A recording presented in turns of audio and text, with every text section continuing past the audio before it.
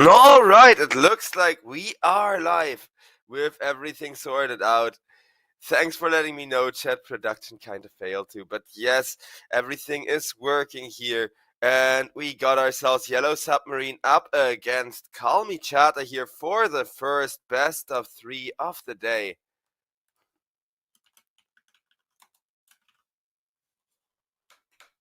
As it is gonna be Call Me Chada going for a Dawnbreaker draft, but it's not just gonna be any Dawnbreaker draft. They're gonna go Dawnbreaker with Terrorblade synergy and an Ember Spirit. So the idea is, of course, you got the Slayer Fist, you got the Chains done up, and you kind of got everything to protect those Terrorblade illusions, right? The idea is you Metamorphosis and then go with the Dawnbreaker ultimate, go with the Ringmaster save as well, which is great on the Terrorblade, because yeah, it kind of reveals who the real TB is. But I still like the synergy. I still think with this Beastmaster last pick, they are tying things up beautifully. But Yellow Submarine, all right, they don't even hesitate. They just pick me a raid, a Monkey King. So it's gonna be Timbersaw on the, like, being played by Infernal. On the mid lane with Bottega taking Doom to the off lane, and Mirela, of course. Monkey King 1. Well, no, wait. Mirela? Yeah, right? I'm pretty sure he's, like, gonna play the Monkey King 1 here. Because you want Timbersaw to be laning against the Ember Spirit here. You can't really put Silencer mid out of fear of being ganked by the plus 4s, given that the supports are super greedy. Because, yeah, Ike is going to be playing the Dawnbreaker. And Call Me Chata, they are now playing with the kind of draft where they don't really have a lot of late game options. They don't really have a lot of great scaling. Though there is that Doom Batrider synergy. So at the very least, the pickoffs will be great until they get that scaling. And I think that is going to be a massive difference maker here, right? You got to get the jumps on Rinzy Q. You got to get a good angle to deal with the Terrorblade. And you're going to have to be able to get that damage in properly, right? So, yeah, I'm not really sure whose draft I favor. I'm not too inclined to go with the Doom draft here, but the Monkey King plus Batrider, like I said before, it looks so beautiful. Like, you can lasso people into the Disable from the Silence, you can lasso people into the Doom's combo. Is never tried.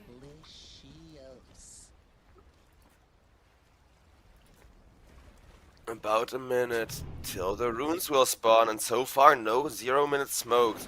Though we will still see Call Me Chata all group up and try to go for a 4-man smoke here from the looks of it. Hiding behind the Ember Spirit, making sure that Ember is gonna give you all of the vision that you need.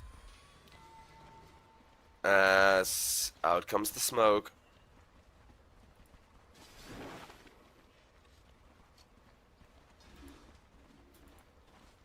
30 seconds to battle. 5-man smoke looking for something. There is a counter smoke also by 5 people on the side of Yellow Submarine. But a pause from the looks of it as well. As Mirela hits them with the... This was over before it started, Monkey King. I mean, yeah, this Monkey King pick is just insanely good. I do love Monkey King in the current patch. I do think you can get amazing value out of the Jingu if you have a team that can kind of set it up for you. And that's the kind of draft where Monkey King just looks good.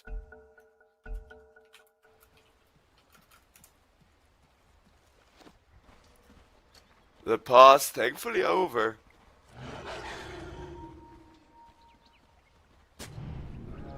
As it's gonna be Doom caught up next. But nope, Hakoda and the Batrider as well will kind of make a distraction. So no commitment for the first blood. It will be an extra rune for the side of Call Me Chata, having forced everybody to go back, however. So it's not like they're not going to be rewarded for their efforts and their big rotation into the enemy jungle immediately.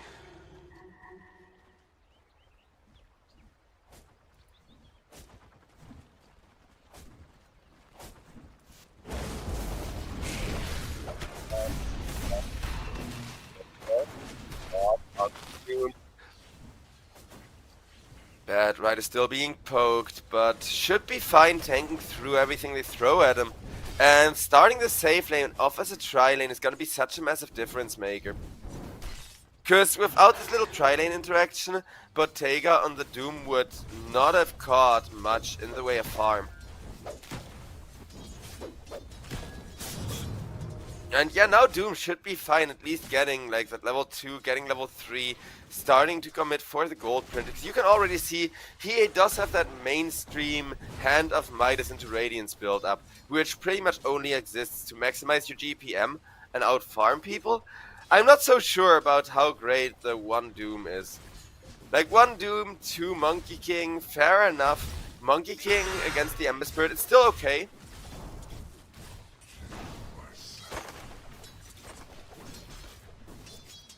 It just kind of means Infernal on this Timbersaw doesn't get to have as much fun.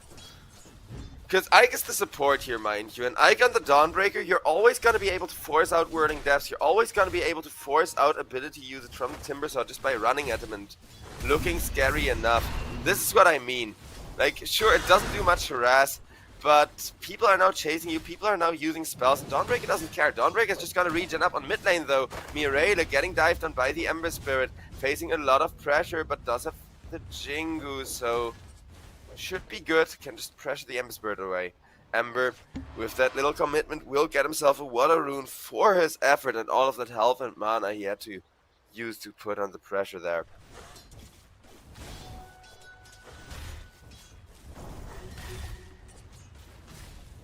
Radiant's middle tower is losing its foundation.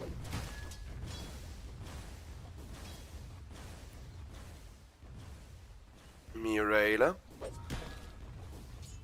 I mean, with him being the mid laner, we really gotta see him make some early plays on the Monkey King. Because Mirela taking the mid laner is one thing, but putting Infernal on offlane on the Timbersaw, I'm not sure how much I approve of that. And it depends on how well Terrorblade does or not with the first Metamorphosis.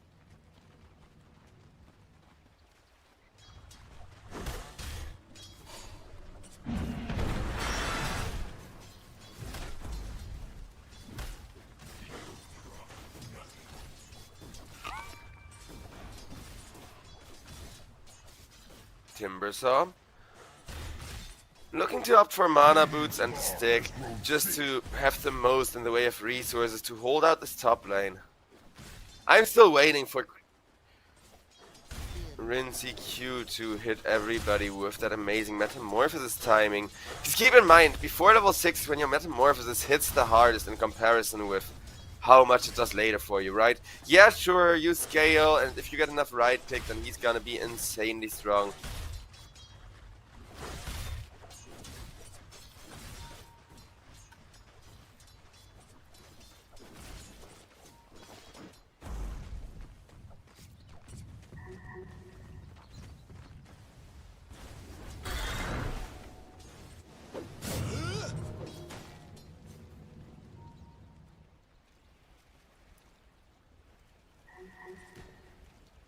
Ember still maintaining perfect rune control.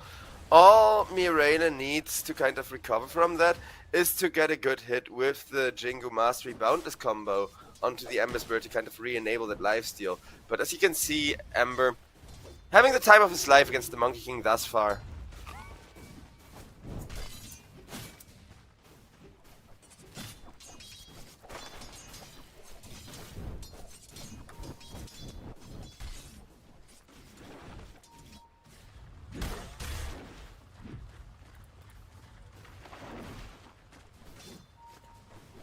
Still no kill though. I'm getting impatient for that first blood, and I think so is the Terrorblade, because you gotta keep in mind that while Terrorblade is an insane powerhouse, the moment that he kind of doesn't get a Metamorphosis kill, has a very quiet laning stage, it's gonna be the moment that he's already behind. The first killing blow delivered. As it's going to be another kill.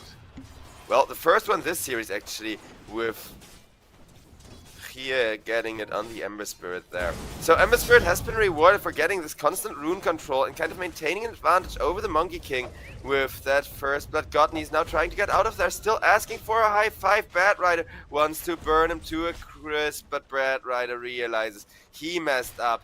Ember Spirit still looking whether to come in there or not, but not me is going to be the one designated for the chase instead. As Bad Rider goes for the solve up, we'll take the rune. We'll get a solve cancelled though, and there's the Dawnbreaker for the kill pickup. 2-0 in favor of Call Me Chata. Call Me Chata off to a great start now, as over on the bottom lane, we may see ourselves more kills. Mirada coming on in, did get that Jingo to proc, but Ember Spirit just wants to give him a big old hug with 4 people on top of him. Monkey King Mirada, I know I said the hero looks good and I like me some Monkey King, but he's not really holding out Dire's here. middle tower is under attack. No gale can snuff the flames. Dawnbreaker is just too much pressure, and yeah, that one kill on the mid lane was really good, but when your first gank immediately just kind of turns around, then I don't know.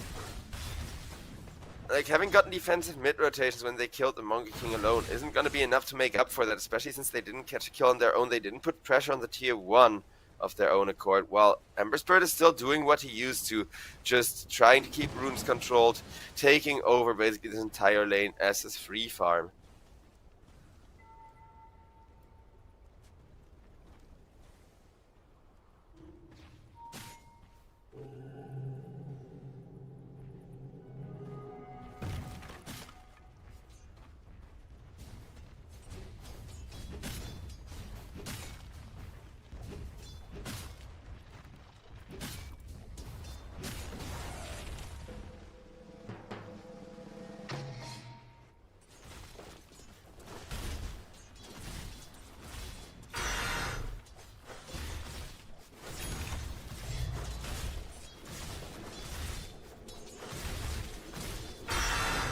Timbersaw. About to hit that level 6 and not really having gotten great value out of the Metamorphosis. Rinzi Q in a lot of trouble. Rinzi Q being ran down and will give up 1 point of intelligence. The first return kill there for the side of Yellow Submarine, but it is the massive one. This Terrorblade they've been trying to kill continuously with Timber. On mid lane, meanwhile, Mirada forced to go for a defensive ultimate. He will use it to proc the Jingu at least and get himself some health. And lifesteal back up over on top though. The fighting is not done. Where Dawnbreaker really wants to kill the Silencer, Hakoda knows he can just run away now and secure himself another point of in. No, actually he didn't. He was out of range there.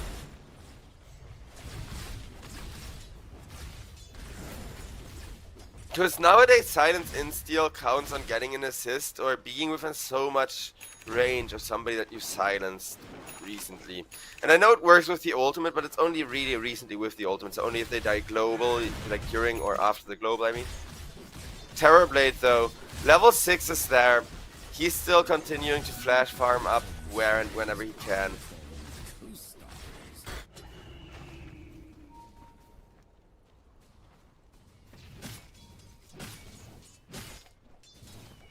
Doom. Looking at a good Midas timing here. Though Malus is also farming on the Beastmaster. He's still very rich.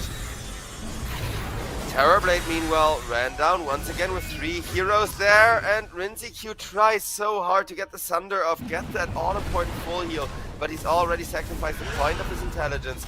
Doom now also getting dived on though, with the Beastmaster Roar available, and thanks to that Roar being available with follow-up stun from the Centaur, it is gonna be Doom getting killed off by the Beastmaster.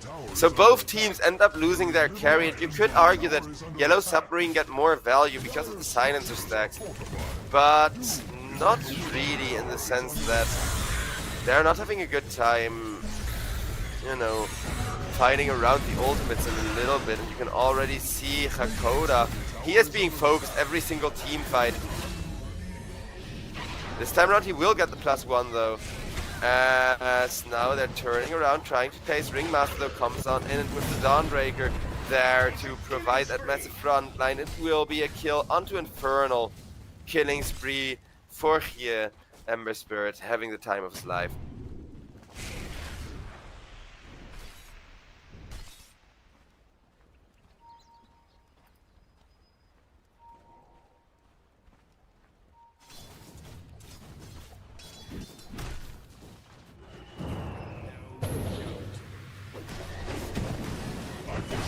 it's going to be a Dawnbreaker ultimate to try and get this Monkey King. Monkey King didn't get out of the stun range, but there will be a global silence coming out to keep the Monkey King alive and well with the Jingu. Monkey goes for an ultimate. Oof. I see what he was going for. His idea was like right click, interrupt right click with animation with canceling the ultimate right click, right? But he didn't really get the Jingu to proc, was missing one more right click.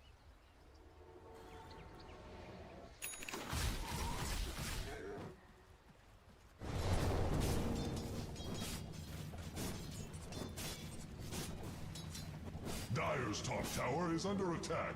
It fights for its life. Radiant's bottom tower is fading fast. Dire's top tower is That's Timbersaw. Radiant's middle tower. Still keeping the pressure up. Ike is going to get jumped, is going to get saw bladed down, and that is gonna be another point of hint going to the silencer. This Dawnbreaker position 5 support does not really seem to be doing enough against these massive dives. Then again, silencer dives every now and again, trying to be aggressive, and Timbersaw will not get the kill on the Ringmaster here. Instead, just dying Infernal. He messes up towards the tail end of that team fight. Yellow Submarine, they get 2 stacks of int. A kill on the carry there, not horribly played, but not amazing either. Handsome devil, aren't I? Handsome devil. With that kill though. Yeah, but Tega, he's feeling good about that one. Massive kill with the Doom. I still would have preferred Monkey King and Doom to be swapped around as far as the roles they're in goes. Because, well, Monkey King had an okay lane on the mid lane. Monkey is now kind of already starting to struggle how to scale, whereas Doom, he has his money printer, but I think on a harder lane you still get that money printer just a minute or two delayed these days with how efficient of a farmer Doom is and how much work the Scorched Earth does. Mid lane though. Radiant structures are fortified. Radiant's middle tower. Getting forced to be fortified. Terrorblade with the Metamorphosis committed is still not gonna let up, however. Middle tower has fallen. There is still much to be done. Dire's top tower is under attack. As Ember Spirit with the perfectly chained up lasso, kidnapped out of the Dawnbreaker ultimate, still able to remnant away and run for his life back towards the mid lane. Dawnbreaker now in a bit of a hard spot. Ike will go down, but at the cost of the Monkey King. That is not a great trade, and this is what I mean. Monkey King, he's there every team fight, he's fighting every time, but he needs farm, his team needs him to scale. Terrorblade, meanwhile, just chasing for kills, while Ember Spirit and Ringmaster 2v1 Infernal. Infernal still trying to Timber Chain out of there. Ember with the Blade Mail does not get the Searing Chase to connect, and no! Yeah, he messes up. With the Blade Mail, he underestimated Timbersaw still being able to get off. Well, no, he saw Timbersaw get off the ultimate, but he killed Timbersaw and couldn't get away from his body. Because the moment you kill Timbersaw, the ultimate does fly back to his body, and you do need to dodge the Saw Blade a second time.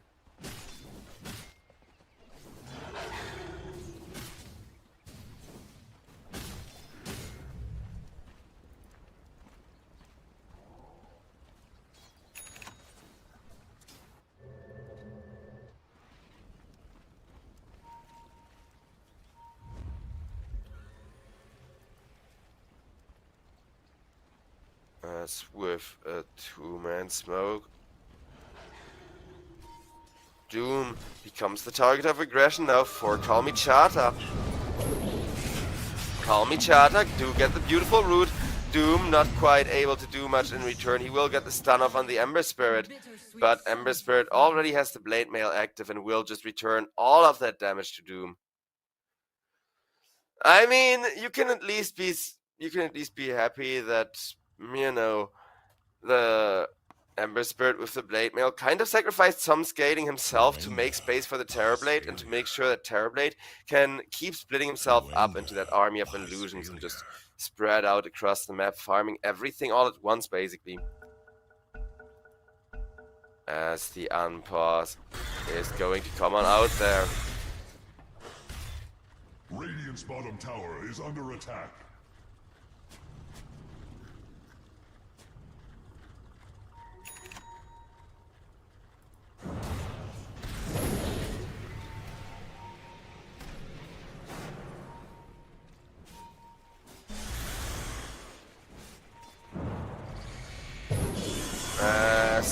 catch onto the Timber Saw will lead to a stun and a follow-up Slayer Fists to make sure that he goes down 100%.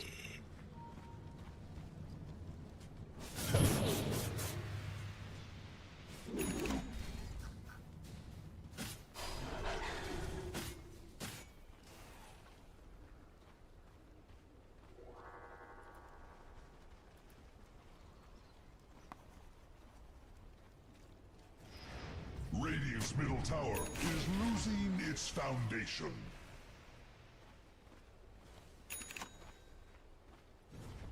Radiant's middle tower is under attack. Radiant's top tower has fallen. Dire's bottom tower is under attack. It may. Radiant's middle tower is losing its Doom foundation. has an ultimate available. Dire's bottom tower hopes for aid. The Dota announcer, like the in-game one, is going absolutely crazy with creep waves being allowed through to hit like 2 lanes of towers. But there we go, global silence, and it will be a kill onto Infernal to start things off with. Timber saw a massive source of damage now gone from the side of Yellow Submarine. Yellow Submarine still trying to hold their own with the Monkey King, but Metamorphosis has been pressed, and the only one they will get for that is Ike. In exchange for that rinse, EQ just uses the rest of the Metamorphosis, push down the tower, and this is why Terrorblade is so popular, right?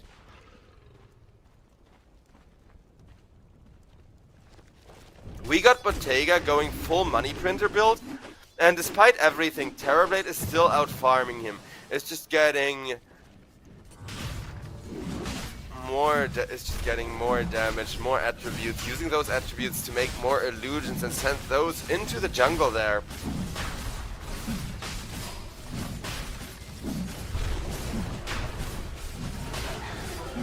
Roshan should fall to the Dire without any further contestation here. As a matter of fact, it's Ringmaster who's contesting Hakoda with Ike there, and it will be Roshan as well as a kill onto Hakoda on the Silencer.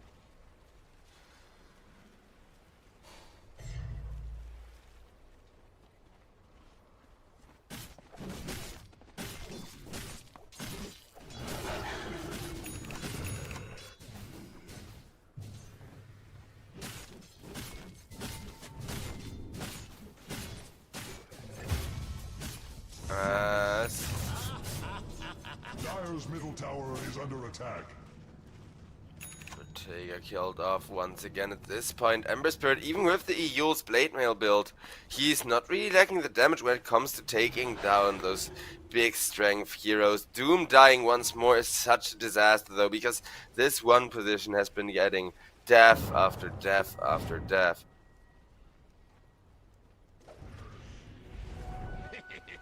Dire's top tower is under attack. As Hakoda went down to not me there as well. Silencer. Is under attack. I mean, Silencer is mostly worth as much as the Global is right now. Seems relieved. Radiant structures defended. They require time. Radiant's bottom tower is under attack. There is little it can do. Radiant's bottom tower is fading fast. As the tier 2 Radiant's bottom tower will get is torn down. kindling.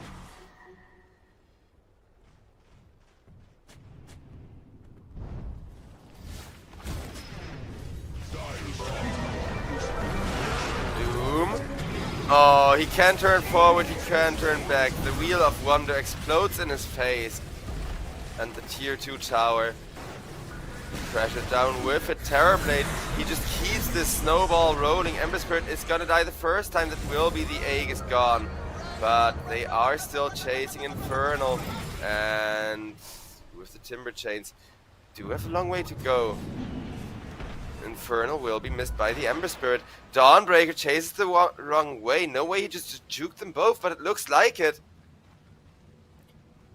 Alright, Timbersaw once again doing stuff, making space for Doom to respawn at least.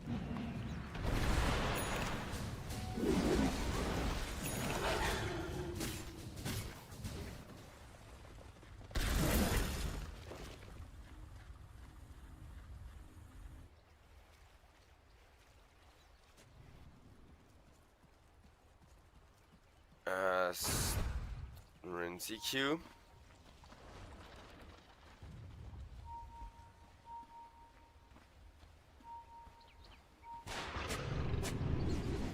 Following for the setup. 10 seconds on the Metamorphosis. They definitely want to go for another team fight from the triangle and then use that to enable the high ground push.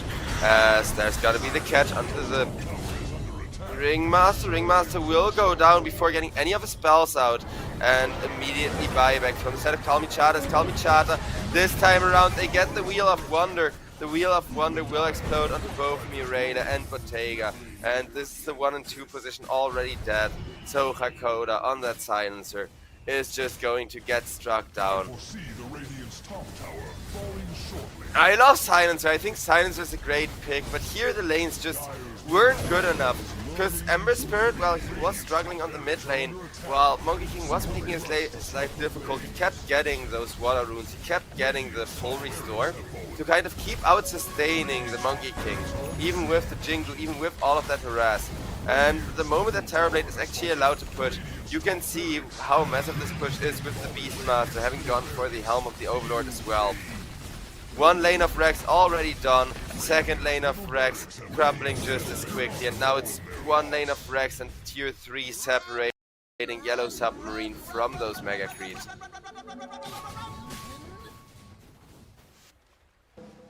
Dire's bottom tower is under attack.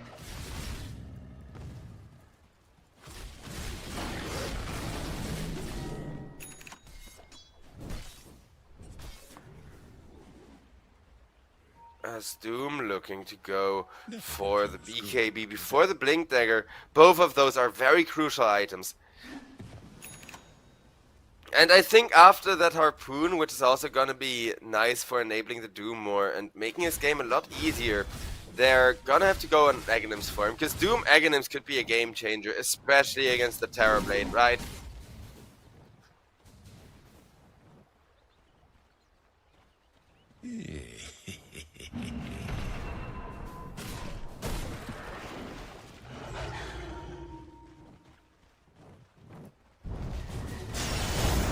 As there's gonna be a catch on the Beastmaster. Beastmaster does activate the BKB in time. Will be able to tank through most of this. He gets doomed up, but is already teleporting out of there. And it will be Beastmaster kept alive, healed to full. Now having the roar and everything available. Call me Chata, they make that one look easy when that should have been a kill by any and all means.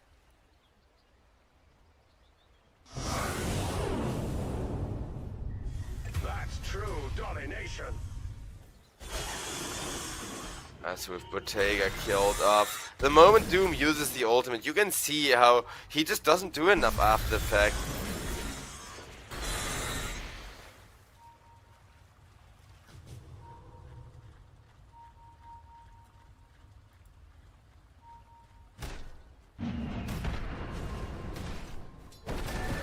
Coming in for the D ward, and there is the push squad with the tail end of the Metamorphosis time.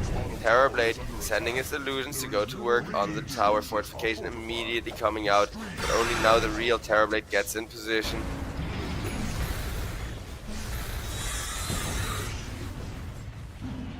And yeah. Okay, with the Metamorphosis ending, at least this insane damage is gonna be shut down for a little while. Terrorblade though, still just sending illusions to slow push this. They want the Megas bad because Doom is horrible at defending against Megas.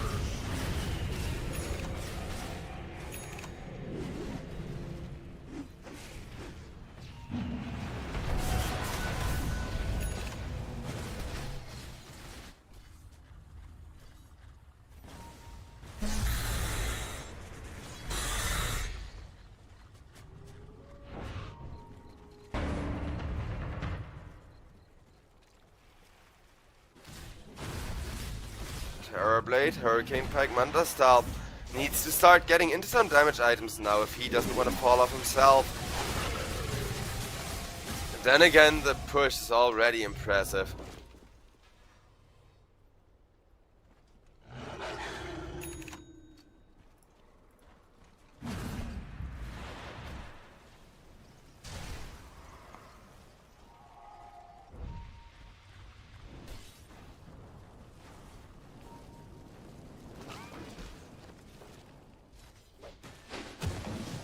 Good positioning over on the mid lane. If they could at least catch the Ember Spirit, take him out before the team fight, but nope. Ember Spirit, he's kind of wary of the map being so quiet, will just remnant out of there without any indication of real harm. Before there can be any indication of real harm, I should say, I guess. As Timbersaw now gets Wheel of Wonder, and with the Wheel of Wonder, Timber Chain out of there, Infernal kept alive. Out come the Impalement Arts though, and Hakoda Radiant's bottom tower has fallen. getting harassed with that percentage-based damage while Terrorblade comes in once again, starts going to town. Out comes the Global Silence. Timbersaw uses the opportunity to jump on in, but they immediately respond with 2 purges to the Global Silence, and that is gonna be everybody dying in rapid succession without even so much as 1 return kill. Oh no! That feels bad for Yellow Submarine as the GGs are coming out, and Yellow Submarine off to a very rough start here to the first day of the playoffs. Because keep in mind, this is the upper bracket, so if they lose this, they're still going to be in the lower bracket. But Yellow Submarine, they were second in this group behind only Level Up, and now in their first game against Kalmi Chata, significantly struggling. Though, like I said before, I think a large part of this is the draft. Because the Silencer looked amazing and did a lot of really good work, right? He was just kind of too squishy when he didn't have any core to hide behind anymore. Timbersaw was also doing amazing freaking work, but the Timbersaw, he's a space creator. And if you're not creating space for a hero that outscales the Terrorblade, then you may as well not try so hard to create space in the first place. But ladies and gentlemen, with that, we are gonna head to just a little bit of a break here as we'll get game number 2 ready for you. And hopefully we're not gonna see quite as tempo-oriented of a draft, right? Because this draft fell apart the moment Doom died 3 times despite all of that money he printed. And in that case, artificial gold net worth just kind of comes in to harm you instead of help you. So I think if we see Yellow Submarine go for some of their own signature picks, go for some of these heroes that they're good at playing, things are gonna be very, very different. Though, until then, ladies and gentlemen, we're gonna head to a little bit of a break. I'll see you all there. Hope you're enjoying the show. More amazing Dota 2 action coming up after just a little bit of a break. See you all then.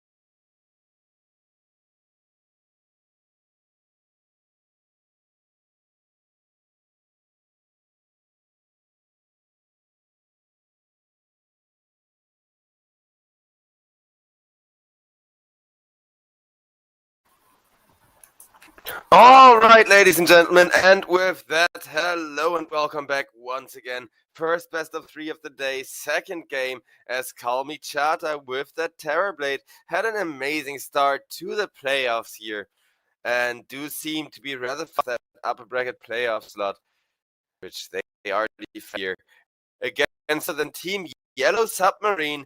As Yellow Submarine, not looking horrible here, but looking far from amazing too, I will say.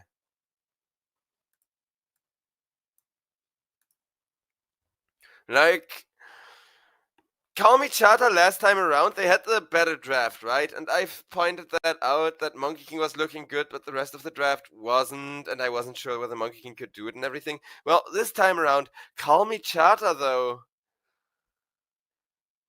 their draft's terrifying. You got the X multi-hero call into double or even triple race. Yellow Submarine, they have Nature's Prophet, they have an Ember Spirit. Those are two heroes that in the right hands can be insanely potent and insanely powerful, but aren't always, right? Depending on the player, this is either gonna make or break the game, basically. Because I don't know, Ember super squishy gets executed really easily with a single X call. The combo from the SF is there, but Ember and Nature's, they are both kind of weak to being locked down by big AoE team fighting spells, right? So yeah, I could see them struggle just from Ember Spirit getting chain stunned up thanks to the Tusk X combo. And they need something tanky. That something tanky is gonna be a Medusa for now for the side of Yellow Submarines. All right, fair enough. Definitely looking solid, I guess.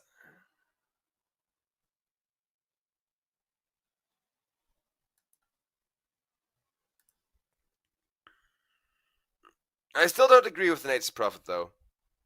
I don't think a good Nature's Prophet or a good Medusa makes up for a bad Nature's Prophet here, and I don't think a good Nature's Prophet is that great this patch in the first place, right?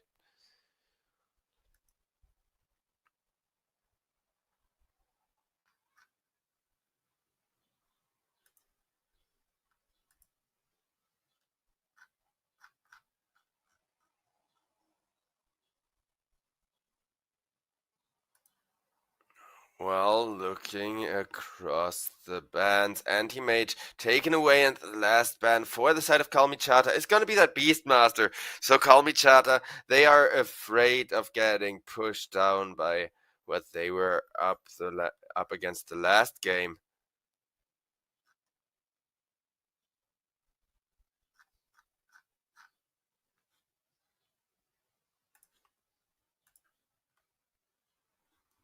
As Yellow Submarine looking to go for their own last ban here.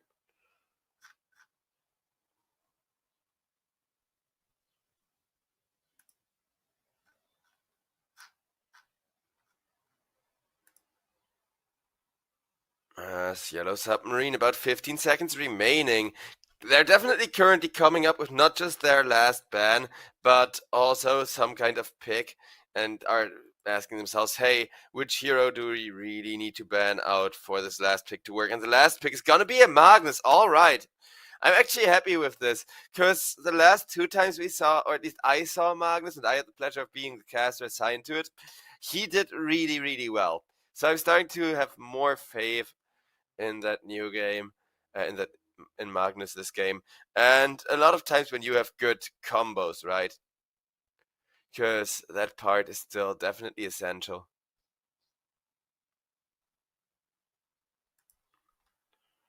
Call me Chada though. Also running about to run out of bonus time now. Wind Ranger, all right.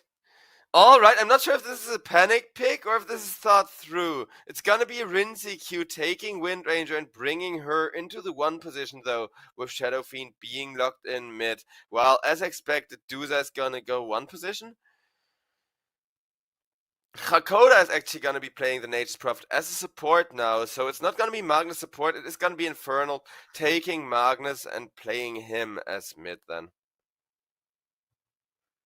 That's fair enough if you ask me. There's worse things.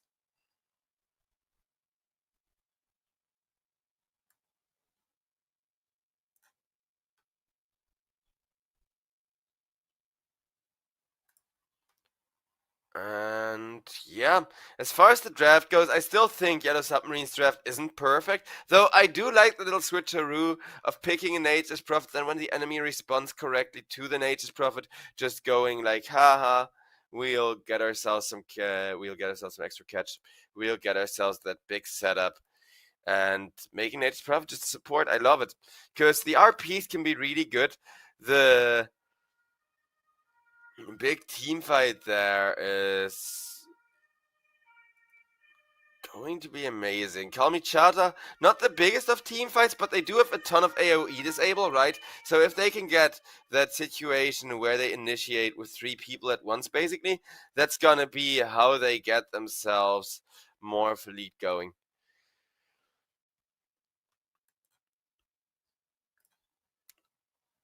Since you don't necessarily want to fight fair if you're Call Me Chata here, until they get more of a draft advantage, right? X is a slow scaling hero, Wind Ranger super depends on her level 6, and the first 2 or 3 minutes are definitely going to be in favor of the Radiant side here. Looks like Wait, me. are loaded on there. Predicted this. Oh, wait, me. And Rinzi Q gives the who could have predicted this? Oh wait, me. He's having fun as out comes the 3-man smoke up.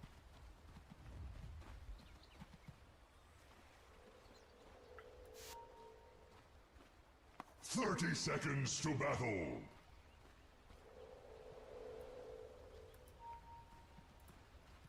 5-man smoke. Only one of them will be broken in exchange for every one of Yellow Submarine giving away their position. Rinzi Q, he is on that one position, so he is the hero that people want to kill on his way to the lane. But in comes the entirety of Call Me Chata, and Call Me Chata, they only catch Hakoda on the support Nature's Prophet, but a first blood is a first blood.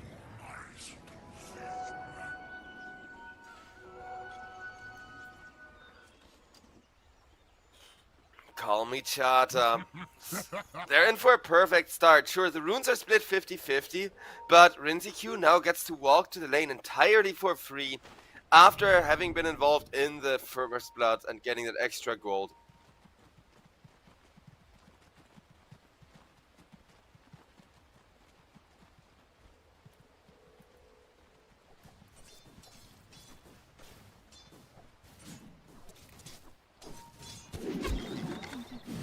And that's gonna be a catch onto MRLS though. Fine poking back using the good crowd control that Muerta has to get away. Not just get away, get a Courier in addition to that. Nice little Courier snipe from the Muerta. And Inferno's actually 3 Magnus with Ember taking mid. I guess, I mean, I'm still not sure about Ember laning against the SF, right? When you saw SF being locked in for the mid lane, are you sure you really want to put Ember against it? We'll see how it goes, mind you. But I'm not feeling the Ember's lane as much anymore.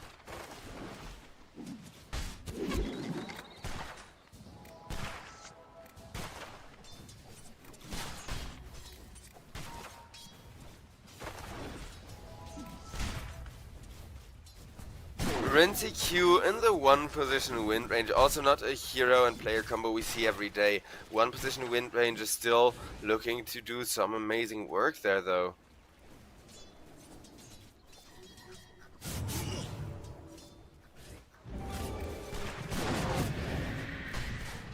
As Ike, just a little bit more damage.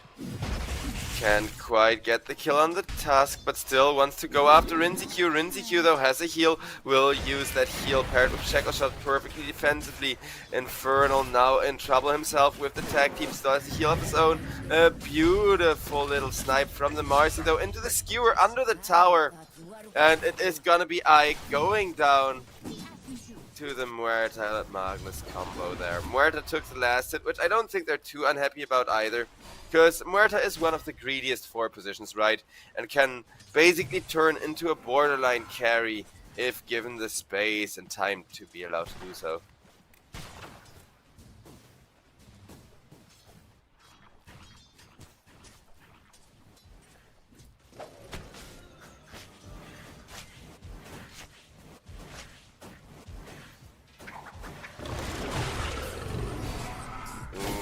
Hakoda still not able to get the kill thanks to X coming in just in the nick of time, not me. One more hit and it would have been him, but right now, like his name implies, he's not the one to go down here. Beautifully played.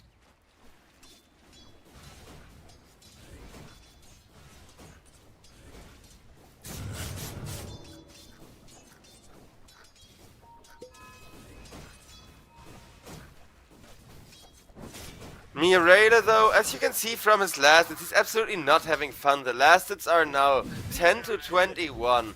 And I think one thing we see a lot in this patch from teams who have been dominating the group stage, who have been dominating throughout the EPL, is clever lane swaps and picking heroes that work in more than one position and kind of using those to keep your enemy up on their toes. If you don't do that, then things could be disastrous.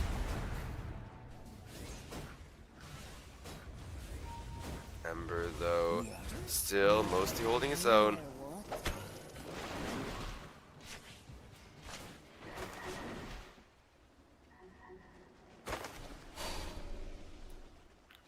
$1K gold lead already, but that's kind of what you're expecting from a Shadow Fiend draft. The question is, can this SF be shut down and ran over? Or is Rie just going to have a free mid lane here without too much of a gank potential? Because keep in mind, if Mirada doesn't get help with a gank on the SF, Mirada is always going to keep losing this lane. That's just the nature of the matchup, as Hakoda over on bottom lane gets ran down by Melas instead.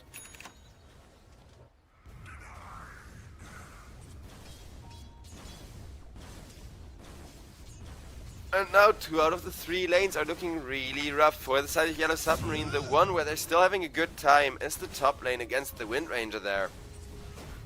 But even that one is not entirely free.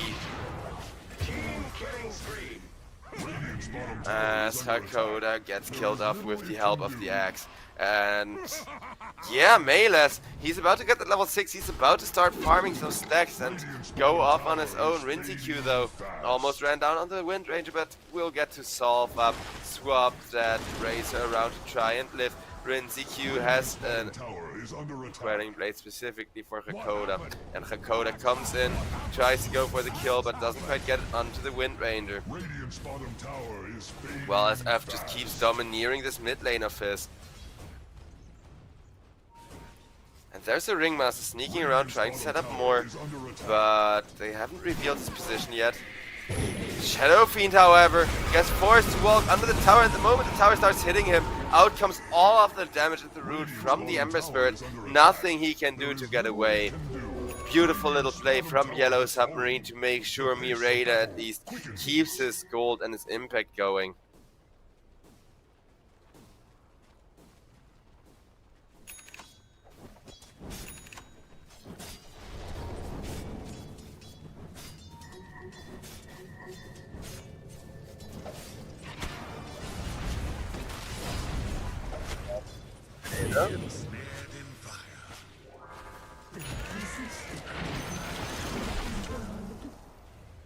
Ooh, may have just been saved by the Nature's Prophet there too. He doesn't have level 6, which is why they're chasing him so deep.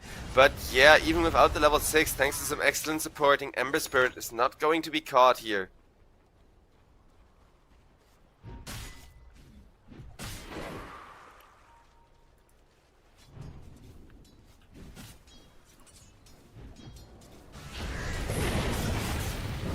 As over on mid lane, Ember Spirit forced the Remnant out. It's going to be fine, but it will be the SF facing some pressure. At least he's gonna be alright too. But we do see another terrifying combo being threatened there from the Muerta plus Nature's Prophet. You can put trees around somebody, and then with one more shot, just make them kind of walk at you, right?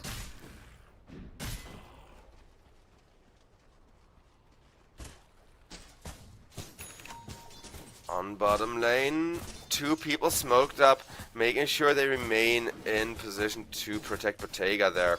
Bottega on the Doozer, still having an alright time for herself.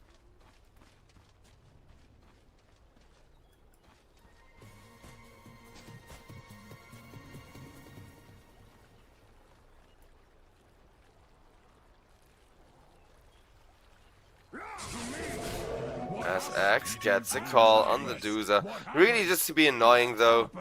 Melee, he doesn't have that much damage to go for kills yet. So it's kind of going to be his next big point of impact. As a nice catch onto the Muerta will take out that annoying dispositioning ability that keeps getting everybody out of position. And Ike with one more right click will get Hakoda on the Nature's Prophet as well. As this Nature's Prophet, he feels like a position 5 in that he keeps sacrificing himself for all of his teammates. But he does have to sacrifice himself a lot with so far.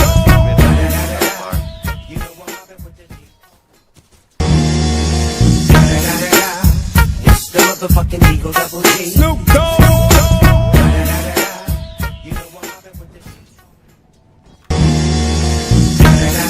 Okay, gold lead already for the set of Snoop Dogg. We're supposed to also come online a lot faster than everybody else. The motherfucking Eagle Double G. Snoop And yeah, somebody in my chat is saying something rather clever.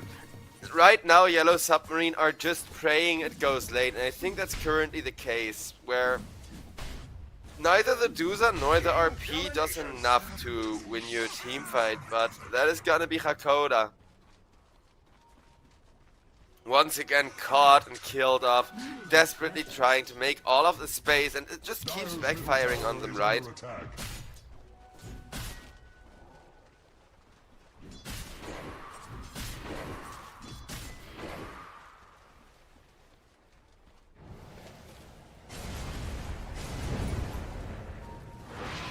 Mirela is gonna be fine. Has his teammates behind him, but Shadowfiend decides not to chase him and get ran down on accident there.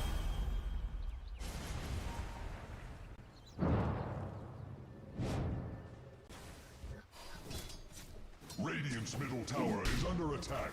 It will fall like a ripe apple.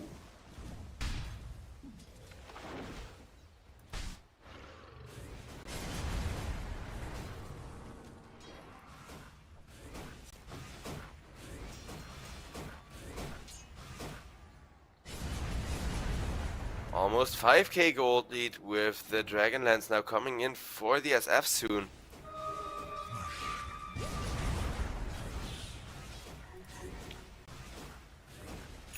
SF Dragonlance completed. I wonder if he's gonna go full right click. Is that even still the meta? Because usually we do see people build the blink daggers and stuff like that.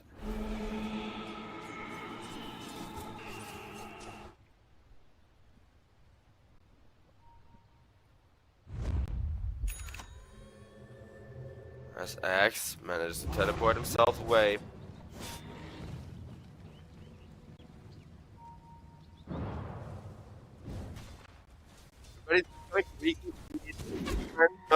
And on top, people are grouped around the Magnus, are looking for that first big RP on the side of Yellow Submarine.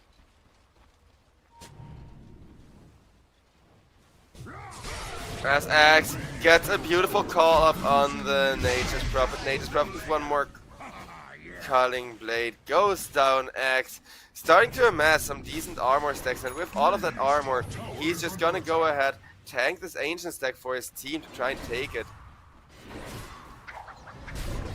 As Melee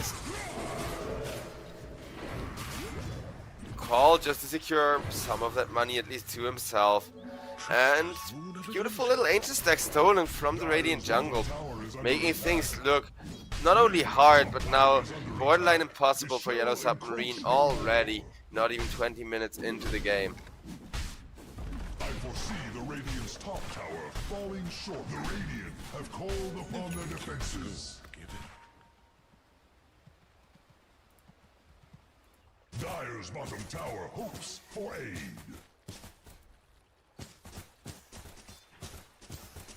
Radiant's middle tower is under attack.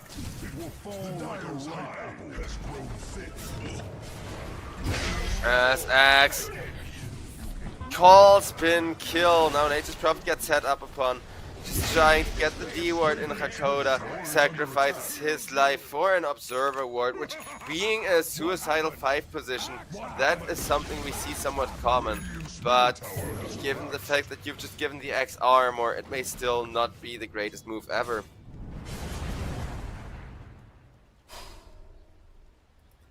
Radiant's top tower is under attack. Top. Radiant's top tower Tier 1 tower taken down. Tier 2 going to get pressured next tier.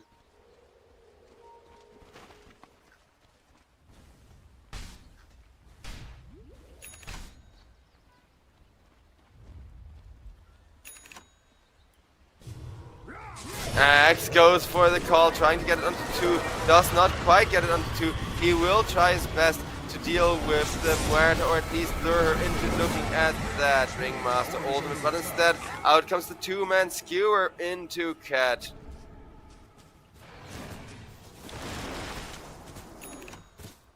Radiant's middle tower is losing its foundation. Duza Radiant's bottom looking tower to is under stack attack. up a crap ton of damage here as best she can.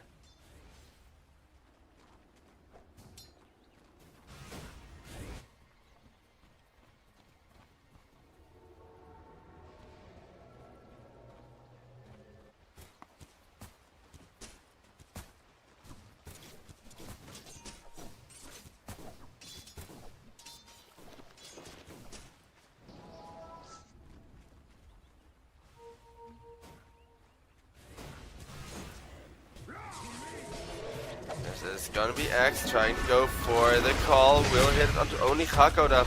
Not quite catching the Medusa. Once again, Medusa though ran down, not quite culling bladed there, but still gonna be a kill onto Hakoda, whether he gives X armor or not, with that amplified damage rune being more or less perfectly used there.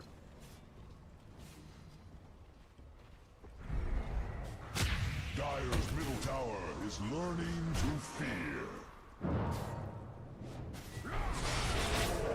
Ember Spirit gets called by the axe, and Mireille, trying to get herself away, will be able to do so.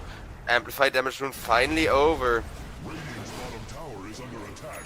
There is little it can do. Towers are being attacked. Well, towers are not the issue yet for the side of Yellow Submarine, but this Magnus going down on top lane will be.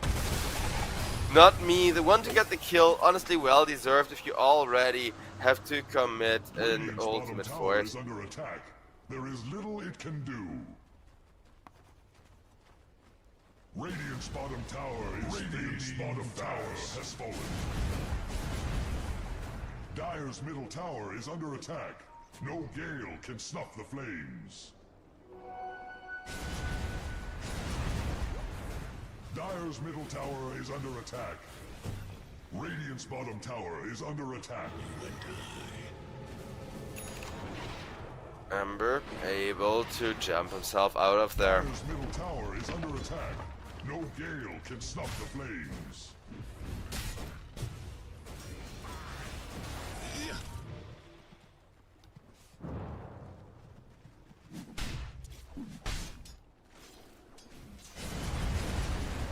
Well, Shadow Fiend is going for the full right click build after all. It's going mostly attributes, so for the most part he does want to snowball around those souls, wants to snowball around the damage he already has been built in, and needs to make sure that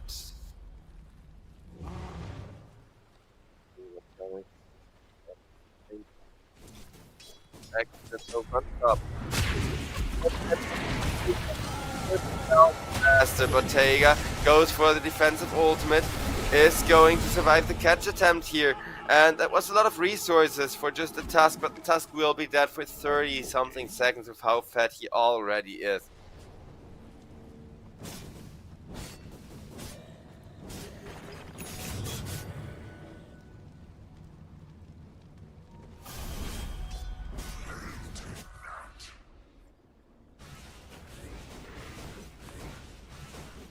Ember Spirit seems to have just left the realm of being a core right now. Well, for X it's the opposite. X, always the initiator, always the playmaker. We know the hero falls off at some point, but for the longer he can keep scaling, the longer he can keep damaging everyone with those big calls and getting armor stacks, the better he's gonna be set for the late game still, right? Where, yeah, you do fall off, but that doesn't stop you from making the space and kind of keeping yourself contained.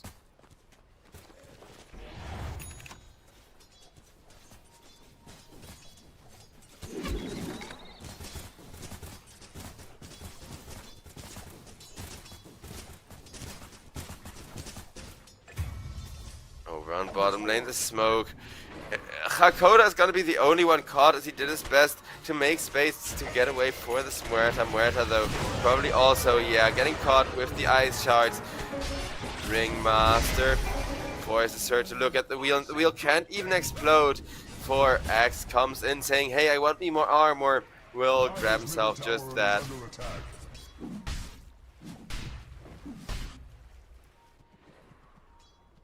Dire's middle tower is learning to fear.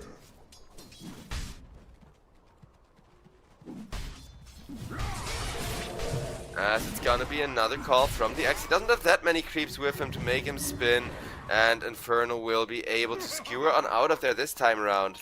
Radiant's middle tower is under attack. It will fall like The a gold ripe lead's apple. still devastating though. Dire's structures are fortified. The trees, Radiant's middle tower is under attack. It will fall like a ripe apple.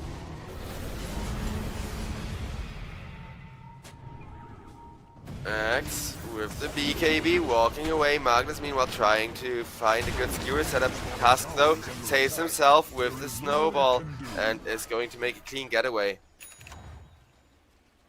The axe blades dazzle. The X blades dazzle.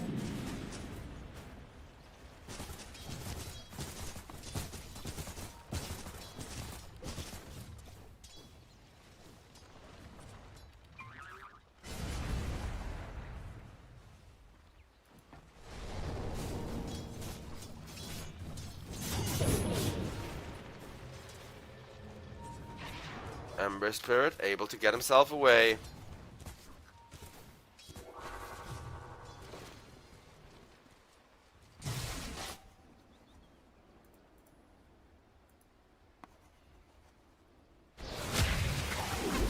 As it's gonna be Tormentor taken and giving Ike an amazing shard timing here.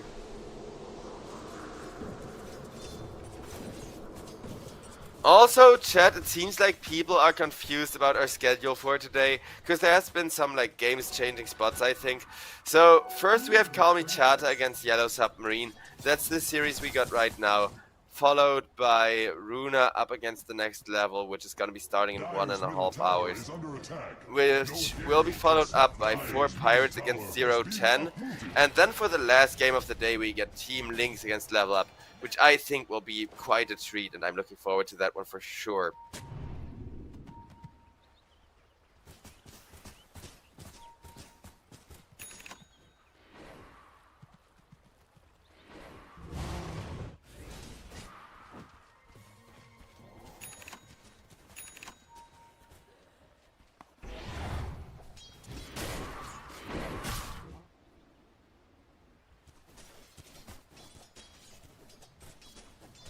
Radiant's middle tower is losing its foundation. Wind Ranger, full-blown BKB coming in, because Wind Ranger's still mostly been farming where she could, right?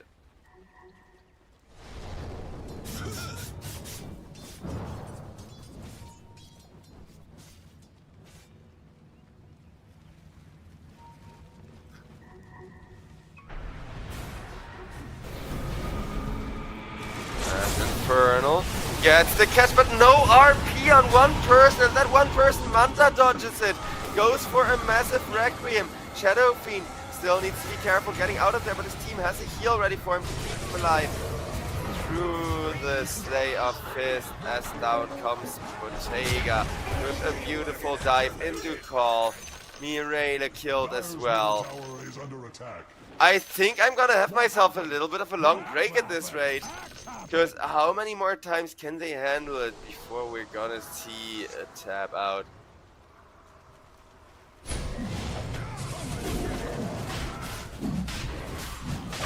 Roshan gone for next. As yeah, Rose definitely a valuable little get there.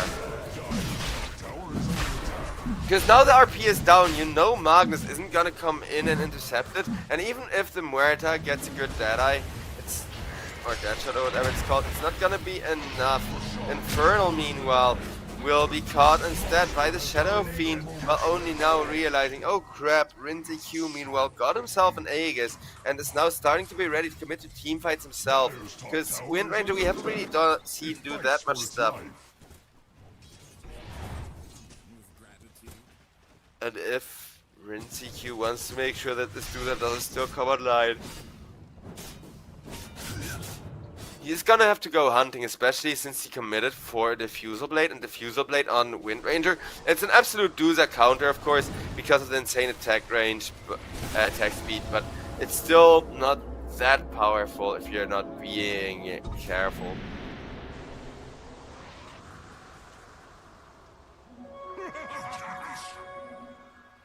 Radiant's middle tower is under attack.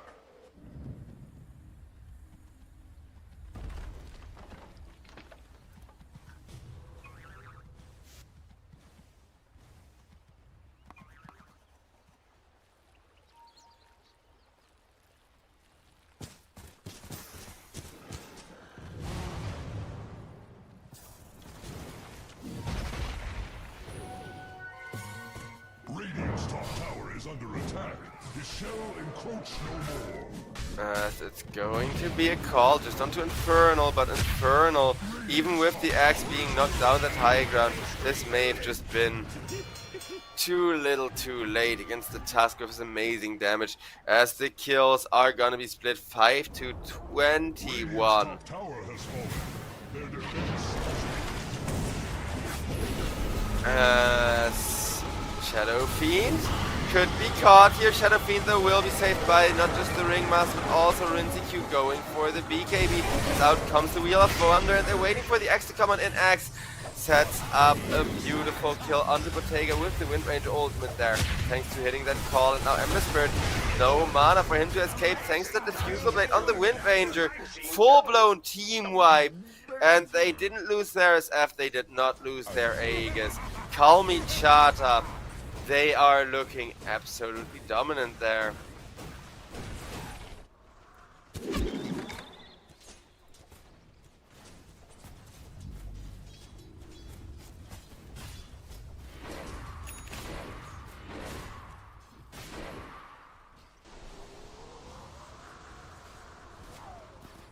Rinzi Q about to get the Aghanim Scepter completed, making all the team fights so much more chaotic, and Wind Ranger as a whole so much more scary. Radiant's middle tower is under attack.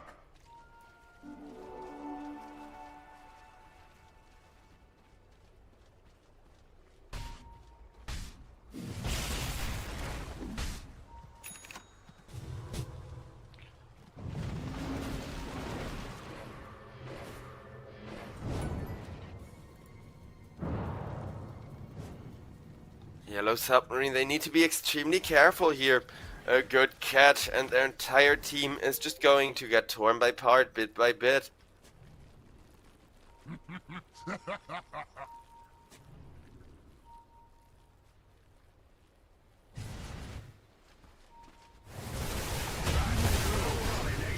Strakoda killed off by Ike, and if your Nature's Prophet, even if he's position 5 support, dies to any one other support, you know that that's not a good sign. Mireille, meanwhile, gets Walrus punched, gets blocked in by the Tusk, but Tusky realizes he's alone there, as his team instead is killing off the Dooza on bottom lane, and is now trying to keep Rinzi Q on the Wind Ranger alive. Rinzi Q, no way. With the Wind Run, he still lives, and he still has a minute on the Aegis remaining. Shadow Fiend just kind of hanging Dire's out top tower is with under the attack. Wind It Ranger. fights for its life.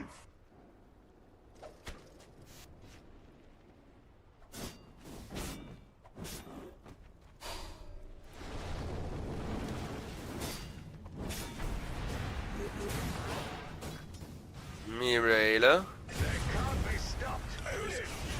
Yeah, going into owned territory now, he'll give the SF his unstoppable. And Yellow Submarine. I mean, they already mostly lost because of the draft in game number 1, but here in game number 2, I genuinely think they're just feeling very overwhelmed right now. Because this seems so impossible, right? The team fight breaks out, everybody is trying to reposition, but while they are repositioning, enemies are walking with you, literally hugging you, just waiting for you to stand still so they can hit you. Its foundation. Radiant's middle tower has fallen. There is Now we're gonna still see much to these be tier done. 3 start being contested with Shadow Fiend being one of the better tower pushers in the game and having an amplified damage rune loaded up into the bottle as well. Radiant's top tower is under attack. It shall encroach no more.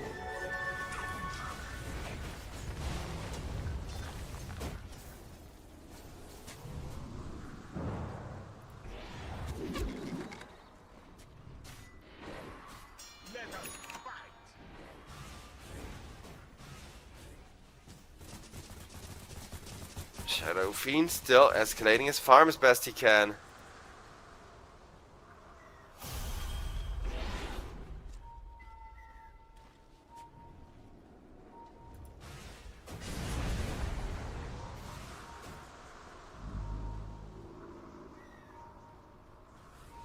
Radiant's top tower is under attack. CQ with an amplified damage rune trying to set up a team fight. Magnus, however, being caught and set up on by by everyone pretty much. Because, yeah, at some point, Infernal's just not going to be able to leave that corner anymore. With two BKBs having gone off from the Ringmaster, from the Shadow Fiend, neither of them retreating. Shadow Fiend having an insanely quick right-click speed. Radiant's top tower is under attack. It shall encroach no more. Fortified. The stream tells of tactics. The stream tells of tactics. Well, tactics at this point, it's more like don't mess up while you put the finishing touches on the game. If you're Calm Me Chata starting the day off with an amazing advantage there. Radiant's middle barracks are under attack. There is no mercy to be found.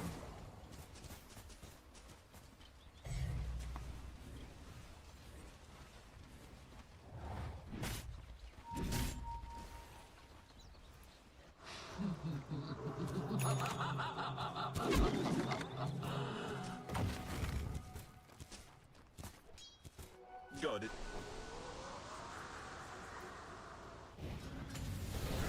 Over on bottom, we see Axe get one kill, get a second one with the Culling Blade. Ember Spirit, the next objective of aggression, is going to be mauled. And now we got ourselves a godlike Shadow Fiend with once again 0 return kills, 0 heroes being sacrificed from the side of Almchata for that, as Shadow Fiend gives some demon voice lines in chat and starts hitting the melee barracks. Radiant's middle barracks are under attack. Radiant's middle barracks have been First split lane open. going down already. Radiant's top barracks are under attack. And it is going to be a catch onto the Tusk. Tusk though getting saved beautifully. Bottega with the BKB trying to hold out, trying to right click, but nope. Shadow Fiend comes and delivers too much damage, as Infernal meanwhile gets a beautiful little skewer onto the axe, making sure that he at least dies in the base, and Tusk is going to go down as a follow-up kill. Now they want to punish this Shadow Fiend. Shadow Fiend under the tier 4 is taking massive damage, but he does not hesitate, turns around with the BKB, going for an ultimate, killing off the Ember Spirit before dying himself. Alright, we get a little moment of chill while Calmi Chata will be forced to retreat here. One more push like this and the game is going to be over though. And yeah, Infernal killed off with the insane damage of Rinseq. Dire victory. Let the trees. And with the GGs in chat, there's very little I can say other than really hoping that the main reason that Yellow Submarine's draft sucked so much, and this is something they're known for doing, mind you, because Yellow Submarines, a lot of their drafts are the kind of drafts that only work once or twice, right? The kind of drafts that don't really follow through to actually win you a game if the enemy knows how to counter them, if the enemy knows how to play against them. And I really hope that Yellow Submarine, the reason why they drafted so terribly is mostly that they just kind of, wanted to hold on to their good strategies, wanted to try new stuff. Because don't get me wrong, the Dusa Magnus this last game, it showed potential. They definitely had the kind of combo that enables you to kind of take team fights head on, to deal with your tier 3s being pushed. But the moment that either Ember Spirit or the Muerta went down, both of those deaths ended up being devastating against the Kalmichada, who had two super momentum-based aggressive heroes, either of which was not allowed to fall off. If Wind Ranger would have fallen off, disaster. If Shadow Fiend would have died twice in a row, disaster. But they always made sure Wind Ranger and SF, when they wanted to fight, when they wanted to show themselves to the enemy heroes, with how much golden XP they're worth, well, they would always be together. They would always have the shackle shot into double raise combo, that sort of thing. And yeah, I gotta give it to Kalmi Chata. A very fast, very hot start into the into the playoffs for them after a pretty clean group stage. So I have high hopes for them. I do hope we get to see them in at least the semifinals here. But we'll see about that. For today, though, we still have 3 more best of 3s coming up. So, ladies and gentlemen, we're going to go to a little bit of a break for an hour and 15 minutes. After that hour and 15 minutes, though, we'll have ourselves the second best of 3 of the day kicking off. Hopefully, a bit of a better game than this one between Runa Team and Next Level. So, I'm most definitely excited after how well and try hard Next Level played yesterday. With that, though, like I said, we'll be back in an hour and 15. Have a great one till then. Hope you're enjoying the show and more amazing Dota 2 action coming up. See ya.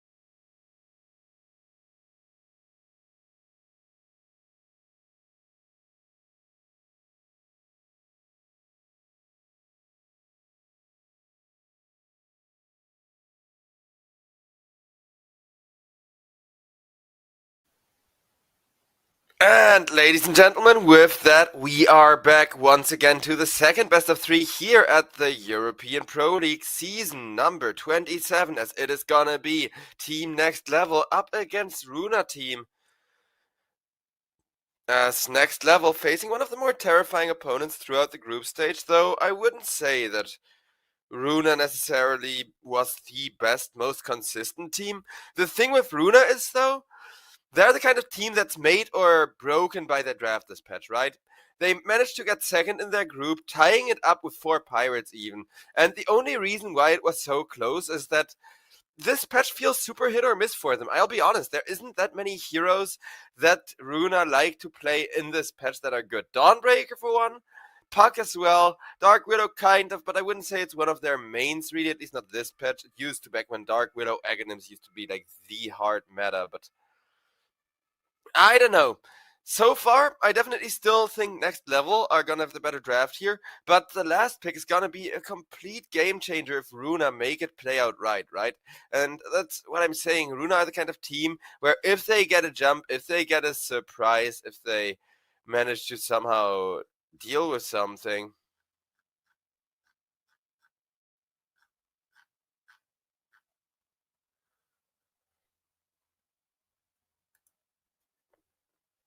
Lifestealer banned out. Lifestealer would have been the kind of pick that would allow Runa to just completely overthrow everyone here pretty much.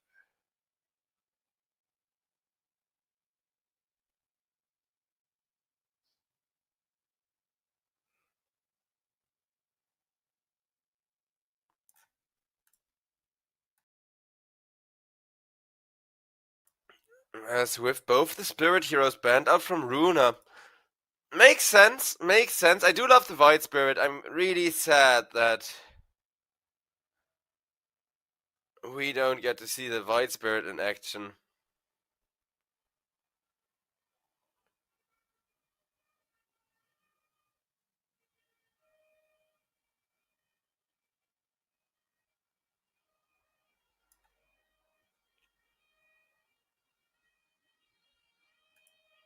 As Terrorblade banned out. Okay, Terrorblade I don't like as much. I would have loved the Lifestealer. I would like any kind of hero like that that has both critical snowball and an amazing amount of farming speed, as well as kind of the ability to, hold his own. And Terrorblade, well, he has the farming speed, he has the snowball, he doesn't hold his own. He's not the kind of hero that can just solo push a lane, show up there and say, haha, come for me. I'll be able to defend you guys just perfectly.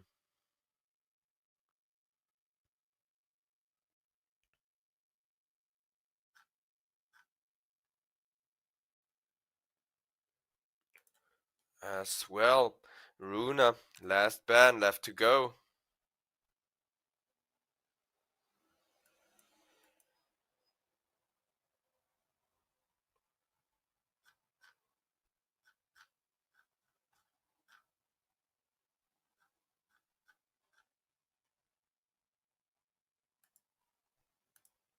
As Runa still have a little bit of time left. Where's that big pick? Where's that one thing that ties the draft together? Because while I don't think TA is the scariest hero across this patch, the Next Level have had amazing success with it, and they do have a Bat Rider specifically to enable the TA as well as the Night Stalker to kind of keep her safe, right? So the idea is Lasso, have the Night Stalker move up in front to kind of make sure you help TA catch her targets and keep her alive.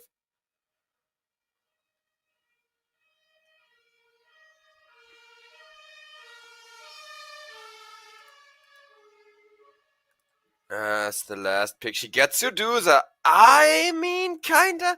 I see what they're going for, right? Dream Coil plus Solar Guardian plus Kinetic Field. So there's not one, not two, but three things they can do to basically combo people up, stun them up in the team fights for those big 5v5s. In that sense, I think they're definitely going to be very pleased with this draft. Though, that's all that Runa really have to offer, right? They do need to have a quiet laning stage. They do need to wait out those level 6s, get the Dawnbreaker ultimate, or at the very least get Puck to have an ultimate. Because even if Puck just goes for a gank with that first Dream Coil, it is going to help Dawnbreaker amazingly with her timing and with kind of getting the tempo in her favor.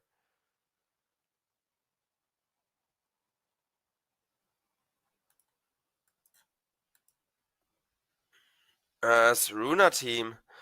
I don't know. Like, if they win, I think it's gonna be down to the execution. I think it's not gonna be down to them being the better team. But the next level, they have Yoi, they have not just that PA, but like I said, Bad Rider, Pangolier, and Nightstalker to enable her. It's gonna be a 4-Protect-1 draft. Like, that much is obvious, but it's gonna be a good 4-Protect-1 draft and a good Pugna, a good TA player as well, right? Yoi, as long as he doesn't get counted by a Pugna or a Necro or anything with decrep to kind of stop him from getting those right clicks in, I think that TA always has a chance. Yeah, you need to end the game early. Yeah, you need to be protected by all of your teammates. And a lot of resources will flow into the Templar Are Assassin. you ready? Ah, Norma, give me the quick card. Nobody look at anybody. Your Oh, I love Dusa voice lines as well. continues. Dusa's the kind of hero where most of her voice lines aren't even that great, at least most of her regular ones, but then either her hero interactions or the ones that she says when you get like a really good ultimate off, they slap, and Dota made sure to make those the all chat voice lines, right?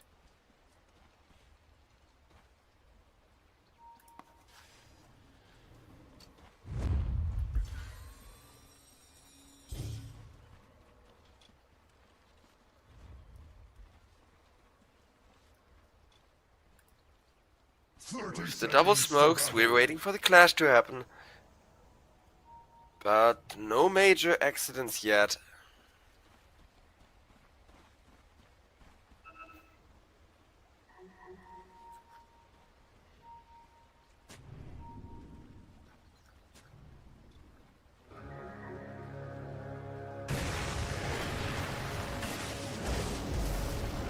Oh, the Flame Ray connects onto not one but both of them. That means Queasy now in a world of hurt as TA is trying to hit him. Bad Rider though has to juke the hammer as to not be first. That will be fine for now. Ferdinand is gonna go down, but in his sacrifice he's just trying to set up till the end for the Templar Assassin as Yoi really wants this Disruptor. One more right click will do it, but nope. The slows from the Disruptor coming out fortunately timed.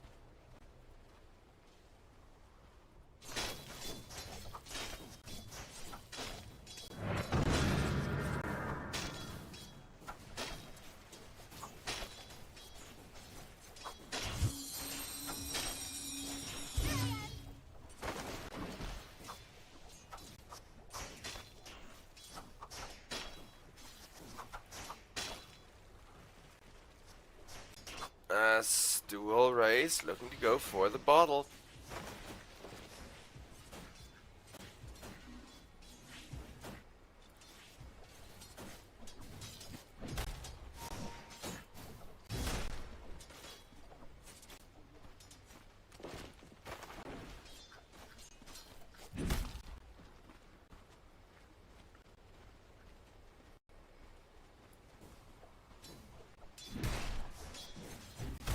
After that little bit of a first blood brawl, Yoi now still entering a bit of a hard lane, simply because of how much harass Dark Willow as well as that Ulrika Dawnbreak will be able to do, especially the hammer into spin combo to get Dawnbreaker truly set up on top of somebody is going to allow Dawn to just, you know, maybe not kill off TA so easily because of the refractions, but you can definitely kill off the Ringmaster. Ringmaster gets the dagger to connect on Queasy. Queasy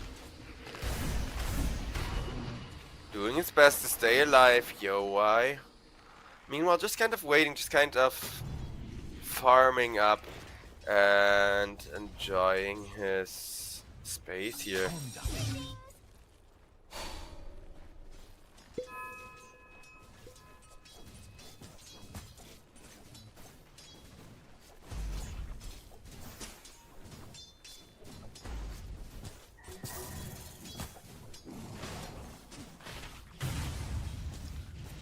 As Norma poked, prodded down Disruptor, running away, still not really doing that much yet against the Night Stalker for those first 5 minutes.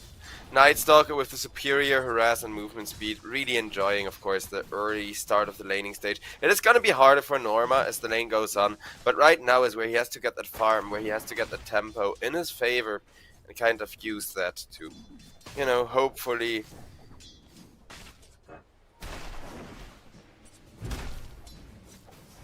Oh, wait, over on top. Things should be fine. Flacco, though, getting the Lotus means he can now be more aggressive and potentially even enable the TA to be more aggressive, because you can already see TA, she does have damage. That's the one thing that the hero undoubtedly does, until she falls off, that is. But early and mid-game, TA's damage is insane these days.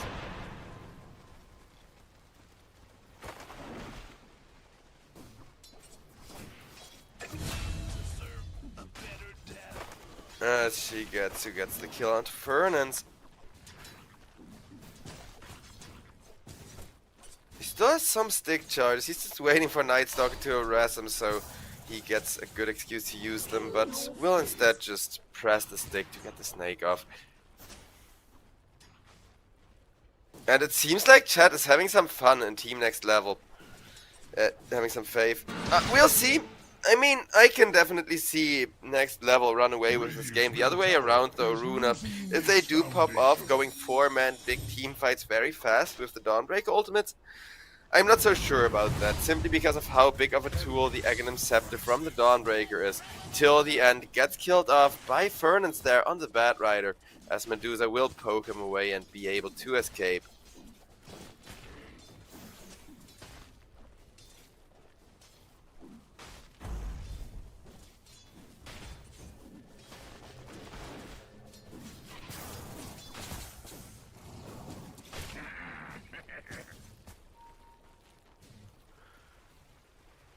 2-4-2 as far as the kill department goes, but Shigetsu, he's the one that's currently really enjoying the laning station. That's something that Nightstalker needs to change. He will try to make a run for the Medusa just before the first nighttime is going to end here. Keep in mind the first nighttime is still most definitely going to end here.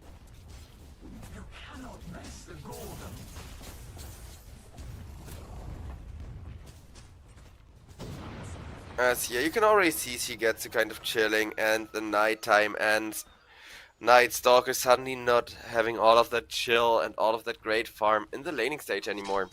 TA, however, is still going hard, so, you know, not all is lost for the side of the next level here. The next level, as a matter of fact, already 1,000 gold ahead because of how well their Templar Assassin is doing right now.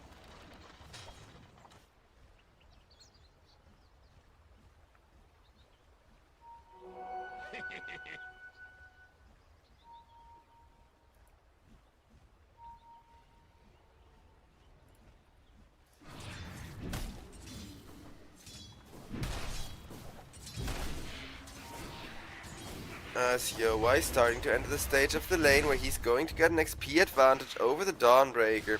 And Dawnbreaker is just going to take so much damage from the Psyblade. So we'll see both supports roam over to the mid lane, try to go for a bit of a brawl for the runes. Fernance will bully the puck away and is going to be fine with that.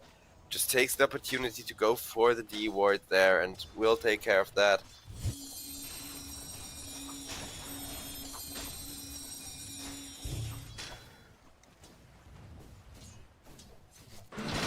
Nikki, cool, we can see him already being a massive pain with those orbs and trying to kite the Pangolier around, but looking at the net worth, Pangolier is still having way too good of a time for himself here.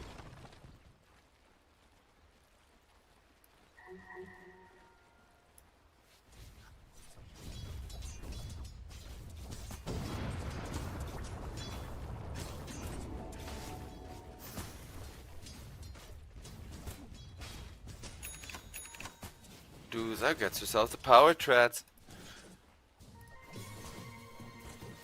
As long as Medusa keeps on farming.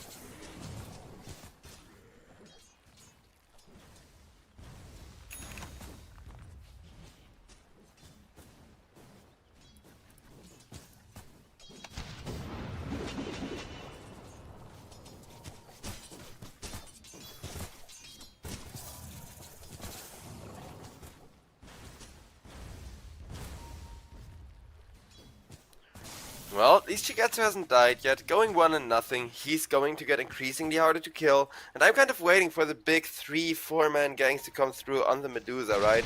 Because Medusa is one of the fastest farmers and kind of snowballiest carries in the patch. She very much behaves like a Terrorblade in that you get more stats allow you to farm faster, which allows you to get more stats even faster, and the snowball just gets rolling really quickly without needing any kills, without really needing any outside influence. Radiant's top tower is under attack. As Pango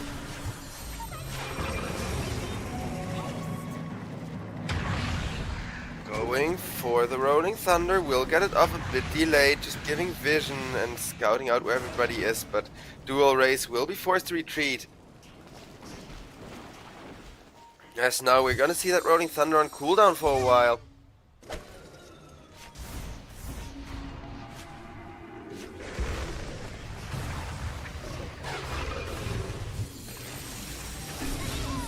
Nicky Cool, though, will be able to assassinate Flacco, and having reinforcements coming in, rather than the Medusa getting ganked by 4 people, it may just be Yowai getting ganked. Yowai, however, turns around, trying to get support kills, will get himself a double kill, and Nightstalker is still trying to help TA set up more here by silencing the Dawnbreaker. Does not quite have enough slows to make chasing Alberca easy. Yowai, though, still running through, hoping the Psyblades will connect. Won't quite get them to connect. Pangolier is there with the shield crash, while TA just shows off how much damage he does. Yeah, there it is. So, from a TA, this is of course what we've all been expecting, right? It's the kind of hero where you either pop off this early into the game, or you're just gonna lose your tempo and fall off more by more. This stack, however, going the way of Yowai, could potentially turn things devastating, because now he's gonna get really good Dragonlance into Blink Dagger timing, and TA is just kind of going to get enabled that way instead.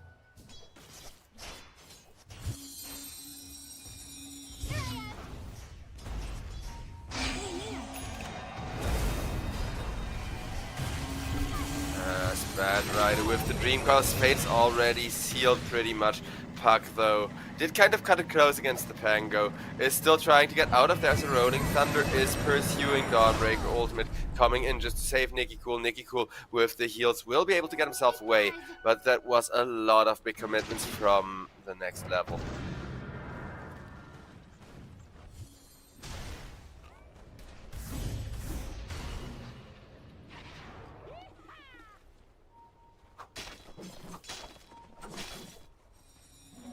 Regeneration.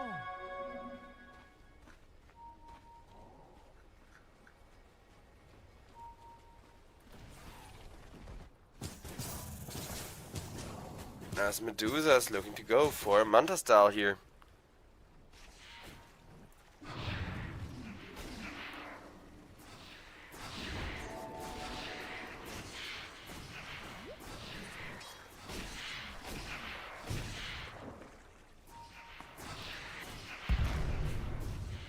As this desolated timing's gonna be amazing. Templar is gonna delay the Blink Dagger for that.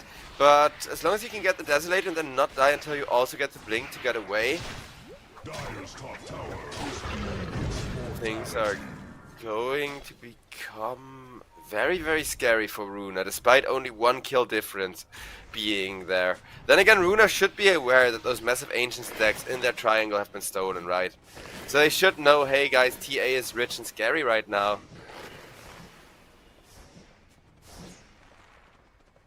Radiant's top tower is under attack.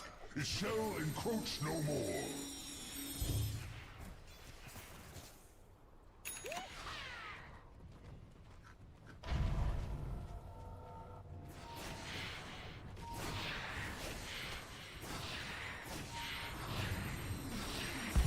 TA just getting more big stacks, and there's that desolated timing over on mid though. 4 people see an opportunity to jump Nicky Cool. And with the silence from the Night Stalker being there during nighttime, Puck obviously just gets obliterated.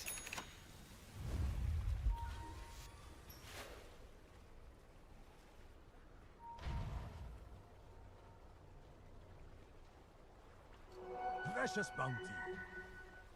As the 3-man smoke trying to catch onto the Medusa will be broken around the corner. Oh, there is Medusa coming out. Pangolier gets the Rolling Thunder off, will be stoned by the Medusa ultimate though. delaying his catch on her, and is now once again just kind of rolling around to give vision rather than do damage. Will press the Manta, or Ilurun I mean, not Manta, to make sure he gets rid of the slow from the Disruptor, as the tier 1 tower will fall to Templar Assassin, just being absolutely bonkers at this stage of the game. Puck slowly pushing the mid tier 1, feels rather underwhelming right now, though a big Dream Coil multi-hero silence could change that. Nicky Cool still alive, as it is going to be Pangolier saved for now.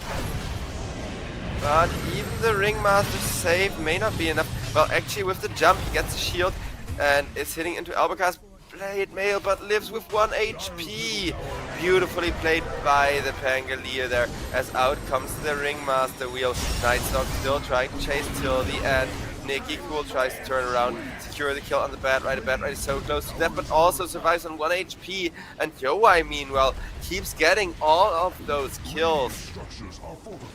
Chat is saying how strong Duza will be late game, but yeah, late game, you need to get there first against the Templar Assassin.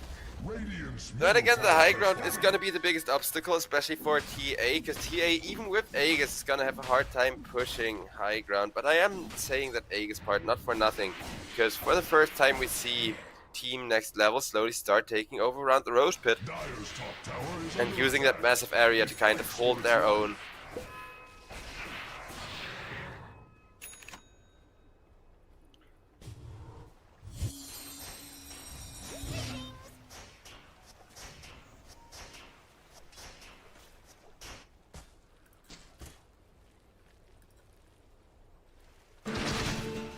As Pangolier, with the Amplify Damage rune, will get himself a good Blink Dagger timing.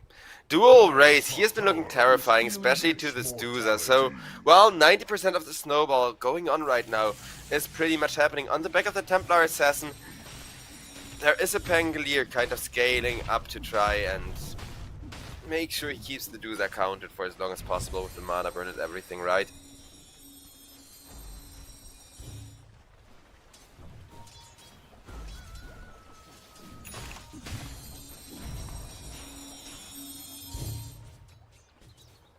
Dire's top tower is under attack.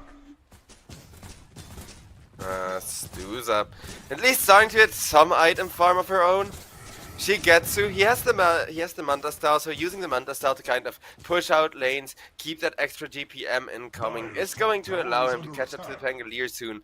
How long it'll take him to catch up to the TA remains to be seen, however. So remember when I said they were taking control around that Roche Pit and placing wards? Well, this is the time they have been waiting for. They do spot 2 people out of position over on top and immediately rush into the Roche Pit, getting massive amounts of napalm stacks up on it. And the Desolator kind of helping do all of this massive work. It isn't the fast Roche still, but between the Bat Rider and the Templar Assassin, they are gonna kill it off. I wonder how much Roche damage Bat Rider is adding with 20 whole stacks of napalm. That is insane. Like on a hero would just melt. It's Roche, however, just being whittled through bit by bit.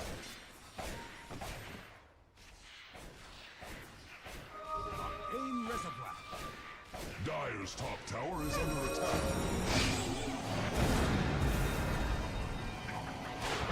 Sneaky Cool.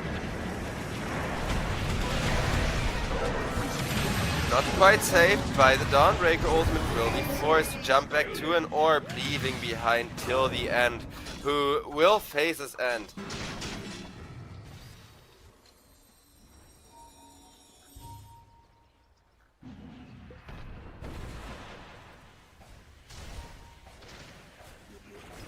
Dire's top tower is under attack. It fights for its life.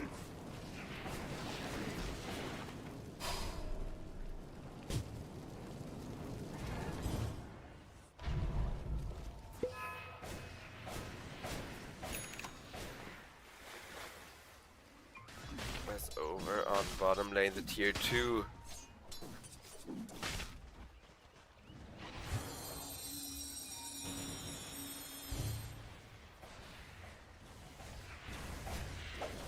Facing the pressure from the TA. TA though making sure she's staying very well positioned. And till the end is gonna be the one suffering at Yowai's hand this time around. Yowai, when he gets the Templar Assassin and the entire draft is picked around his, it just looks so clean. I know we see Yowai like continuously lose games whenever his team picks him in Nature's Prophet and they try to play Nature's Prophet 1, but I keep insisting that's the hero, not the player. And I think when you give Yowai Templar Assassin, another hero that we don't see played every day anymore, he shows us what he can do, and those heroes he's good with, right? Because while it isn't over, this 10k gold lead does mean the high ground is now open for pushing. There's still 3 minutes on the Aegis.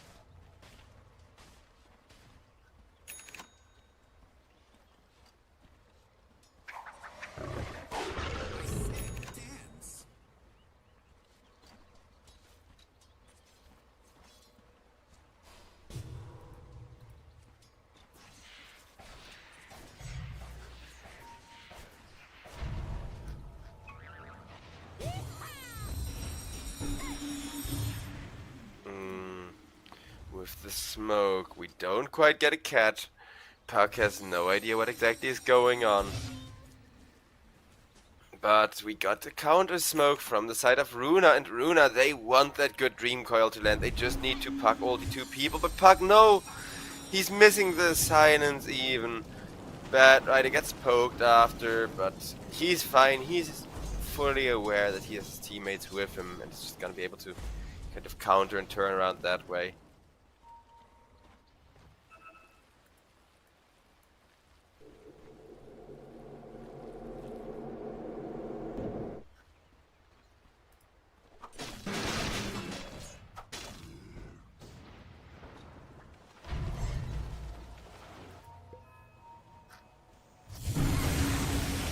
But the high ground, at least.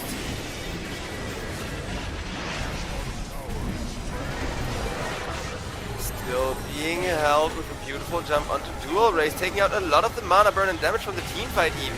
With Templar Assassin being stun locked up, they may still have some source of damage, but they're not really able to get those right clicks in, as Bad Rider Dream Coiled in a corner, and he is going to get killed. Yowai will finish up till the end. Night Stalker and him, though, the main reason why we haven't really seen their damage is because they have been focusing Shigetsu on the Duza, and Duza is eventually gonna die to TA. So, while Templar Assassin loses 3 teammates, Yowai still holding onto that Aegis, and Night Stalker will find the Puck and kill him off. Fast response from Norma. The moment they see the Puck, instantly silence out jump. Beautifully played.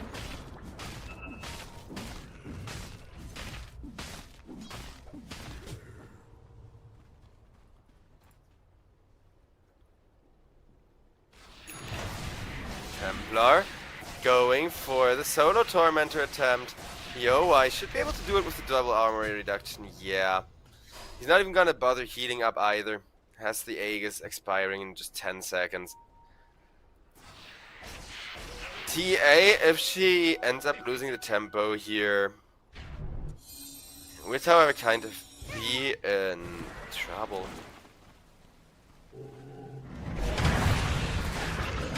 As Medusa gets caught once more. Medusa at 0 mana thanks to the Diffusal Blade hits, and bam, with a swashbuckle, stab down.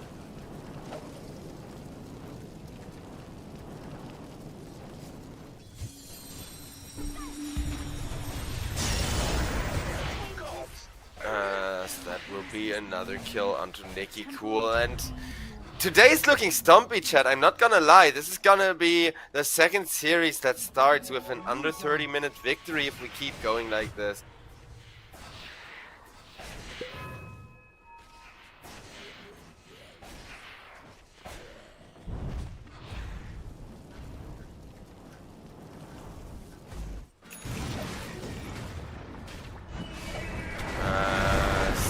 Willow needs a little bit more damage done to her, and that is going to be the Willow kill while Dawnbreak teleports out. But nope, says the Night Stalker. It is nighttime. He has the mini stun still, and will make sure that there is nowhere that Dawnbreak can run to. Norma gets the double kill, and it took them ages to kill the Dawnbreak, but fittingly enough, the Dota announcer says that's teamwork in action. Amazing, yes. That was some amazing teamwork to make sure that they're actually just kind of safely grabbing those kills. As now Yowai, he sees why you need to play it so safe, why you always need to bring teammates. Goes in alone thinking he can hunt down supports. Yeah, he can hunt down supports, but he cannot also contest Medusa. Medusa finally starting to get some headway of her own and, you know, gets to enjoy the game a little bit more bit by bit.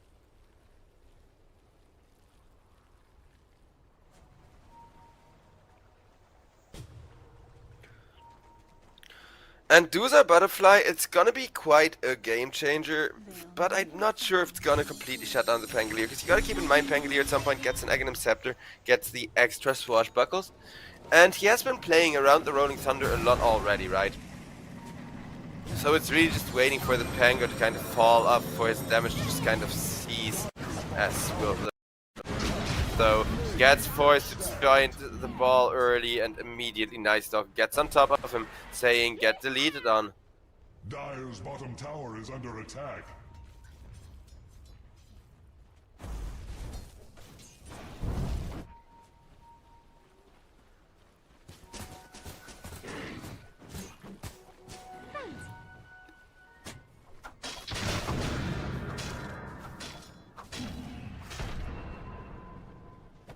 Roll race. Trying to regroup with his teammates who are currently hunting down a Dark Willow. Dark Willow, though, will be able to teleport out. Space created.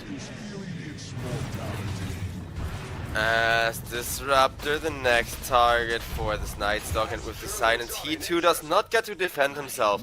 Such a frustrating game where Night Stalker gets on top of you and just kind of keeps you from doing anything while you slowly die. With the lasso bat, right, trying to get the Medusa out of position, didn't quite succeed in doing so, did get the ultimate to be committed, however, and now Puck also gets chain silenced up with the Night Stalker being there to help Pangolier kill off the job.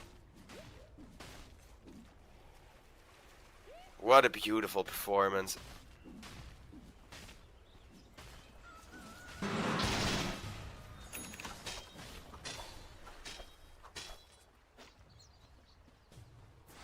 Radiant's middle tower is under attack.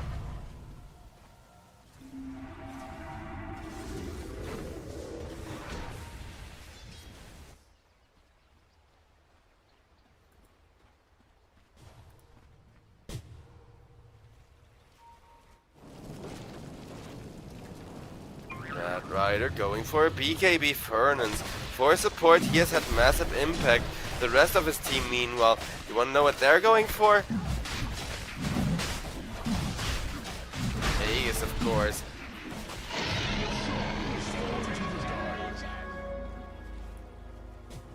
Once again, it's gonna be given onto Yowai. Yowai, though, I think after the last Aegis going really well for him until he suddenly perished from unforeseen circumstances, I do think he will be a lot more sure about safely pushing, about slowly pushing out lanes and holding his own, not getting too aggressive here.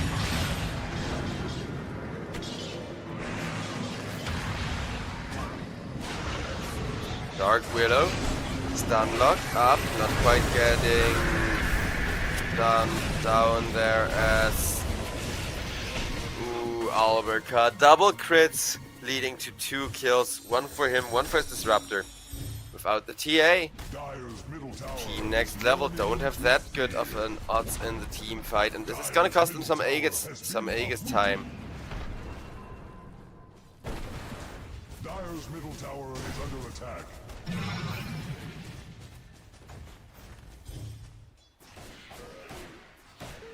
Dire's middle tower is under attack. No gale can snuff the flames. The Dire's hide has The 14k gold lead no longer escalating though. As long as Yowai doesn't find any additional farming space, Dusa can farm at pretty much the same speed as him and safer thanks to the Manta style being there and allowing her to split push out lanes.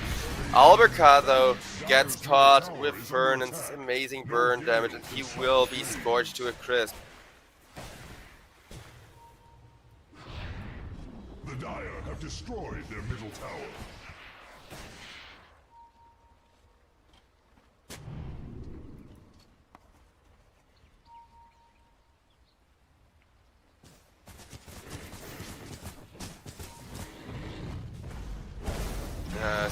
Disruptor caught, and he will be torn down with the help of Yowai. The Wisdom Shrine now about to be captured. Shigetsu, he's just gonna grab that farm and get out of there, but he needs to be very careful in the position he's in right now, because he knows full well there's enemies in the triangle waiting for him.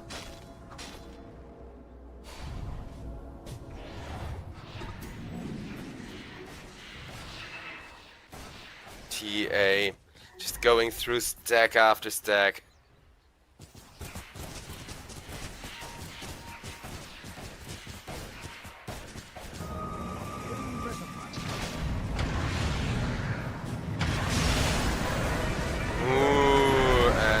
Is going to be Duza getting cleared down with a beautiful running thunder from the Pangolier, as now Alberca silenced up, but will be able to hammer away, even with the BKB having been pressed from the Night Stalker. Though Puck is going to be able to get out of there safely, while TA just goes to work on the tier 2 tower.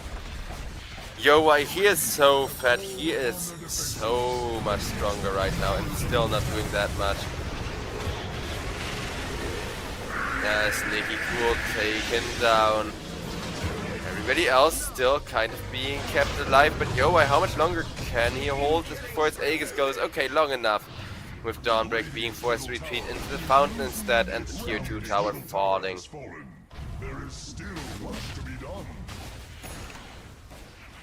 Radiant's middle tower is under attack. As the tier 3 tower getting destroyed next with massive freaking damage. Has collapsed. Radiant's middle barracks are under attack. Radiant's middle barracks have fallen. Radiant's middle barracks have been split open.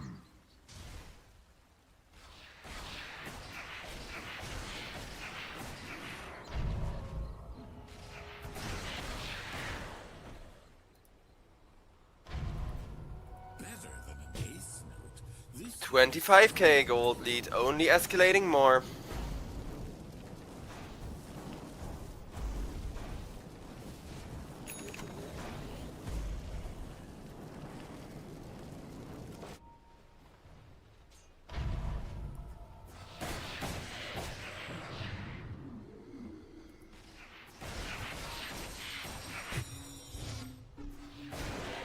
Why? Swift blink into BKB, so he is delaying the BKB, but he's still very much gonna feel forced to go on soon. The Aegis is about to be reclaimed, and TA did not get that much value out of it, but that one team fight on mid lane leading to a push was still very much amazing.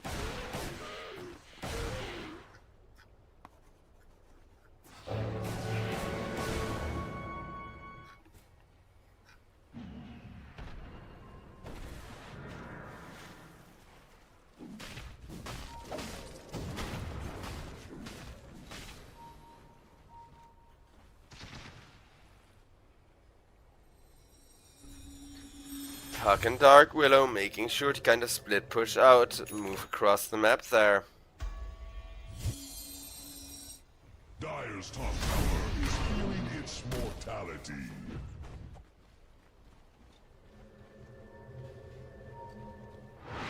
Dire's top tower is under attack. Ooh, and that is going to be a catch onto the Puck first. Puck with these silences, just not able to press any buttons for the second team fight in a row. Well, now the Medusa gets ran on with the spin, but is being kept alive. She gets not much mana left, but he still has some mana left to defend himself with, as Night Stalker goes in. Once the Medusa first gets the Disruptor, but then Templar Assassin follows it up, kills up Shigetsu, goes for the triple kill there, as the GGs will be called in chat. And yeah, Runa, I like what they were trying with the draft here, but usually when I see them win, when I see Runa like stump a series basically, then they get a draft where it's just like, whoa, crap, there is nothing that stops this draft because of this amazing last pick, because of this amazing little surprise, right? And they fail to get those last picks and surprises because they got a Duza, and the Duza was doing decent, but a decent carry is not enough against Team Next Level, who were playing Yowai on one of his main heroes the entire draft. was just centered around the Templar Assassin and enabling Yowai to not just farm, but to join those team fights with the double blink, the last team fight even, that we just saw a minute ago, perfectly showcased how everything worked out for them and where the synergy kind of lied. So, yeah, Runa, I think they just need more draft-wise, but I don't know, I did kind of like that draft. At least it wasn't a complete stump. They just never got those five-man team fights they wanted, right? Well, they got them, but they never initiated them. So we never saw that like three-man Dream Coil into Snake into Dawnbreaker Ultimate that I have been waiting for. And maybe in game number 2 they will go for a draft that's gonna be a bit easier to execute, a bit more on the safe side in order to prevent that from happening. But we'll see. Because I know Puck is one of Nicky Cool's favorite heroes, right? But he just doesn't do that much this patch because it takes so much more gold to get decent damage on the Puck since they've nerfed like a lot of items that he relies on, like the Witchblade. But with that, ladies and gentlemen, I really hope game number 2 has even less of a stump in store for us, and we're gonna get a proper third game to the series. Whether we do or not, though, we'll find out after the break, so stay tuned. Don't go too far. More amazing Dota 2 action coming up here at the European Pro League season number 27. I'll be seeing you all in a bit.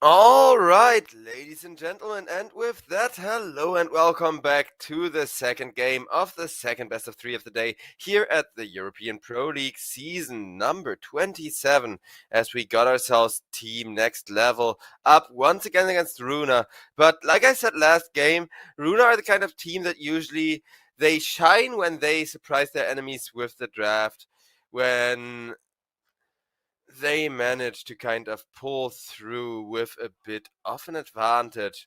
Right now, though, I don't know. Once again, the draft is looking kind of underwhelming, though the Queen of Pain pick is not looking horrible to it.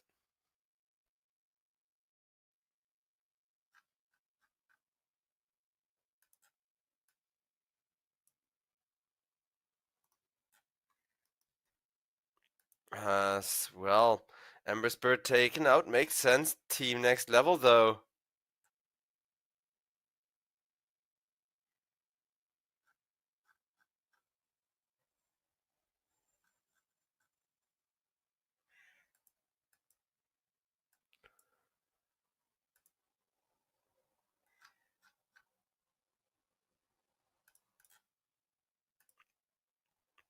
Still no ban coming out. 40 seconds of reserve time, and they still have another ban and the last pick to think about.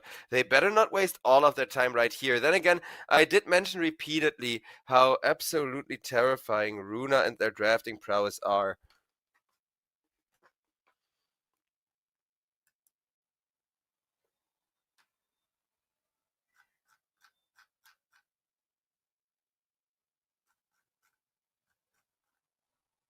Well, with the Lifestealer band, we never see Lifestealer go through today. I'm kind of sad about that. I do enjoy me a talented Lifestealer player just ramping up that infinite freaking health pool to the best of his abilities. But yeah, Team Next Level still a lot more reserve time that they have to burn through.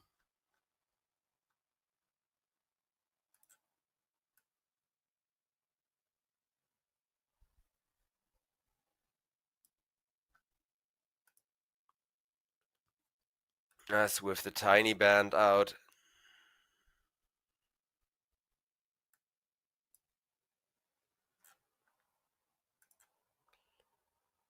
I like the Tiny being taken away. I'm not sure if Tiny 1 would have been that massive last pick for Runa, but then they would have had the kind of draft where one or two good black holes is all it takes, right? Here, though, the last pick's gonna be a Keeper of the Night, which also fits their AoE combo, but I don't know. This feels too similar to the first game that we've just seen. So I'm not really sure what to make of this. Personally, it's kind of smelling like 2-0, but I don't want another 2-0. We've had our share of 2-0 games already, and, well, I don't know, like, early on, Runa can definitely win this, but it's gonna be Shigetsu playing the one position Queen of Pain. And Yowai, I know for a fact, also plays one position Queen of Pain. So, Team Next Level, they're gonna have a really good idea of, hey, what is it we're gonna need to be doing here? What is it we're gonna need to be delivering, and how to play around that one position Queen of Pain, right?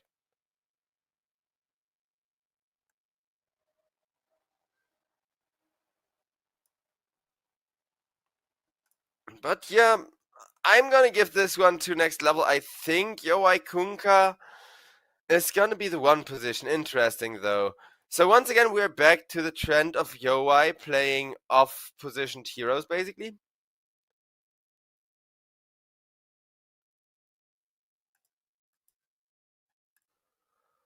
And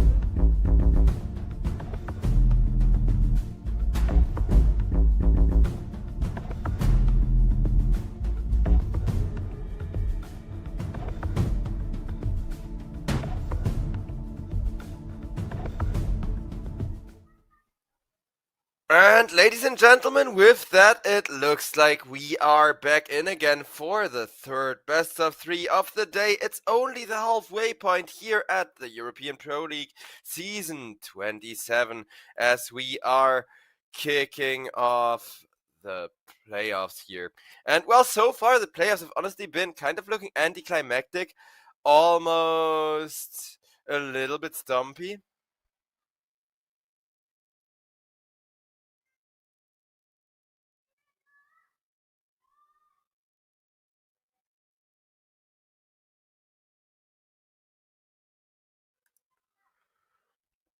As for Pirates, between the Nature's Prophet, I don't like the Nature's Prophet much if he's gonna be taken to the one position, and I got a feeling that he might be taken to the one position, though I do like what the Void Spirit kind of adds to that, and adds to help balance out the draft here.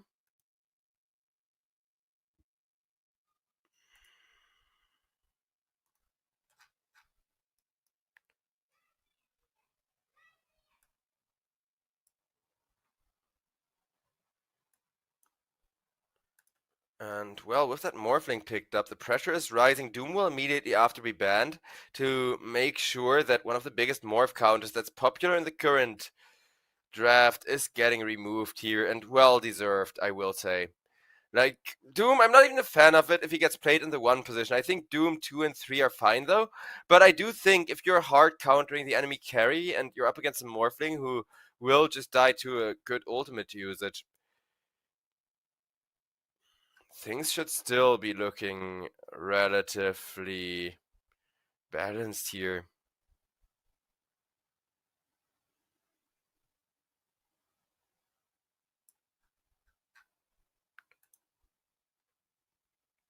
For Pirates, take away the Dark Willow. Another interesting ban worth pointing out is the Putch here, which is a bit of a respect ban because Zero Tenacity, they do run a really good Putch, though I think with that Morphling, there are so many heroes that they have to worry about right now on the side of Zero Tenacity that they still aren't out of the water yet as far as being outdrafted goes, because they have a great carry, but they need the resources to actually be able to protect the great carry, right? Gotta make sure to actually bring that Morphling online first of all.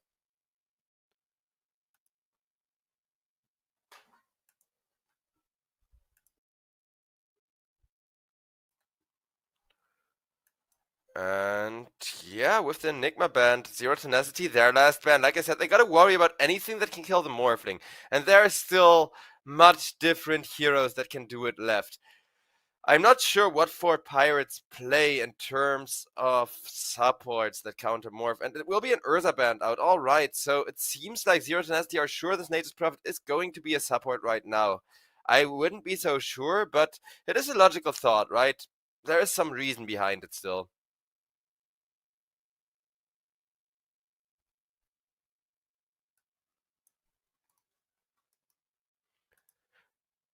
Zero Tenacity with that Urza banned out. Alright, I mean, Urza has a good matchup against the Morphling, so it makes sense to ban him out, but now what's the last pick gonna be? Because you still gotta ask yourself, which position is this Nature's Prophet going to go into?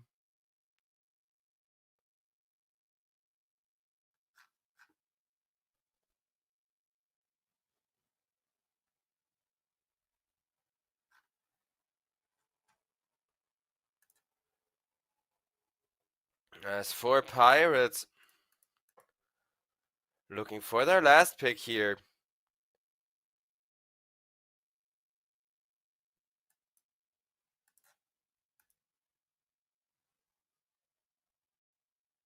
Alright, Tiny against Earthshaker.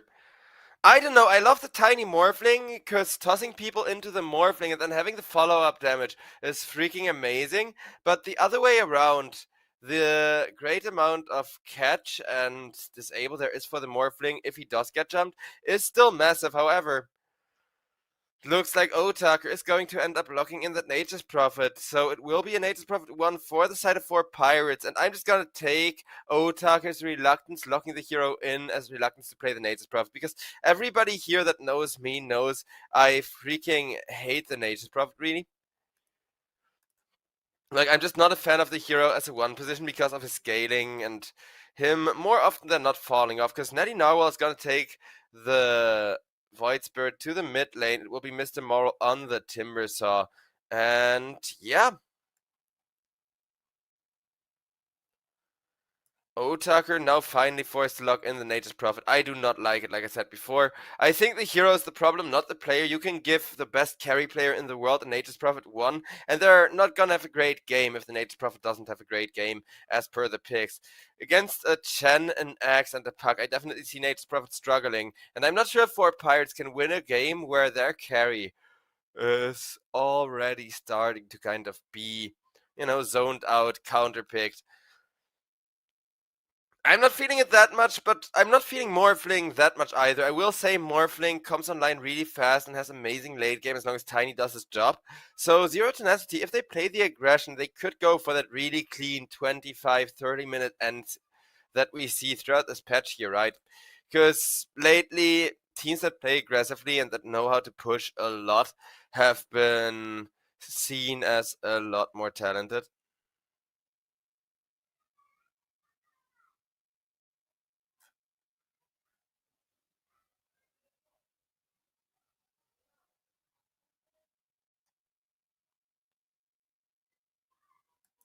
'And I'm just studying the drafts, trying to make sense of how the actual win chances look. Because, like I said before, I think I'm gonna go with 0-10, but I don't think like 0-10 are actually that favored. The moment I saw Otaker lock in the Nature's Prophet, I just kind of lost hope for 4Pirates to have an amazing game, right? So now all that 0-10 needs to do is punish the fact that 4Pirates can't have an amazing game in order to get themselves a decent bit of a lead here.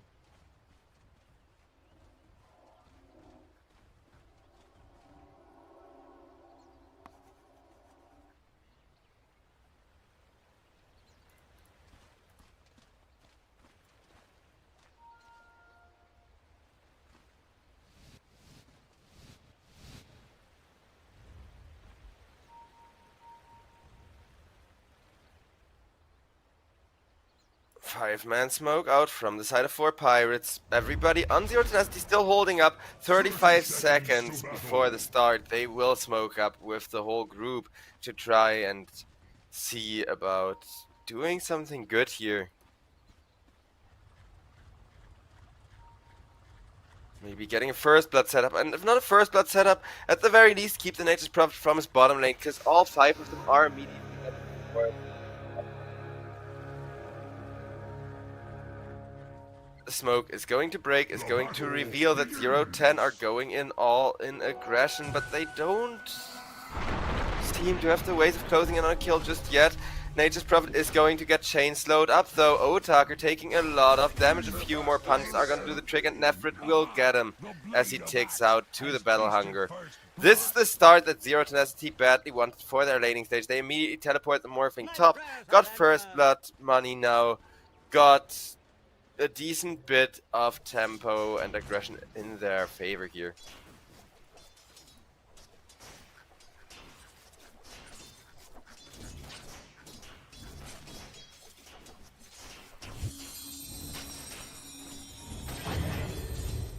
You might never recover.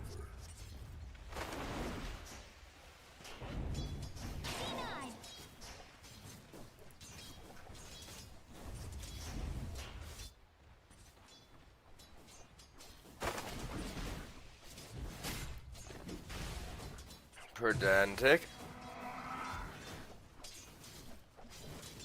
Not really enjoying this lane as much.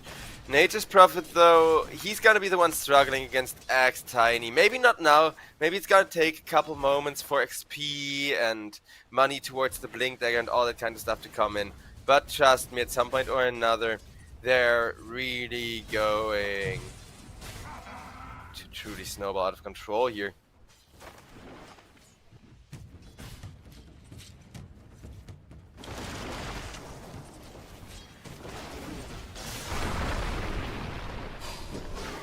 Ooh, and Tiny toss back onto the Axe going for a nice call.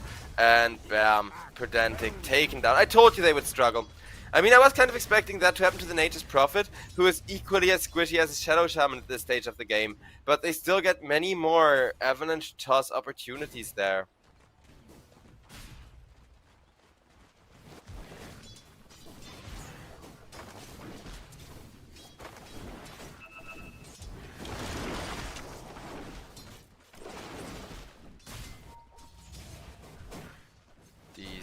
nice chunk of money lead.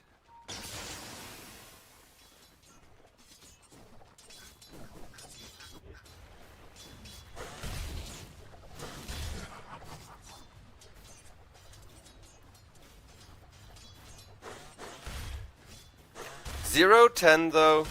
For now, they don't have the puck online yet. Their offlane may be going nicely, but Timbersaw is about to pop off. I don't think Morphling is going to shut down Timbersaw, right? That's borderline impossible. Not 100% impossible, but still very close to it.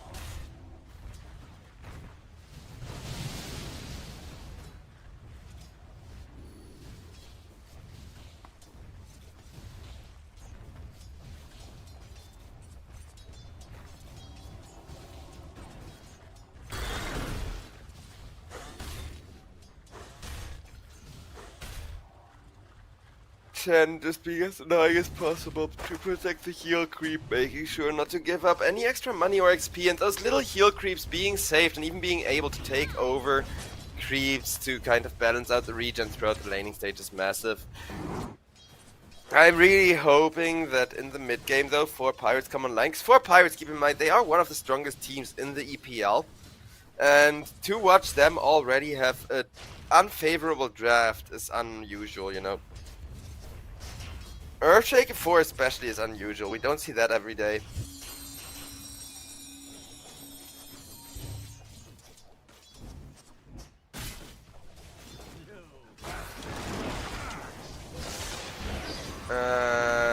It will be Axe caught, but not quite killed, with the Shadow Shaman just not having the damage to finish him off. What have we here?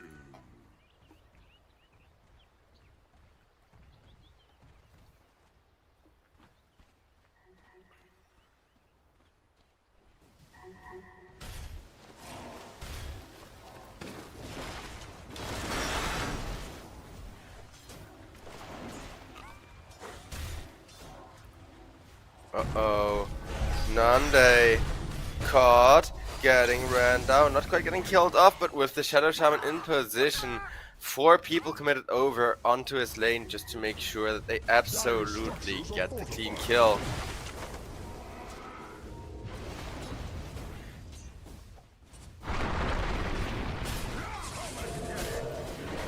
Uh-oh, and they just profit the next one to be caught.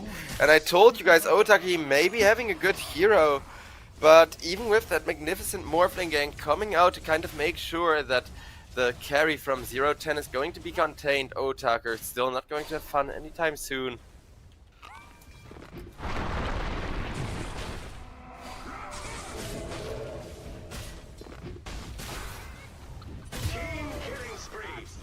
Radiant's bottom tower is fading Nefrit, being played as a core allows him to be incredibly aggressive about it, and that's exactly what he's gonna keep doing. Just running through creep wave after creep wave.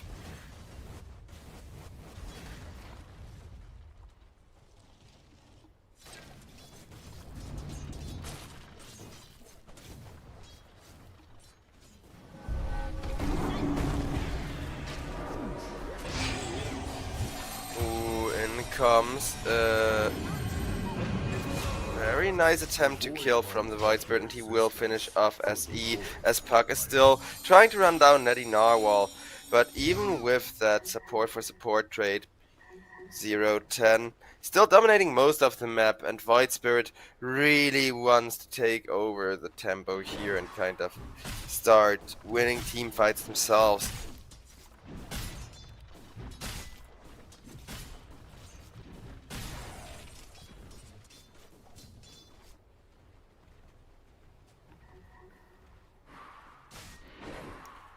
(0-10) mostly focused on keeping their Morphling safe from here. Well, it is Puck that's being rotated on, but Puck sees the Shadow Shaman, pings him out. Nefrit is going to retreat to try and cut off the Shadow Shaman on the way to the Wisdom Shrine there. Pedantic caught by 2. It will be not just the Wisdom Shrine, but a little bit of a bonus kill, and that is going to be the Shadow Shaman taken down here as a very nice, potentially extremely high value kill.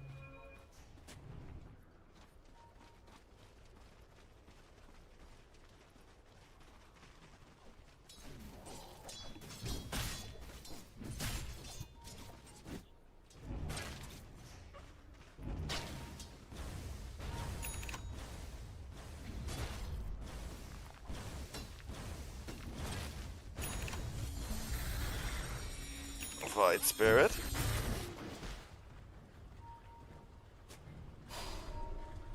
Trying to hold his own, still not able to go for the aggression, but he does have level 6 at least. Dire's courier has been slain. That was not very nice. Dire's middle tower is learning to fear. Out comes the Nature's Prophet ultimate to try and set up a kill on the Morphling. Timbersaw probably not going to be able to get that one, while over on mid, Natty Narwhal, however, will be dying for that, and Otaker, with the ultimate, still not delivering the impact he is needed to have.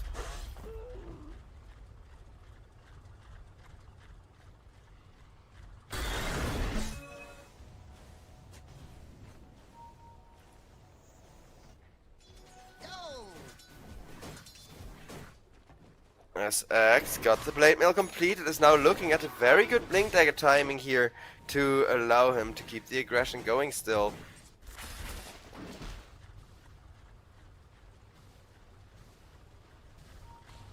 Dire's middle tower is under attack.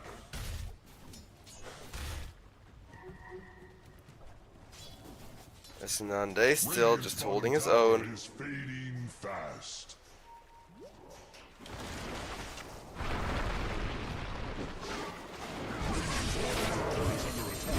Uh-oh. Otaker will be killed off for armor. And yeah, there was an Earthshaker nearby, but I don't think Earthshaker rotating in the fissuring would have done anything except feed a bonus kill there. It seems like 0-10, at least for game number 1 of the series, are looking to continue our super stumpy start into the playoffs here. There is little it can do.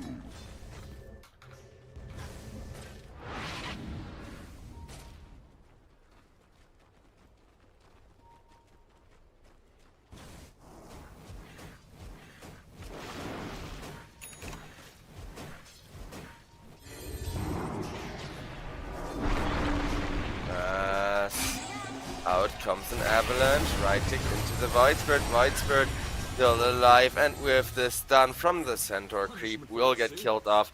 Chen doesn't keep scaling like this forever, of course, but right now he's that hero who just has 7 different abilities whenever he has the appropriate creep army, right? Dire's structures are fortified. Doom is on the wing.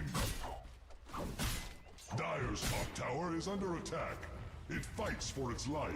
Shadow Shaman, pedantic, going for a good bit of push with that huge ultimate of his, just making sure the top tier 1 tower is going to get taken, and there's very little you can do to stop this massive serpent ward from doing whatever the hell it wants early on. Bottom tower has fallen. With a nice return tower though, 4Pirates, they still need to take over the map, they still need to get to that point where they kind of dictate the pace of the game, because that's how they like to play.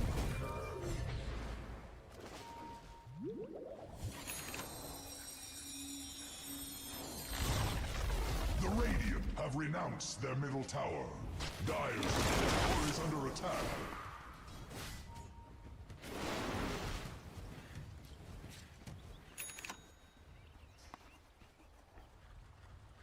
As Natty Narwhal still in an excellent position.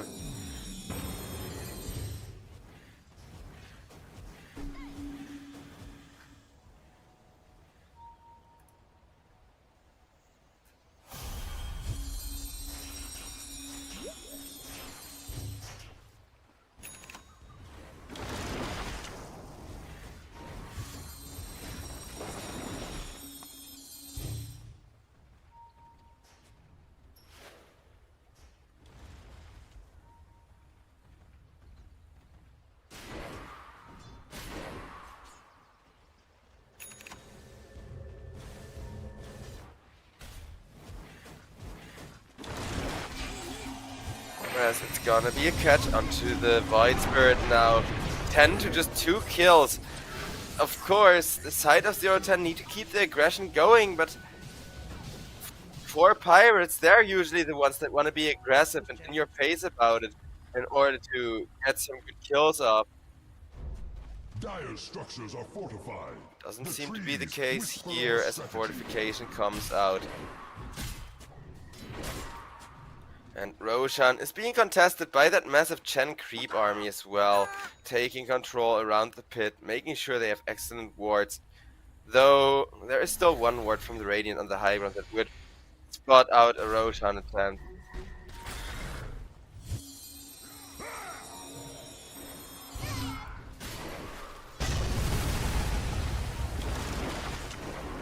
Ooh, Nefrit.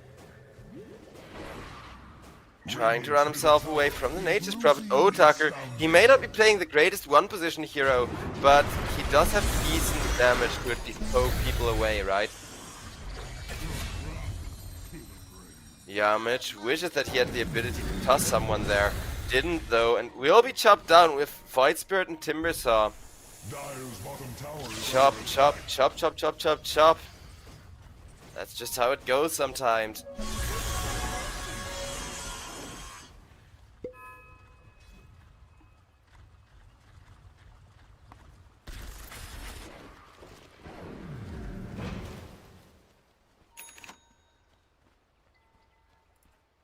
Radiant's top tower is under attack.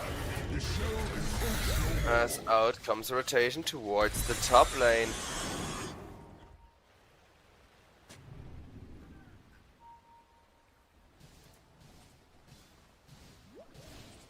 Radiant's middle tower is under attack.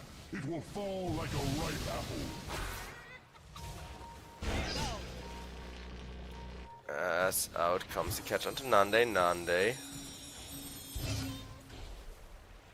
Running down Pedantic. Pedantic though. Still obliterated. They just make sure to bring in Nefrit just in time to get that next armor stack. Make sure X is only getting progressively harder to kill. And not just bringing the X, but also bringing a massive suit of armor made out of the blood of his enemies.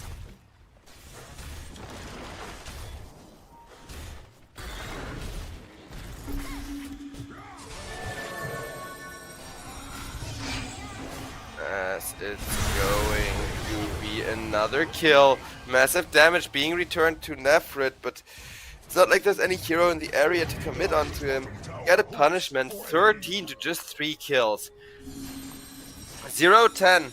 A large part of this draft is aiming to keep their snowball going to kind of prevent the side of 4Pirates from really establishing themselves as a major force in this game once again. Dire's bottom tower is under attack. Radiant's top tower is under attack. Radiant's top tower has fallen. Dire's bottom tower hopes for aid.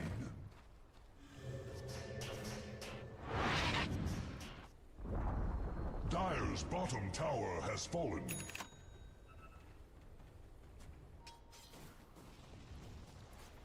Both mid and top lane getting pushed out here.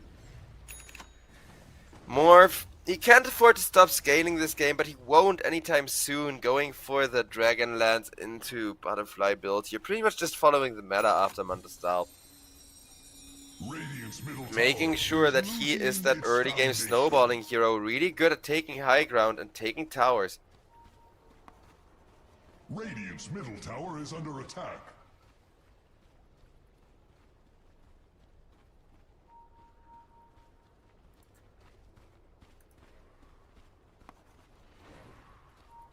Radiant's middle tower is under attack. It will fall like a ripe apple. X. Almost got a BKB, but he doesn't know that he's about to blink into 2 heroes with very high magical damage available.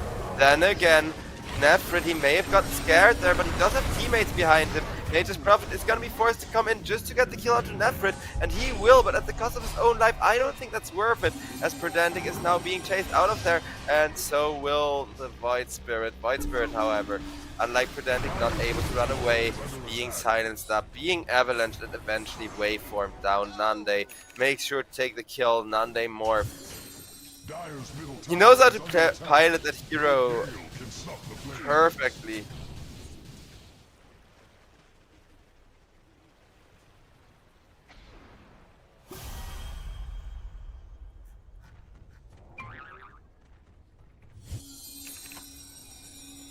Dire's Dire's middle tower is under attack.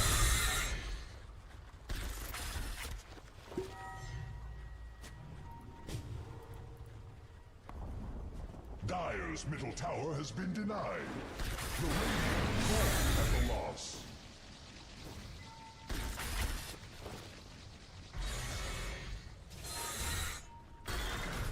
Well, Zero Tenacity, not really snowballing their lead right now. Earthshake threatening that Blink Dagger plus Echo Slam combo. As out comes the Axe for a call. There's the Echo Slam that they have been threatening with. Two people now in Axe range. One of them will be finished off by the Dream Coil. The other one, this Earthshake, cannot escape Stoichkov for too long. Puck still on the chase together with Axe, and Axe will get the call to maybe enable a bonus kill to Timbersaw even.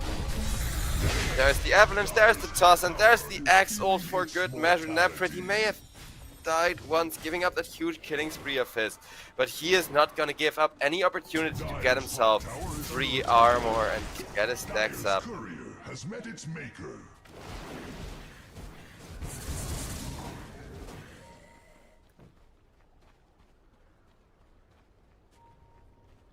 Nature's Prophet going Hurricane Pike after having gone Mjolnir, just so that Otaka could maximize his farming speed, but Nande, he's farming up a storm himself. Dire's bottom tower is under attack.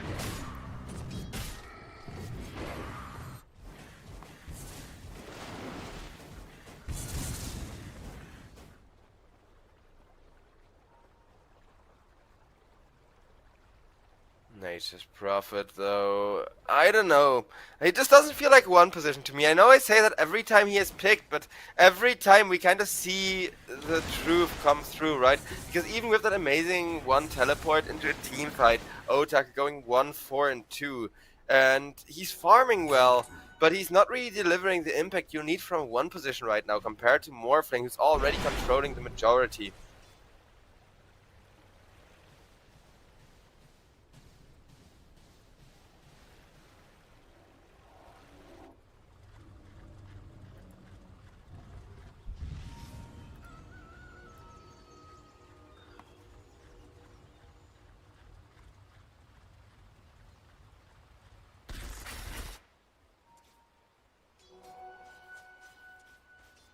Nature's Prophet. My thrift rewarded. Going to be the next one that may or may not be engaged here.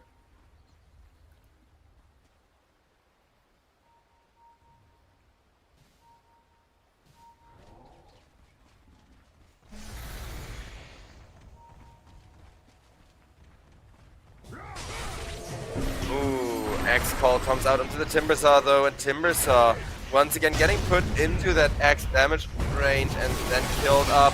A massive Echo Slam onto 3 from the Earthshaker though will lead to 1 kill, and the defensive Dream Coil having to be dropped. Yamit, he smells the kill with the Puck, is going to set that one up, is going to toss the Void Spirit away, try to get himself out, will succeed in doing so while Nande kills off Pedantic, and Puck just disengages as well. Very clean disengage there. 1 for 3. The Echo Slam was good, but just a good Echo Slam isn't gonna be enough to win you a game on its own, right? Radiant structures are fortified. They require time. Radiant's top tower is under attack. His shell and structures are fortified. Doom is on the wing.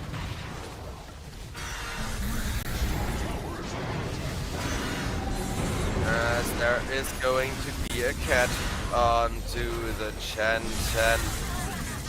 Gets killed off by the Timbersaw, and Morphling will be the next target with the Whirling Death.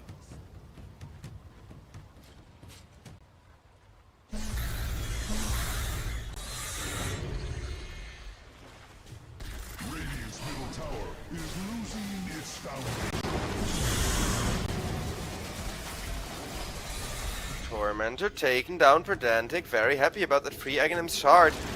It is more of a teamfighty damage item nowadays, but that's exactly how he's going to be using it.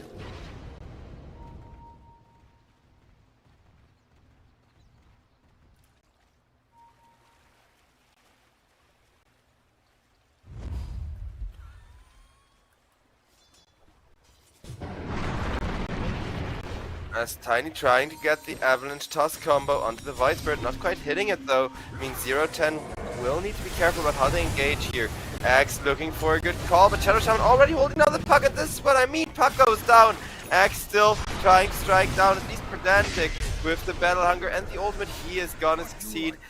Starting to get even tankier. Able to face tank the Shadow Shaman ultimate at this point, but I'm not sure if Axe can solo carry this fight. Neither is he. Will just teleport out of there, realizing that their position is getting a little bit too poor as the game goes on, right?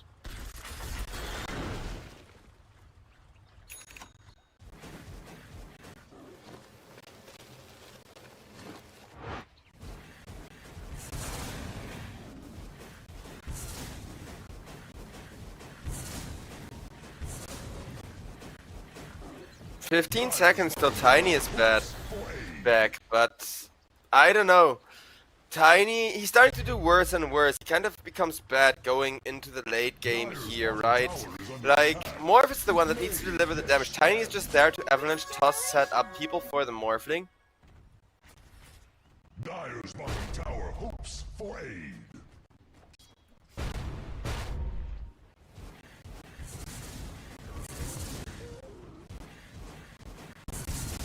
Four-man smoke up. Puck is gonna break the smoke and will reveal himself onto Pedantic. Pedantic though, Avalanche Toss back into the creeps is where Morphling is already waiting for that free kill and will get the chicken.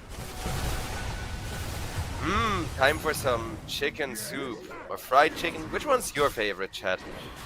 Nefrit kills off Ariel meanwhile with the spin into slam dunk combo. Oh, I could go for rotisserie chicken right now. That's the one I'm craving. With so many Shadow Shaman picks all day. Roshan is going to get taken apart by the Morphling, getting himself the Aegis of the Immortal there. Dire's top tower is under attack.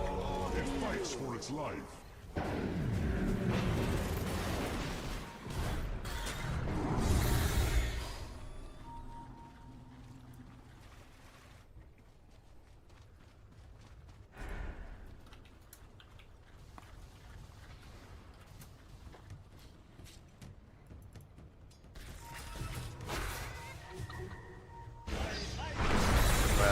There's gonna be another cat. Shadow Shaman immediately going for the lockdown, but this time around he is not gonna be allowed to keep holding down the puck. The chicken will save him for a moment, and Echo Slam is gonna be one man committed onto puck as well. While Shadow Shaman is still running out of there, and Shadow Shaman will survive with just a sliver of HP. Morphling wanting still to go in, cannot find a good angle, and is going to get destroyed over it.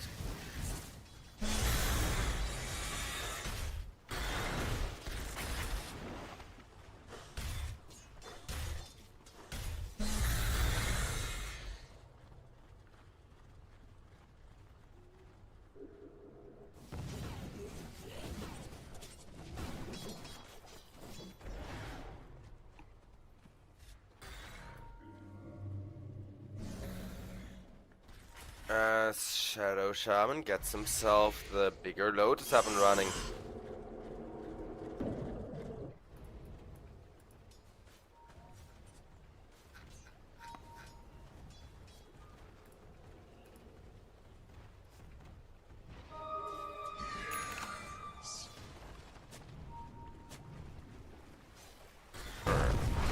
Shaker lurking with everything ready for the Blink Dagger combo, but he will get caught first, get the Blink Dagger disabled.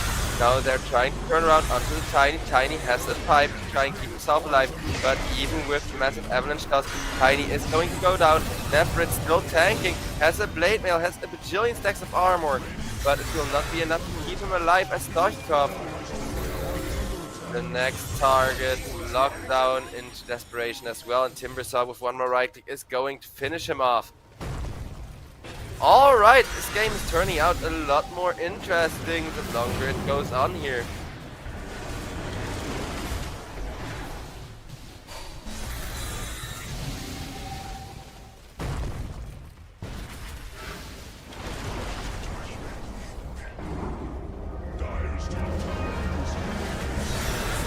Vegas having been used up on Morphling, the Echo Slam will come out. He's more full strength, but Nande, even with his massive health pool, for how much longer can he escape? Not long enough is the answer Timbersaw gives him with the Whirling Death.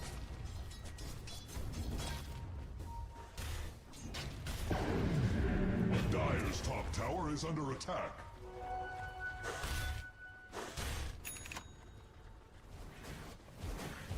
5k lead for 4Pirates. 4Pirates, they may be the first time this tournament. They're not out of hot water yet.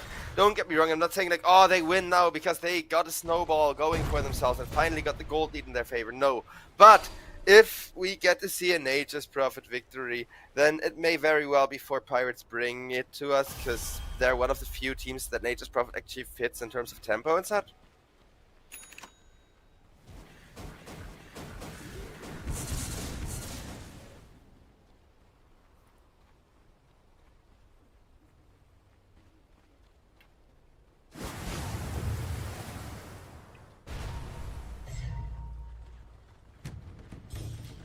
Dire's top tower is under attack. It fights for its life. 4Pirates. Dire's top tower is under attack. They still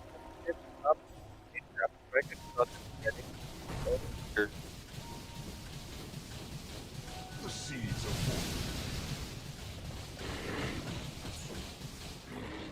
Dire's top tower is under attack.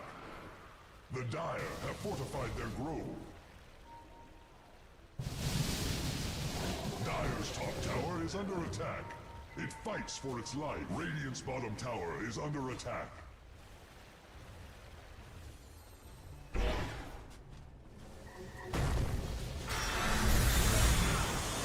Uh-oh, and that is going to be a catch onto the X. Once again, X immediately the first one to go down. Chen trying to teleport out, not quite getting chopped down, with Timbersaw having just a little bit short of the damage required. Radiant's middle tower. Good disengage from the sides of 0-10, as long as they get the Morphling out as well.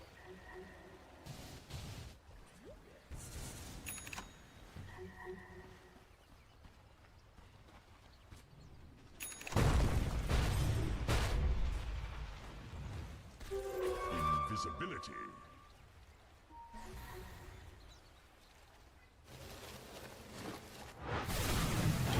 As Nature's Prophet teleports on top of the Chen, and this time around Chen not going to be able to escape, as he killed off 0-10. They were holding onto the aggression so well, developing their carry, but Morphling, he was not being protected, and without Morphling being protected, he is going to slowly but surely fall apart.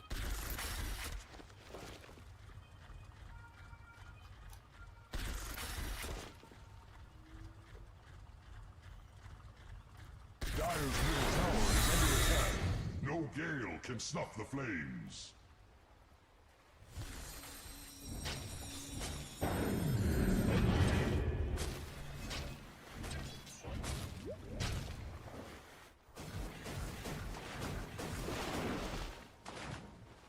Nature's Prophet.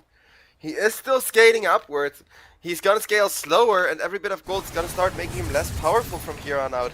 But that's not gonna stop him from reaching the late game and becoming terrifying eventually, regardless.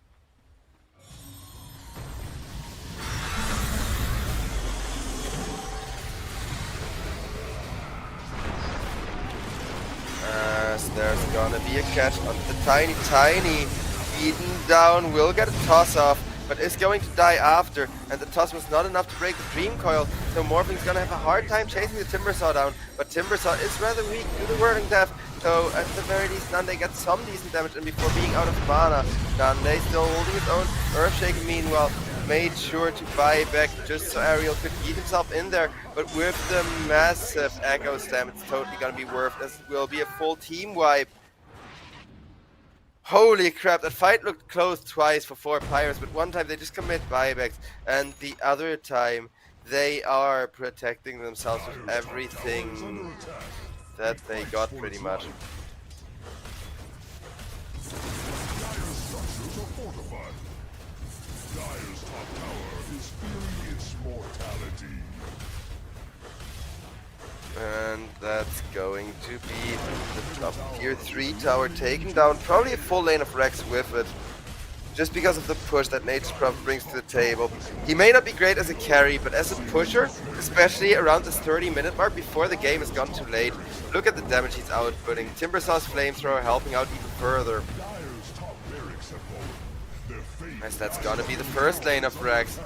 And 0-10, they were looking so strong, they had a good draft, but they dropped the ball once, and this is how 4Pirates play. I tend to be a big fan of them for that. They don't just take over the map, they take over the momentum, they get themselves a massive freaking gold lead going. And then now they can take their time. Now they're going to be the ones not to let go of this gold lead, because they're really good at not being caught out and not being smoke ganked and kind of denying the opponent the good initiations with the 5-man smokes or whatever, right? Bottom tier 2 tower is getting torn to shreds. 0-10, they need to respawn, and they need to respawn quickly. Tower is no more.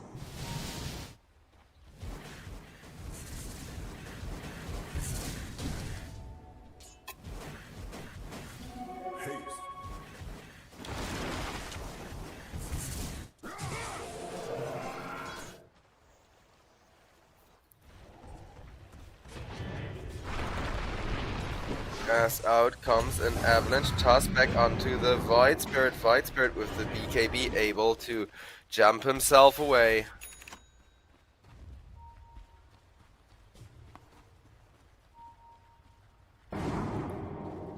Void Spirit still trying to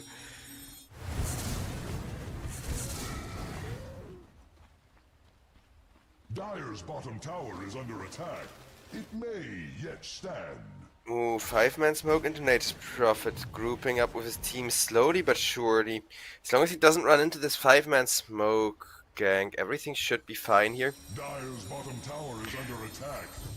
Also, my mic should be fine now again, I hope.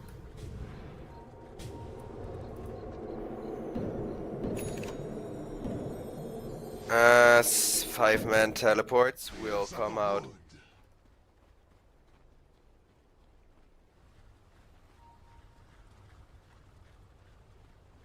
And hopefully my mic should stay good now without there being any further issues. But yeah, both teams taking turns smoking up, looking to catch the other, and not really getting a good go on them. 0-10, they're gonna need a really good initiation to still win a team fight, but like I keep saying, Nature's Prophet is going to fall off. Otaku, he is currently at his most terrifying.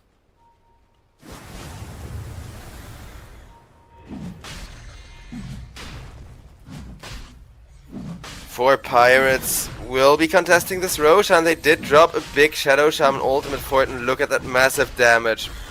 The moment Pedantic hits level 18, he's just so powerful. And sure, that's only gonna apply to like the next 3 or 4 big Serpent Wars before people are gonna have a really easy time dealing with it.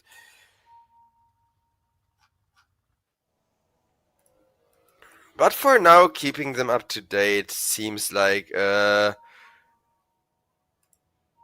really good way to go.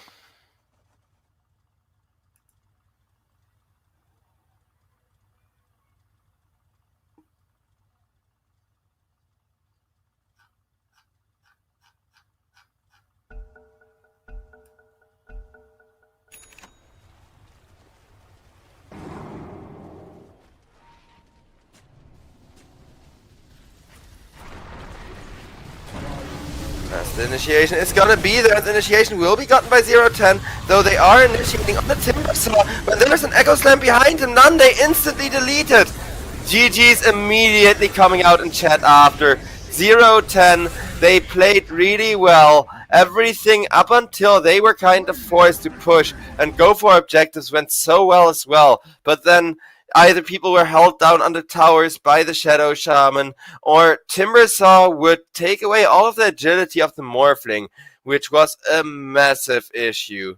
Just kind of slowing down the speed and the tempo there.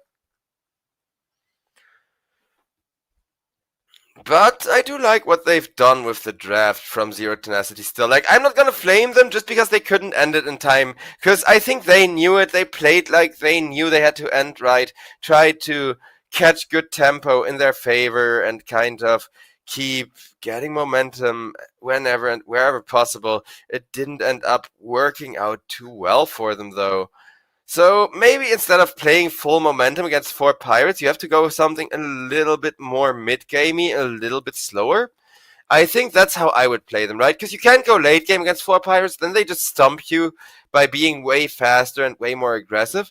But going mid game with like one lane that absolutely stumps their lane from minute 0 seems to be the best way that you may be able to put up a fight. So I wonder if 0-10 can facilitate that.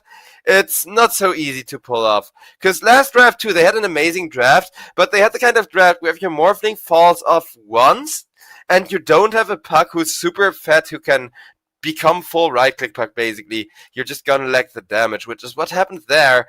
But I'm hopeful that this series is gonna promise us more, because that was a really good kind of comeback swing around for game number 1 after the day has been so stumpy thus far. So ladies and gentlemen, I'll catch you after the break, where we will hopefully get ourselves an amazing game coming up after the break. Thank you all for watching. Hope you're enjoying the show here at the European Pro League season number 27. I'll be seeing you all in a bit.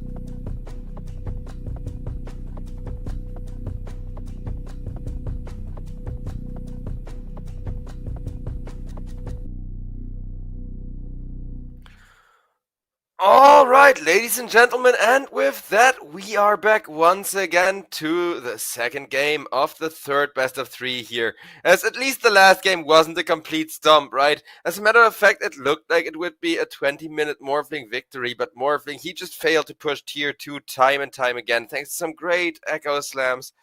Thanks to 4Pirates committing in with the Shadow Shaman ultimates for the big fights as well. And Shadow Shaman having such a massive XP advantage is just such a game changer.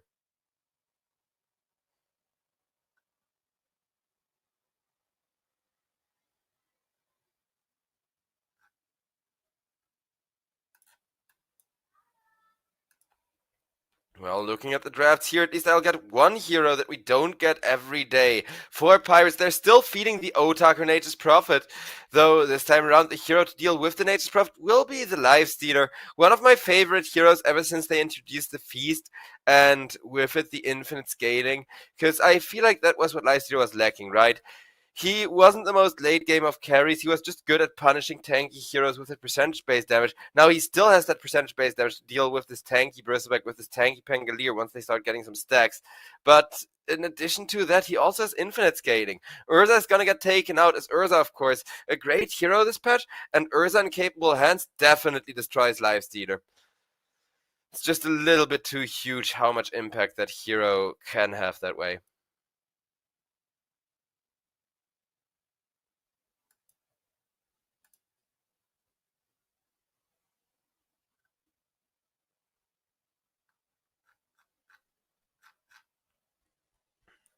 Well, as the draft continues, a lot of reserve time is going into the next ban. So I don't think that 4Pirates have actually thought out their last pick just yet.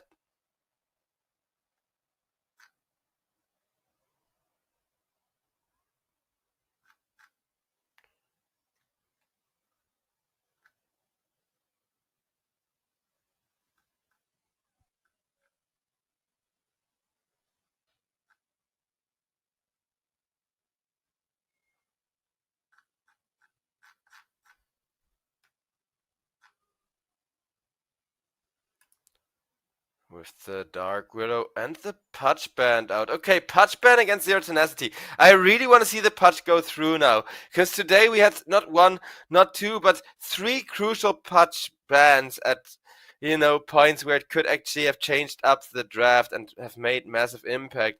Which isn't going to be the case here, but I do think that it's a very clean draft. Most definitely favoring 010 so far, which is why 4Pirates are kind of taking out all of the snowbally heroes, all of the things that kind of go along with this infinite scaling of Storm Spirit and Lifestealer, right?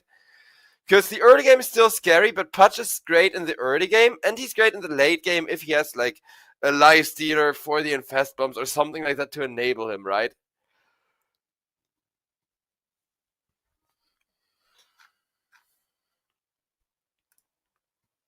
Finally, we get the last ban, and it's gonna be an Enigma.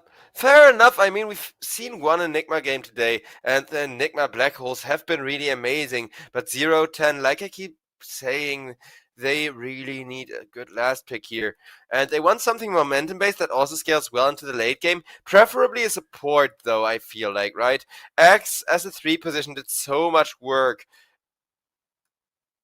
pretty much all day, depending on who played him. We had one good X support position, but even that wasn't too safe.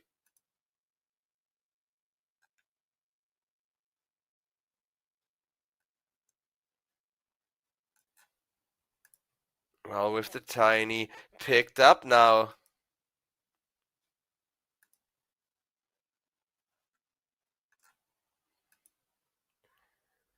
Tiny's decent, no infinite scaling, but depending on his choice of facet, he can scale really, really well into the late game, or double down on that early game tempo that I've mentioned they need, and they need to keep being able to rely on, right?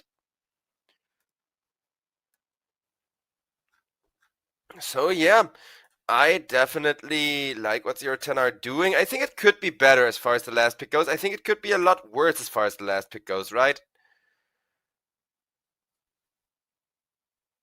4Pirates, meanwhile, their last ban still to be determined.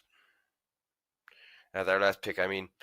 With the bands indicating a slow, kind of low mobility hero, or the fact that they want to keep this Nature's Prophet safe. But Nature's Prophet could be made a support. No, he will not. It will be a Beastmaster picked off. Oof. I like Beastmaster against Lifestealer. I like Beastmaster against Storm Spirit as well. That is two heroes that Otaker is bound to counter here, right? So Otaker is going to lock in the Beastmaster immediately, take him to the 1, and it will not be a Nature's Prophet 1 position actually. It will be Mr. Moral taking Bristleback in the 3, Netty Narwhal as the mid laner, so Ariel is going to be a support over on the top lane with the Bristleback, which isn't a bad synergy, because you can sprout people, and then when they're locked up by those trees, when they're being held by the very will of nature herself, that's when you can start stacking up those quills from the Bristleback, start doing some significant damage to actually try and change the game here. But yeah, it's looking terrifying from 4Pirates. I like it. This is how you should draft with a Nature's Prophet, right? You should threaten him as a 1, but then always try to not make him the 1 position. Because even last game, we saw Otaker struggle a lot, and the Nature's Prophet just not do anything until his White Spirit was online to catch people for him, pretty much. So yeah, I'm going to go with a 2-0 prediction on this one, I'm afraid. I don't want it to happen. Everybody that watches the stream a lot knows I'm always looking for the game number 3, especially with this lifesteal picked up. And who knows, I mean, if we go late game enough, I may still get my wish, but that's kind of the thing with 4Pirates' draft.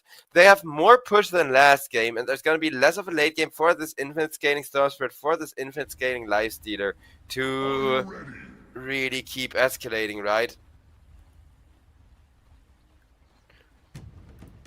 Load it on in. Otaker 1 Beastmaster. We've seen it before. I think he has a very decent win rate on it as well. How long he can maintain that, I don't know. Because at some point or another, people gotta figure out that Otaker wants to surprise you with a Beastmaster 1 pick, right? And like I said, this is one of those games where in a long enough game, Beastmaster just does not scale well enough as a carry.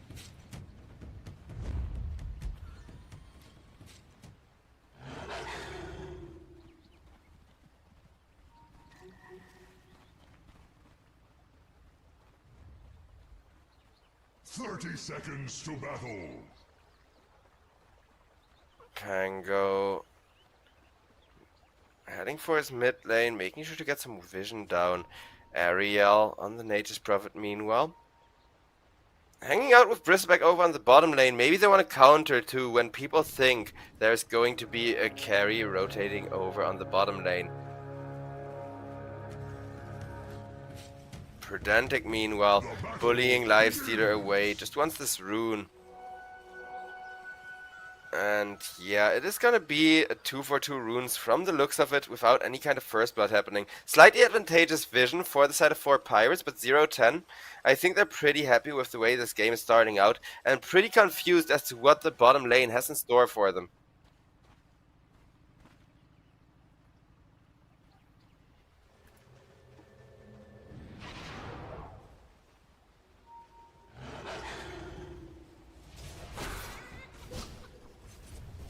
As pedantic. Thus far still enjoying the lane. As a matter of fact, it's gonna be Nande that's gonna be suffering the first couple of minutes at the very least, right?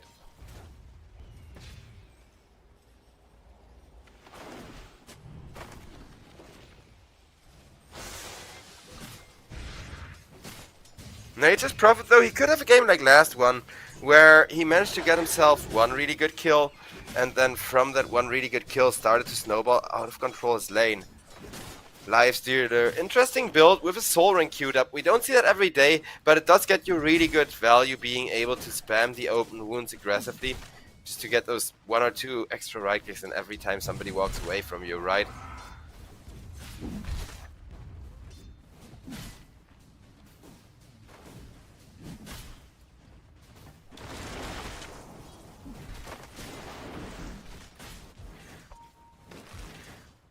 Tiny. Close to dying, but keep in mind his passive does reduce the right click damage of Nature's Prophet with every single hit he takes. Nature's Prophet zoned away by the Battle Hunger, is going to heal up.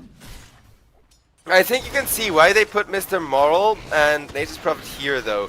This lane is incredibly hard, and even with their combo, they're only now able to get some significant damage onto the axe there. Not enough for a kill, though, as over on top lane, Pedantic tries to dive SE to get the first blood, but will not quite successful at that either.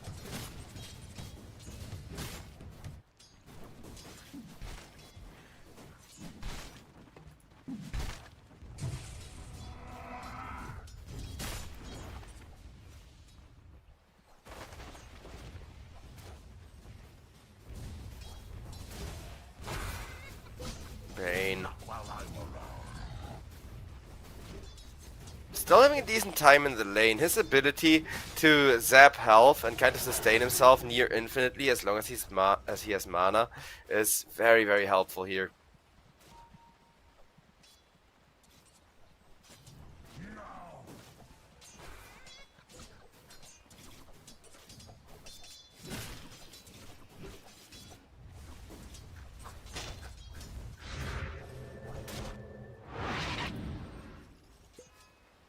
Nice teleport out with just a sliver of HP. Pedantic still not going down yet.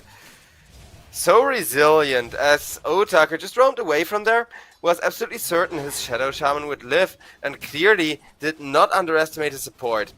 That was so high risk, but it wouldn't be the first time today where we're just kind of being annoyed by that first blood not happening, right? Lifesteal, though, he's just happy that it's not him and that he's still kind of having a chill lane. My prayers are answered.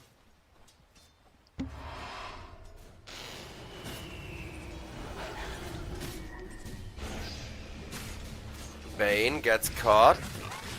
But once again, the life drain is keeping SE sustained. SE, though, got body blocked a little bit too much by his lifesteal, and Otaker with the burp will be getting himself the first blood this time around. Pedantic, he almost got caught first in a very similar situation, right? Where he was taking damage and damage and damage and was still so close to getting away, but nope, no such luck. Now Stoichkov gets the chance at a follow-up kill, but Natty Narwhal is too quick with the swashbuckle escape and will manage to make his way out of there that way. Very well played.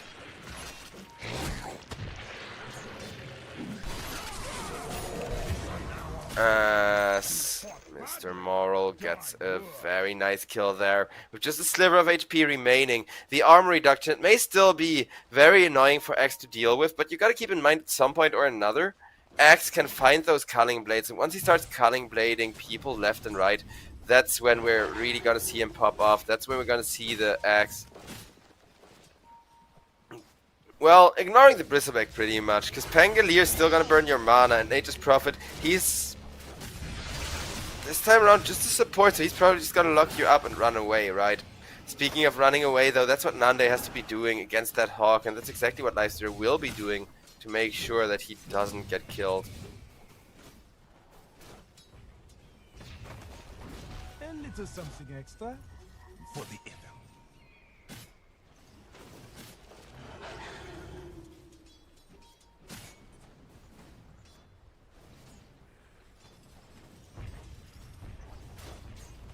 Right. Not having the greatest time farming just yet, and over on bottom lane we can see 4Pirates finally starting to enjoy themselves a bit more, because yeah, Axe, as long as he stays farming and doesn't die, will be terrifying. Now the goal is to make sure Bristleback is as well, so that both sides kind of have that expendable but high damage output frontliner, right? Dire's middle tower is under attack.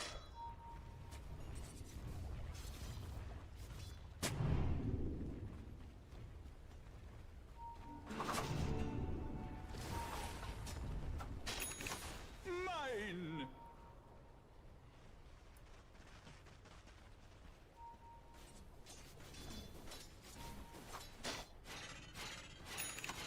Well, Bristleback going for that early ring of health, making sure that Mr. Moral is actually going to be able to have the most damage taken, most damage produced in the game, right? Those are the stats you want to be min-maxing as an offlaner to have maximum impact. Dire's top tower is under attack. Being able to take pretty much infinite harass now is definitely going to be helpful with that. Lifestealer though on the top lane, still having a mostly chill lane.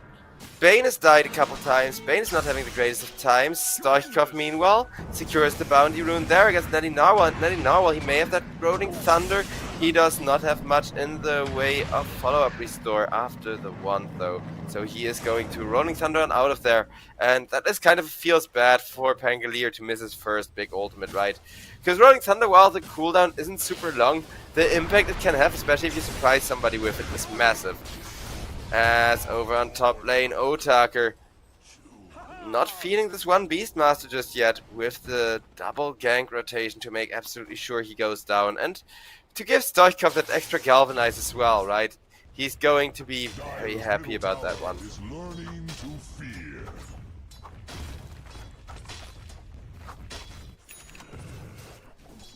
Dire's middle tower is under attack. No gale can snuff the flames.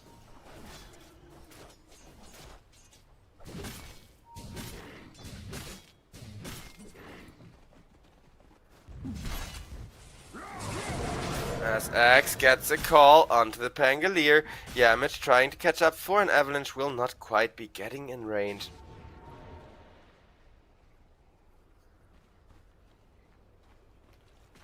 Teleports coming out over towards the top lane. And a nice infest is going to keep the Lifestealer safe. Still had a bit of HP left, but better not to cut it too close this early on, especially since healing up still takes him ages, right? That's kind of how they nerfed Lifestealer and his tempo, which is why he's now a 1 and not just getting picked every game for 1, 2 or 3 duties anymore.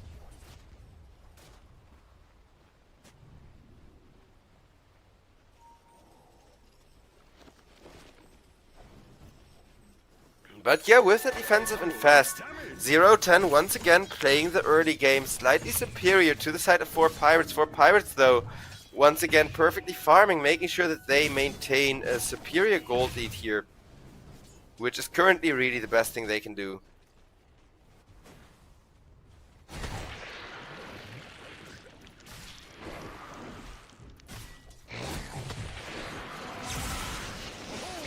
Bristleback gets called, forced to turn around, and there is going to be the first X ultimate of the game. Exactly what 0-10 we're hoping for. 0-10 need to worry about Stoichkov in a storm now, but Stoichkov has enough mana to jump himself away with one final ball lightning to escape. Nicely done from the part of the storm, holding on to those galvanized charges, making sure that he's going to stay in the game no matter what. Lifestealer still farming up, going towards that Radiance now, but SE will be killed by Otaker on that Beastmaster offlane, who's still being given the 1 position in terms of farming priority, and is sitting on top of net worth right now. Dire's middle tower is under attack.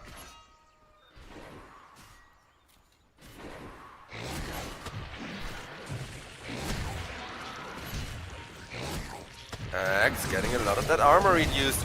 He does have backup teleporting in though, and Bane is definitely going to save his life. Not able to get a return kill though. Respect is too tanky for now. As E just waiting for Brain Set, but you can see how much damage 1 point of reduced armor does him. As Lifestealer finally back to full health. Healing takes him freaking ages still, but he will get a decent infest off to at least scare everybody away, while Stoichkov over on the mid lane will be getting himself a nice little stack for that. Very, very happy with that one, I'm sure.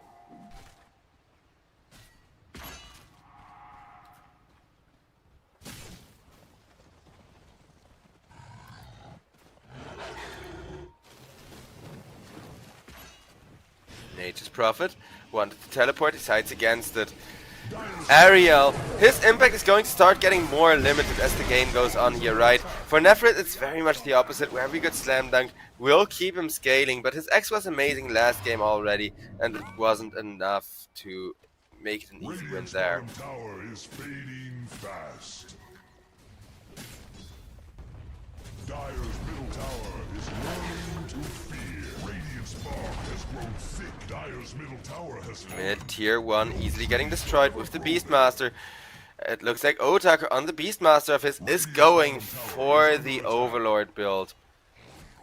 Alright, that's very much all in trying to get a good lead going. Ooh, Beastmaster gets cancelled, trying to roar, as X doesn't quite get the teleport out though with the Hex. Nephrin, he may have tanked for the retreat of his teammates, but there's the Beastmaster roar onto Bane for the follow-up kill. And Otaker very much happy with that one. 1k gold lead back in favor of 4Pirates, who will dump the Shadow Shaman ultimate under the tier 1 tower there. Dire's bottom tower has fallen.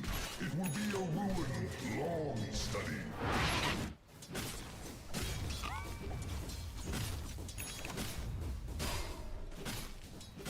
Dire's bottom tower is under attack. It may yet stand. What have we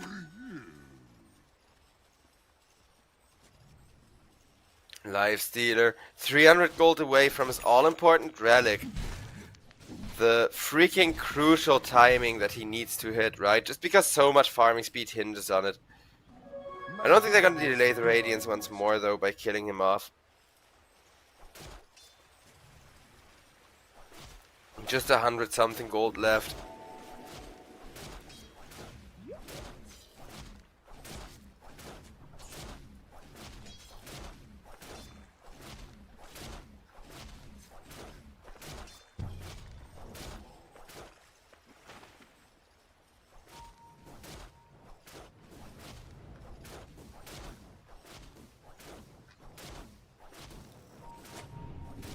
Alright, enough gold for the Sacred Relic, but there is the Gang Squad coming in, and Nande, he doesn't have a curry to purchase it yet. Did I just cast this curse, this poor Lifestealer? He does have an infest, and his team will ping missing, so it does not look like it. He's walking up the high ground, but still in the dragon form, as this dragon is going to perish. And the moment it does, Lifestealer is exposed, will be Beastmaster roared up. In comes the Storm Spirit looking for revenge. Lifestealer is still alive, and the Bane ultimate will instead set up Beastmaster for death. 4Pirates, they have the right target in mind, but they do not bring the necessary resources, as Nande, still alive with a sliver of HP, surviving the Sprout, which will mean Nature's Prophet doesn't get to survive and is just going to get cleaved down and killed off. Very nicely played. Clean execution across the board. Dire's middle tower is learning to fear.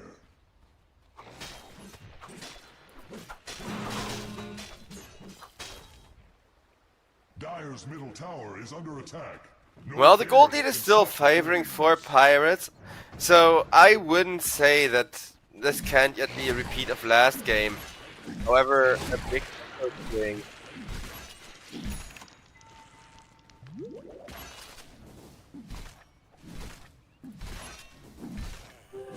Invisibility.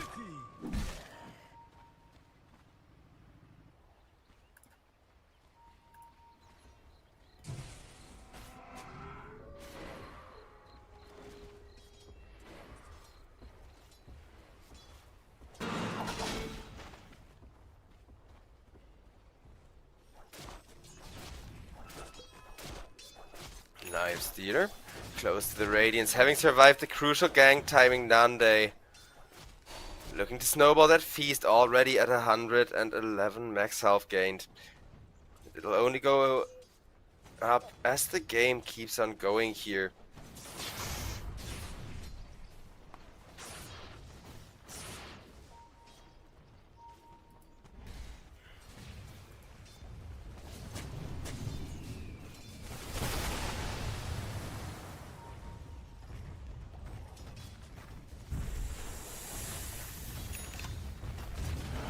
Tier 2 getting chopped down next with the catapult, with the Shadow Shaman wards, taking away a lot of farming space from the Lifestealer, and then also over on mid lane taking away the Storm Spirit. Yamich will find himself a lucky haste rune, which will allow him to get away there on the Tiny without taking too much damage.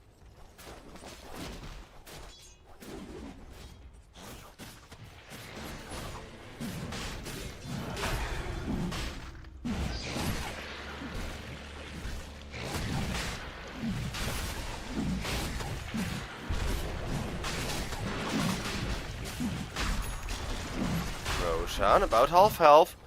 The armor reduction is stacking up for 4Pirates, but in comes X with the Blink Dagger, with the Infest loaded up. If they can get him into the Roche Pit, nope. Axe gets his blink cancelled instead by the Shadow Shaman. Even if Shadow Shaman dies for this, he can die a happy man. Because, yeah, Pedantic will go down, but Yamage and SE died for that. The Aegis went the way of the Pangolier, and Lifestealer, he's coming out of the Axe, trying to turn this around with the Infest still. Axe though, low health, just being ignored, and will still be finished up by the Nature's Prophet instead. Lifestealer makes sure to teleport out. Stoichkov though, running for his life as Beastmaster, knows where he is now, and he did not get the courier for it either. There go the galvanized stacks that he has been trying so hard to hold on to. This is kind of what I was afraid of, but the mid game here is looking terrifying.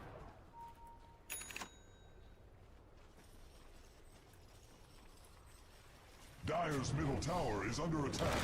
No gale can snuff the flames. Dire's middle tower is learning to fear. Mid tier 2. Dire's middle tower is under attack. Slowly but surely getting annihilated. Dire's structures are fortified. Doom is on the middle tower is learning to fear. Dire's middle tower has fallen.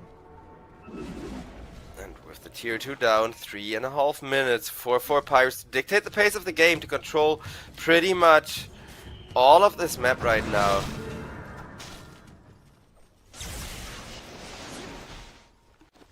Nande looking for a good setup with Stoichkov though, and a nice Bane ultimate to cancel the Rolling Thunder. Bane, however, already down to half health just from Otaker and his creep, as Beastmaster still has the roar when need be and will use it to expose the Lifestealer. Aegis is now going to drop, and with that, Shadow Shaman and Beastmaster as well. No more Otaker may make this fight rough, though Netty Narwhal still has plenty of damage built in for the axe here and will get that kill. Ariel left for death, though he is support, so that's kind of his duty in life. Netty Narwhal, meanwhile, trying to escape, maybe turn around onto Stoichkov, even though with the sleep I still don't think he's gonna be able to get it. Nope. Lifestealer finally has that Radiance, finally has a decent bit of right-click damage and control going, so he's going to use all that to just kind of make sure he's actually, you know, serving as a bit of frontliner, forcing pressure away from him and his teammate.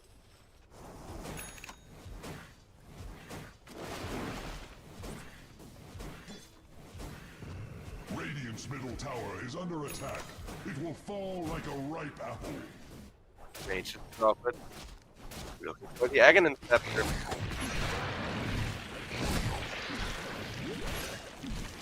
So he's gonna start printing some money, being very, very cancerous for the side of 0-10.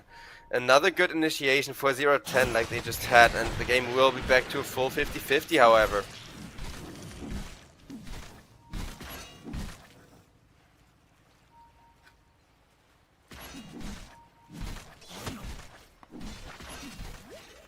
Radiant's bottom tower is fading fast. Bristleback gets called out of position, and bam!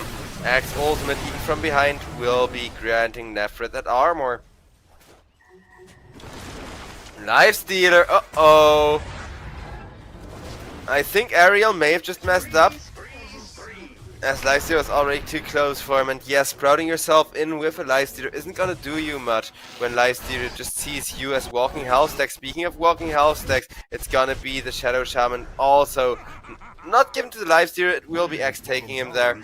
Fair, but fair enough, you still get infinite stacks from the kill, right?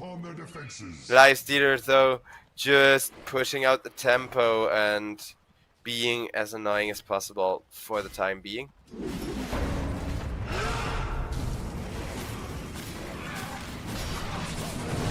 Uh-oh, Axe also taken down.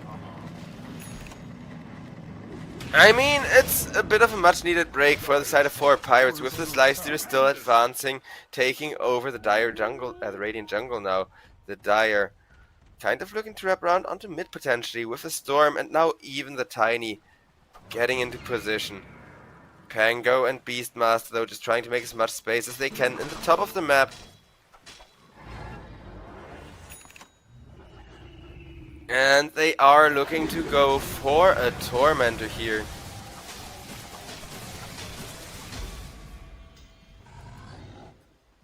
Natty Narwhal. One of the more powerful Aghanim shards, especially if you pair it with his regular Aghanim scepter, right? So that way you get the Rolling Thunder plus extra swashbuckles from every time that you jump. Which I personally think is gonna be a massive game changer for him.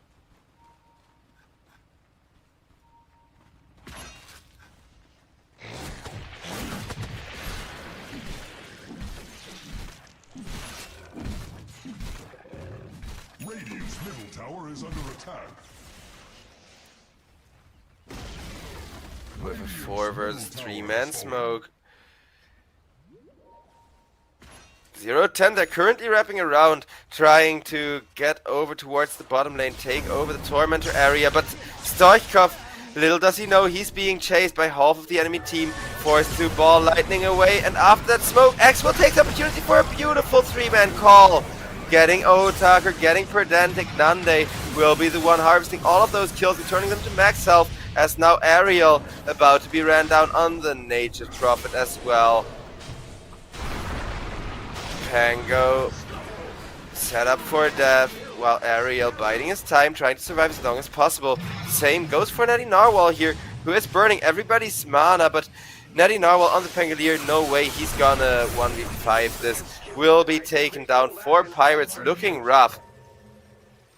Such a clean initiation from them, but they forgot about the X when they were so busy chasing the Storm Spirit that they weren't spread apart. And the moment they're not spread out, to avoid the X calls, X comes in, goes, "Come to X!" And of course, when X says, "Come to X," you gotta listen, or else you're a weakling, so you gotta punch him as hard as you can, even if you die for it.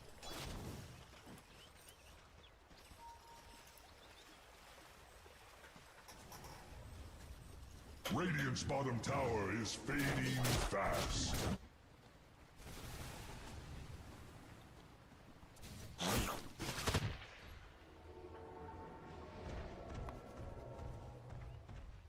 Four Pirates are all respawned. They need to be careful now. Another team fight like that will cost them significant objective impact.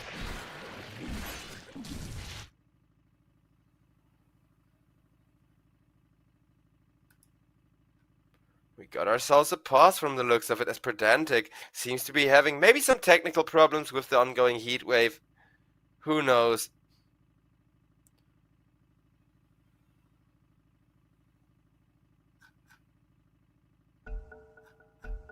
But there is going to be the unpause. Radiant's middle tower is losing its foundation.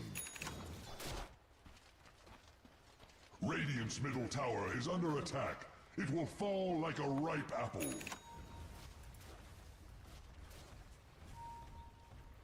0-10, smelling blood in the water, Is under attack. hoping there's somebody on mid lane for them to catch, but there's not right now. The stream tells of tactics. That's for me.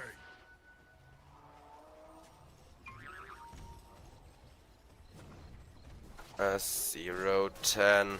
So close to having the gold lead. And I mean, you gotta admit that about 2,000 difference just comes from the towers that 4Pirates have been pushing so aggressively. But that still doesn't mean that the items are any less strong, right? Because of you getting the gold in an easier way. So this next team fight could potentially still be scary, and that's why 0-10 are gonna once again smoke up 4 people. Try to go around and get some good kill setups going.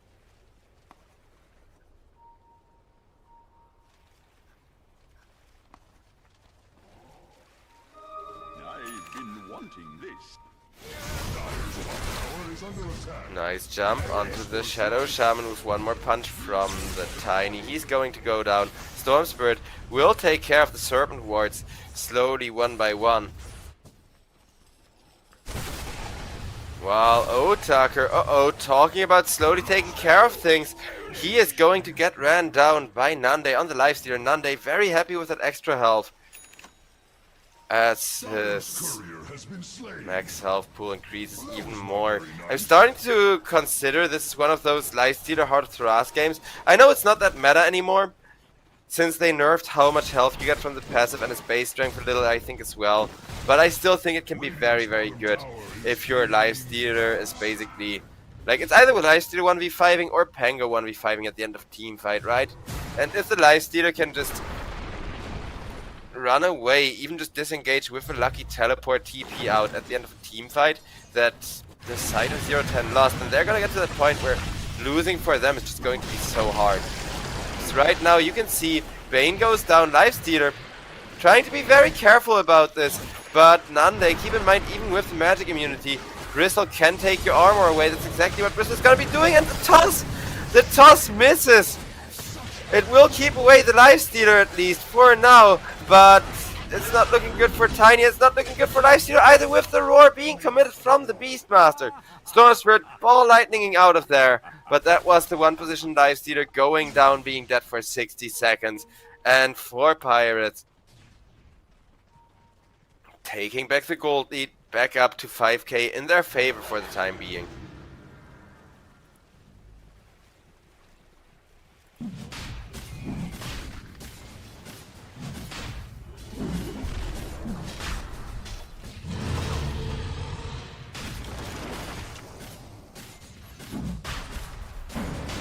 Roshan getting surrounded by an army of creeps there.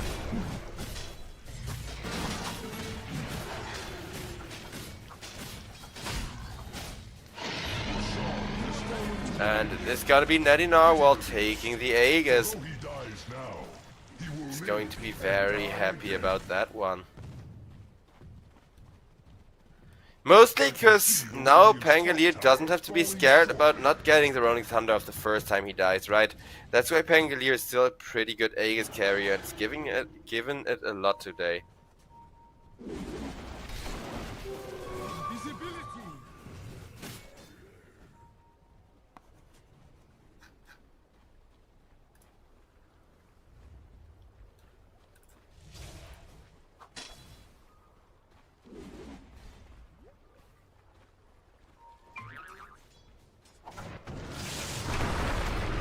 As it's gonna be Shadow Shaman, Avalanche, Toss, plus Called, and Axe will be denied the ultimate for as long as possible by Pedantic. The Nature's Prophet Aghanim Scepter is going to root everybody up. Axe finally gets the ultimate in on the Shadow Shaman for those extra stacks. Lifestealer, meanwhile, just dealing with the Helm of the Overlord creep like it's nothing. And Otaker needs to be very careful here. Does have an Aghanim Scepter to try and keep him alive, but against the Axe ultimate, a little bit of healing is not going to be enough to cover the Beastmaster. Double kill for Nefrit.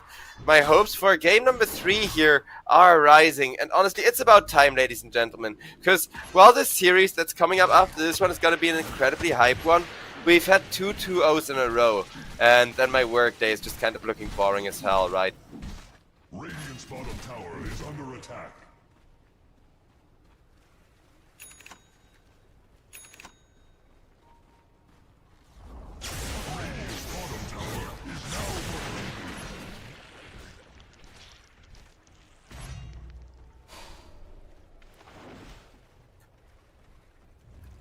Radiant's bottom tower is under attack.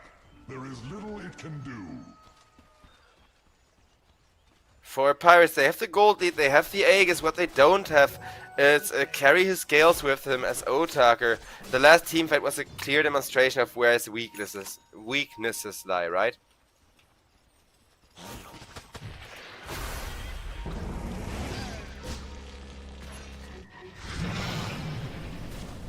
As the initiation is gonna be on top of Pedantic, and Pedantic, he too cannot be saved by the chicken against the Axe ultimate. Defensive Nature's Prophet ult out again to allow everybody to retreat.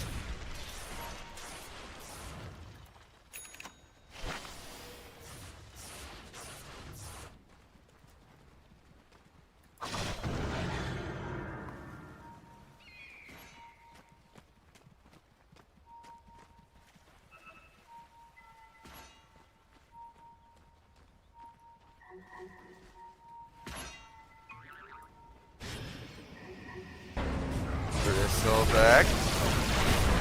Caught. Getting called. Getting a nice save in though. with the help of the Beastmaster. Now Bristol goes reducing everybody's armor, so even Nefrit is still going to melt Otaker, tanking for as long as he can for his teammates, is going to be killed off, and that is technically the carry down, but the main source of damage, the Pangolier, only dies now. Pangolier still has the Aegis, is going to respawn as Bristleback tries to set up the chase, but I don't think they're going to be able to chase down anyone at this rate. Nature's Prophet coming in looking for a catch, will not find it either. Oh no, 4Pirates though. I don't want them to swing this around because this series is close.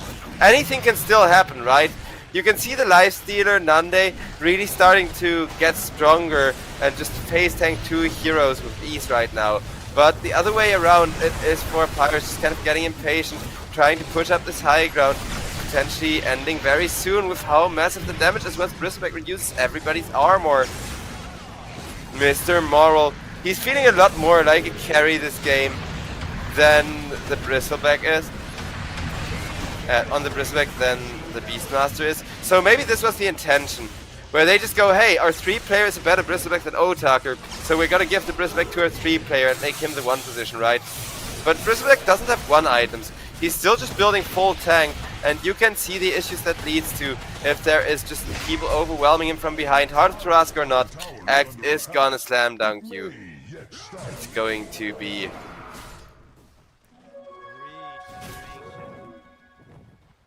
very, very happy about that extra bit of armor there.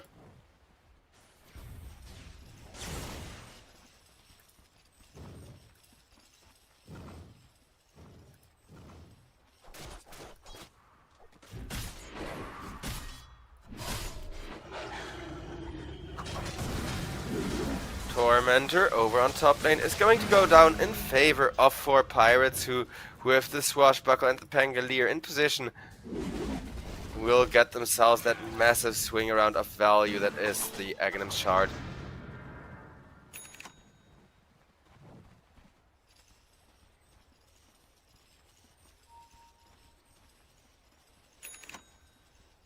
Radiant's middle tower is under attack. Stupendous!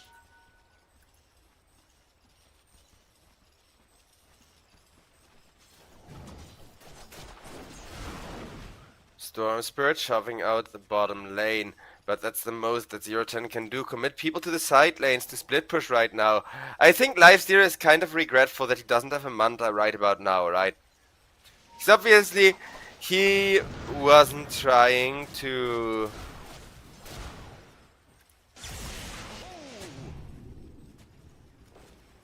have the game go on this long at all, and then being behind in both health and terms of, you know, being able to initiate on anyone but the Beastmaster.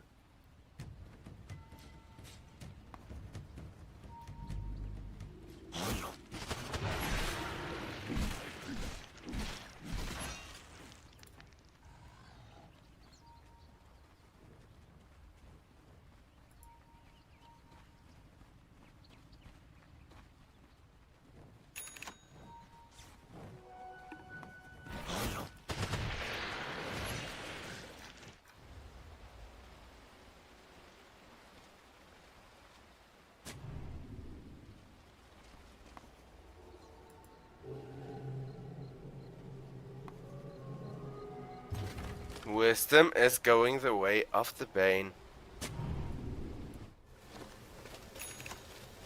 He's gonna need it a lot. I mean, at this point, Bane is mostly balanced around his ultimate and how good he's going to get an angle to hold somebody down or not. But that can still be very massive, right?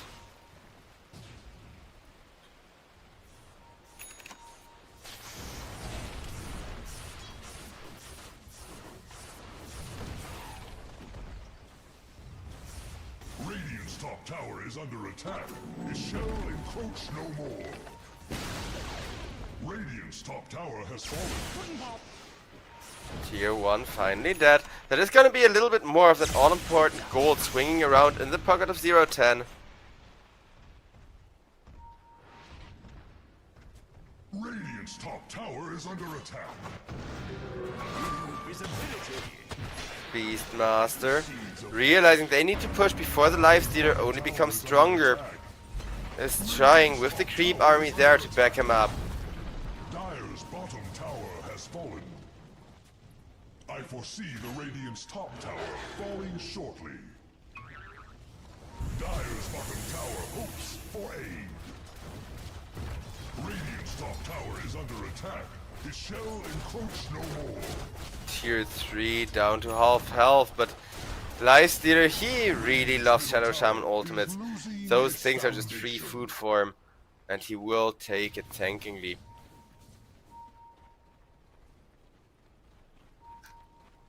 $5k gold difference at this point, which is almost half an item, but half an item is not going to be enough to change the game here. Radiant's top tower is under attack. His shell encroach no more.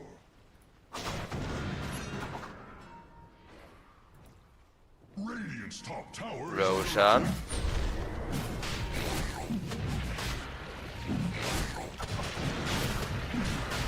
Getting ran down by the side of 4Pirates. If 4Pirates are allowed to get this Aegis, things are going to be scary. Storm Spirit comes in, realizing that, trying to get some vision, trying to get a good idea of what's going on, but he doesn't find anyone with the Shivas. 4Pirates still looking to retreat.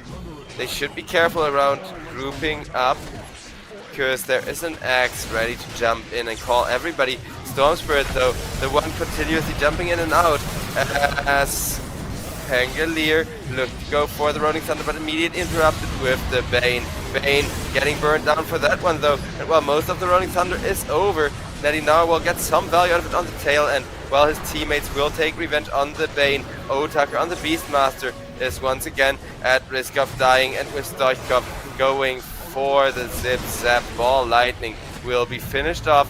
Shadow Shaman immediately buys himself back, as he did have to die for the axe there. Nefrit, meanwhile, does not have buyback, and that means Yamage is going to go down, but Pangolier will still be kept alive by his teammates. Burns even more mana, swashbuckles to keep himself alive, and Lifestealer is trying to get him so badly with the Radiance, but Pangolier just rolls up trying to defend and then turns around to finish off Nande. Team wipe for the side of 4Pirates. 4Pirates, they did have to commit a buyback on Pedantic there, and they immediately lost their Shadow Shaman after. So a very calculated dieback will be what allows them to take this Roshan without too much of an issue. Their end. The Dire's hide has grown thick. Dire's bottom barracks are under attack. Woe be unto them. First lane of Medirex is being rapidly pushed in with all of those little trees going to work. Of course, the trees don't like the ancients either and are going to help fight them. Aw, I'm really sad that this is gonna be another 2-0 though, because this was looking like such a promising series. And in game number 1, it was almost Z10. Even in this game, it was almost Z10 for 1 or 2 fights. But it being close isn't gonna be enough against a team like 4Pirates.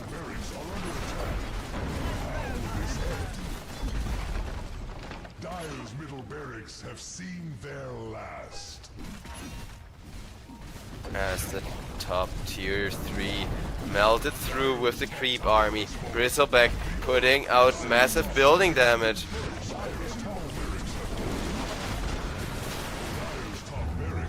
And that's gonna be the Megas. Still 4 minutes on the Bristleback's Aegis, but with the Mega Creeps it's gonna be so much pressure and so hard of a push across the lanes.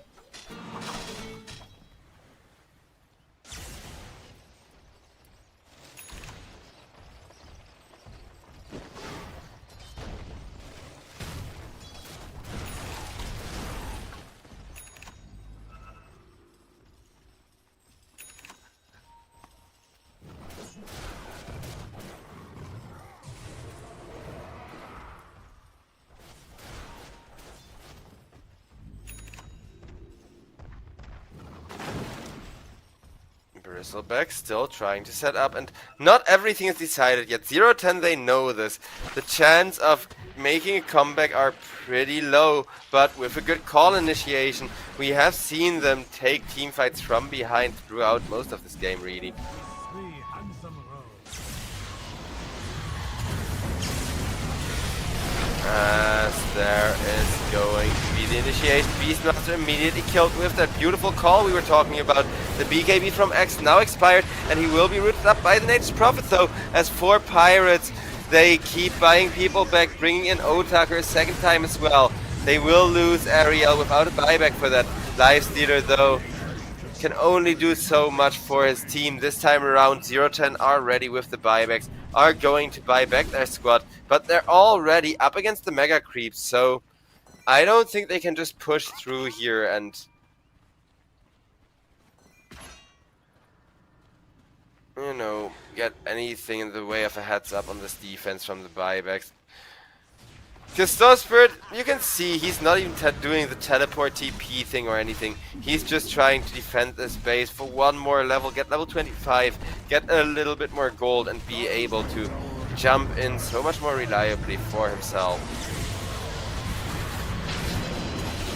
As that's going to be X ran down, and with a few more right clicks, taken apart. Nefrit, no more buyback, and there is the GG's in chat. Zero Tenacity. They tried so hard to come back. They tried so hard not to tap out early and commit the GG call in chat before it's time, right? But at some point or another, that, well, Leicester wouldn't make it into the late game. Like, it was into the late game, kind of. Well, we ended shortly before the 40-minute mark, or shortly after the 40-minute mark, something like that. So, yeah, Lifestealer, he's supposed to be way stronger, but I don't know.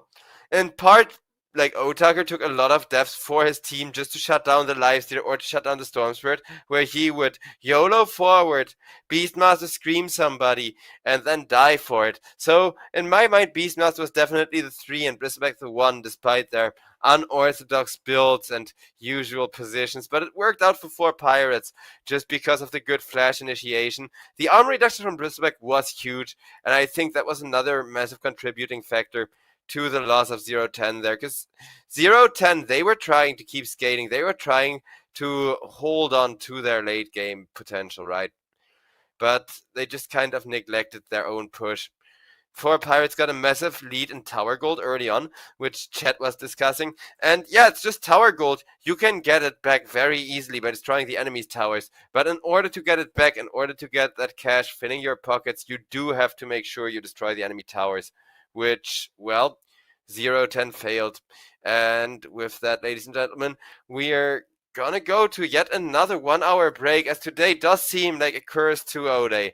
Let's hope the last series, which is gonna be amazing, will deliver, right? Because keep in mind, in 1 hour, we have Team Links up against Level Up coming up, and I hope all of you are looking forward to it, as it's going to be the most promising series of the day last. I'll be seeing you all in an hour as I go for a bit of a walk. Thank you all very much for watching the European Pro League, sponsored by Cyberscore. We're all the way up to Season 27 already. So I hope to see you all for the final series of the day in an hour. Thank you all very much for watching. Have a great one, chat, and peace out.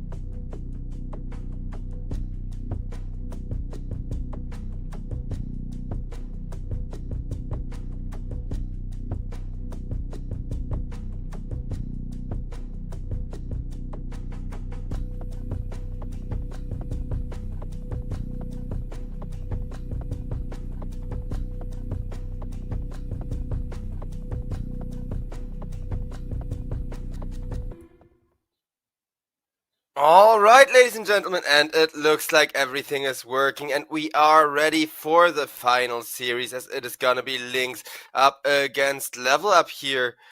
As the final day of the playoffs still has one more hype series left, as promised. And if you ask me, it's the most hype series of the day. It has been a bit of a stumpy 2-0 day here, right? I know chat doesn't always enjoy those. I don't enjoy those because I live for a game number 3, but it seems like I am just completely cursed today.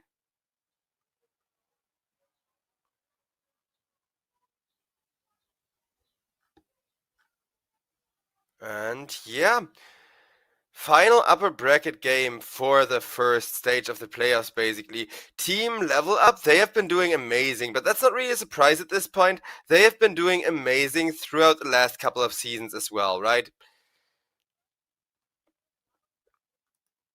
Actually, no. 26, I think they suck because it was good season, bad season, good season for Level Up. But this season, they're looking really strong and they are trying to go and get some nice stumps in.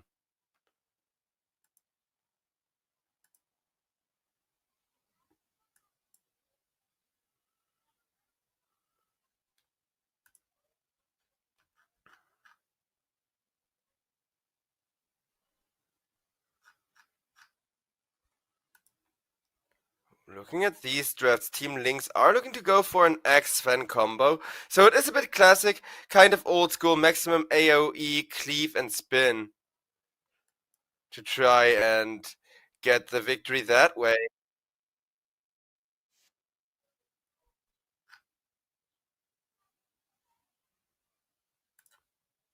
But Level Up. I mean, Naga is almost certainly a support, right? There's few people that still pick it as a carry. But Team Lynx, they had a rough time in their group. They are kind of lucky that they've made it through to the upper bracket at all here. And we'll see whether they can deliver against Level Up, because I know the crowd, like the betters especially, are favoring Level Up, but I wouldn't put it past Lynx to have some really good strategy up their sleeve here, the way this draft is already going, right? Because they have a Bad Rider Snapfire with an X Sven, maximum AoE synergy there to kind of try and combo up.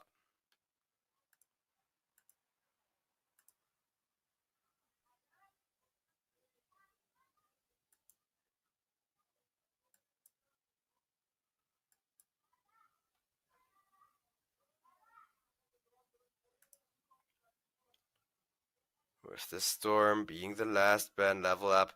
They got an Urza, they got the Brew, they need Lockdown, I think. Because with Lash, damage isn't gonna become an issue anytime soon, right? In terms of resources available, this draft is still very much looking strong.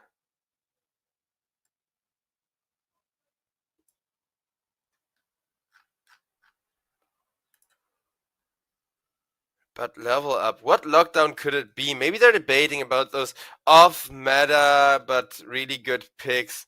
Like, what's coming to mind other than Magnus? Magnus, for effect, would be really good. Maybe Enigma? Depending on... Okay, it's gonna be a Dragon Knight instead. So, I'm taking Brewmaster to... or Leshrac to be the support then. So, wait, Nagasar and Leshrac support? Is that the idea?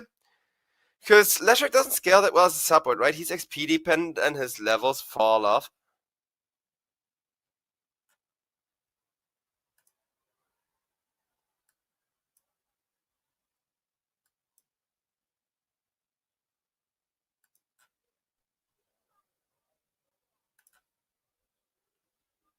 Team Lynx looking for their last pick here.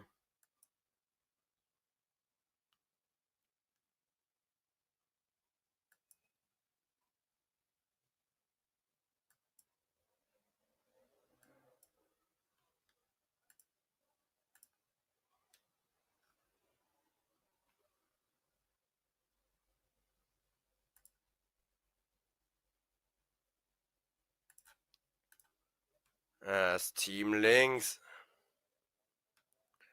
looking for their last pick there. And I don't know. I mean, you gotta put up with a lot. Dragon Knight, while he doesn't offer AoE lockdown like Magnus or Enigma would, he's still very good at stun locking people with the Blink Dagger, with the Dragon Tail, and having that additional Dragon Tail range when you're in Dragon form, ready to jump people.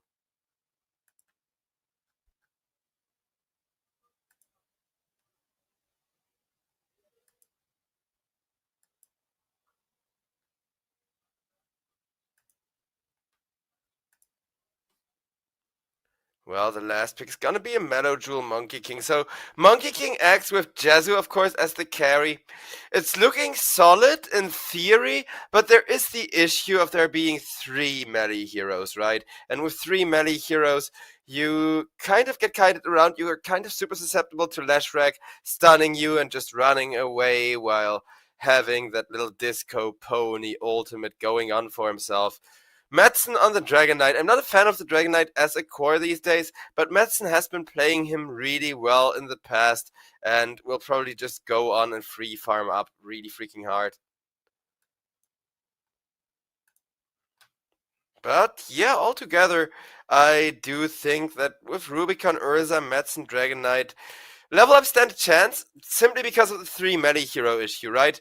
Despite the fact that Team Lynx's draft may be looking that little bit better. It's such an easy weakness to exploit. It's such a big flaw that you can punish with gank after gank. And we'll see exactly what the teams are going to be able to do about that. Because, yeah, if your melee heroes get kited around on the side of Team Lynx, they're going to lose. The other way around, if they get an X call and a BKB, even just the one BKB going for the team fight, it's going to be massive once Monkey King gets that Jingu to pop off.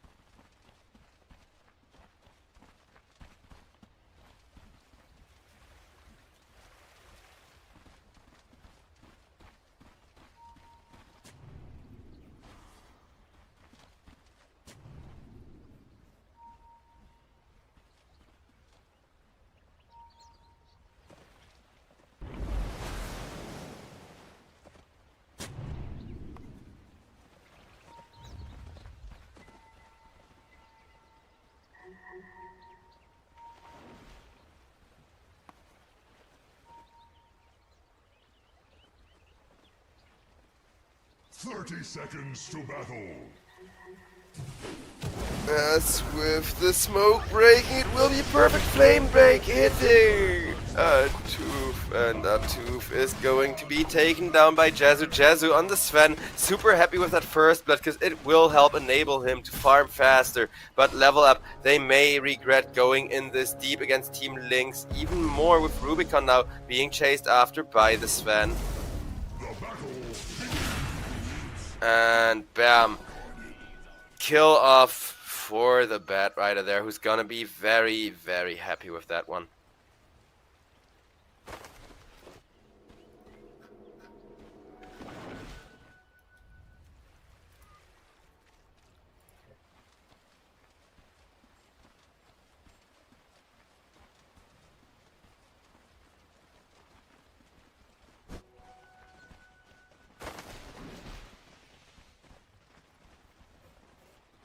Lynx now dominating these lanes. As you can see, the massive spike in gold and XP already starting to make things difficult, especially over on bottom lane where Krolgash on the Brewmaster. I'm curious to see what Krolgash does on the Brewmaster because I've seen him play a lot of these Playmaker heroes these last couple of days, but not yet the big comboing Brew really.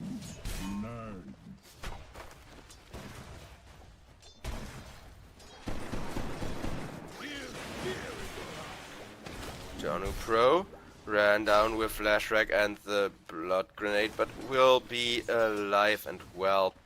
Just kind of disengaging out of there. As it looks like we got ourselves a bit of a pause.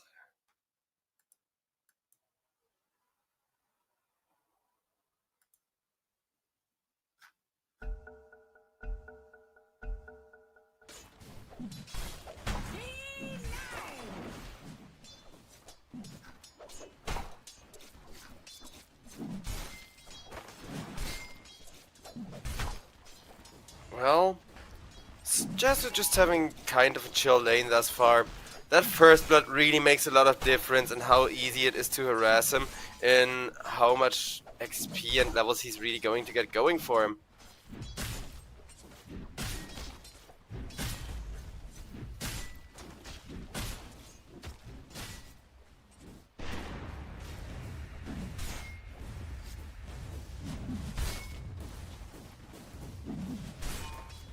And chat's saying there's not a lot of Song of the Siren synergy for the Naga Siren, and I would almost be inclined to agree, but there is some, right? Because you still have the Leshrac, you still have the Dragon Knight and the Brewmaster as well, so two super tanky frontliners.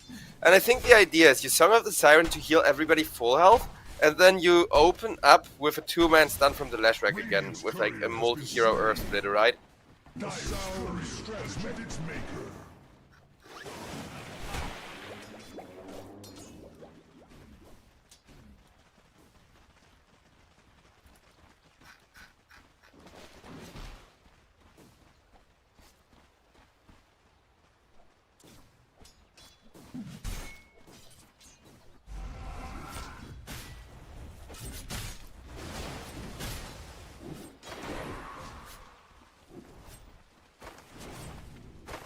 As Urza is still trying to hold his own.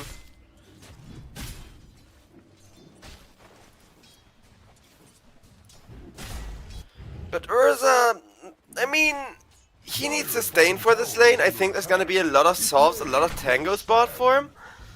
Once he gets the cornucopia for the Battle Fury, it's kind of gonna become more doable, but still not a fun lane for him to be in.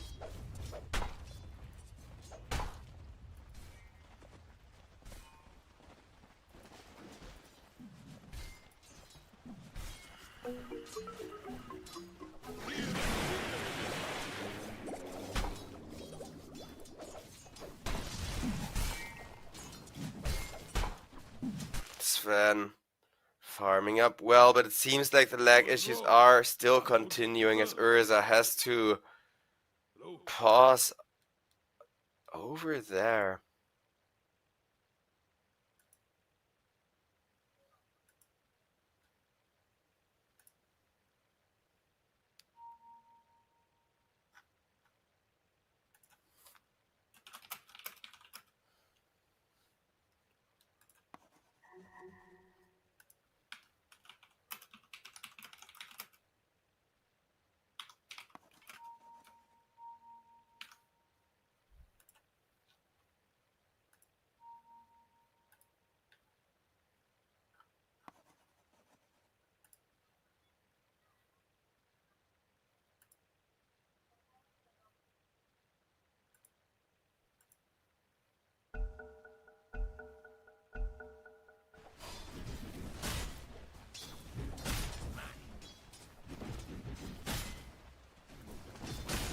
Alright, the unpause is there.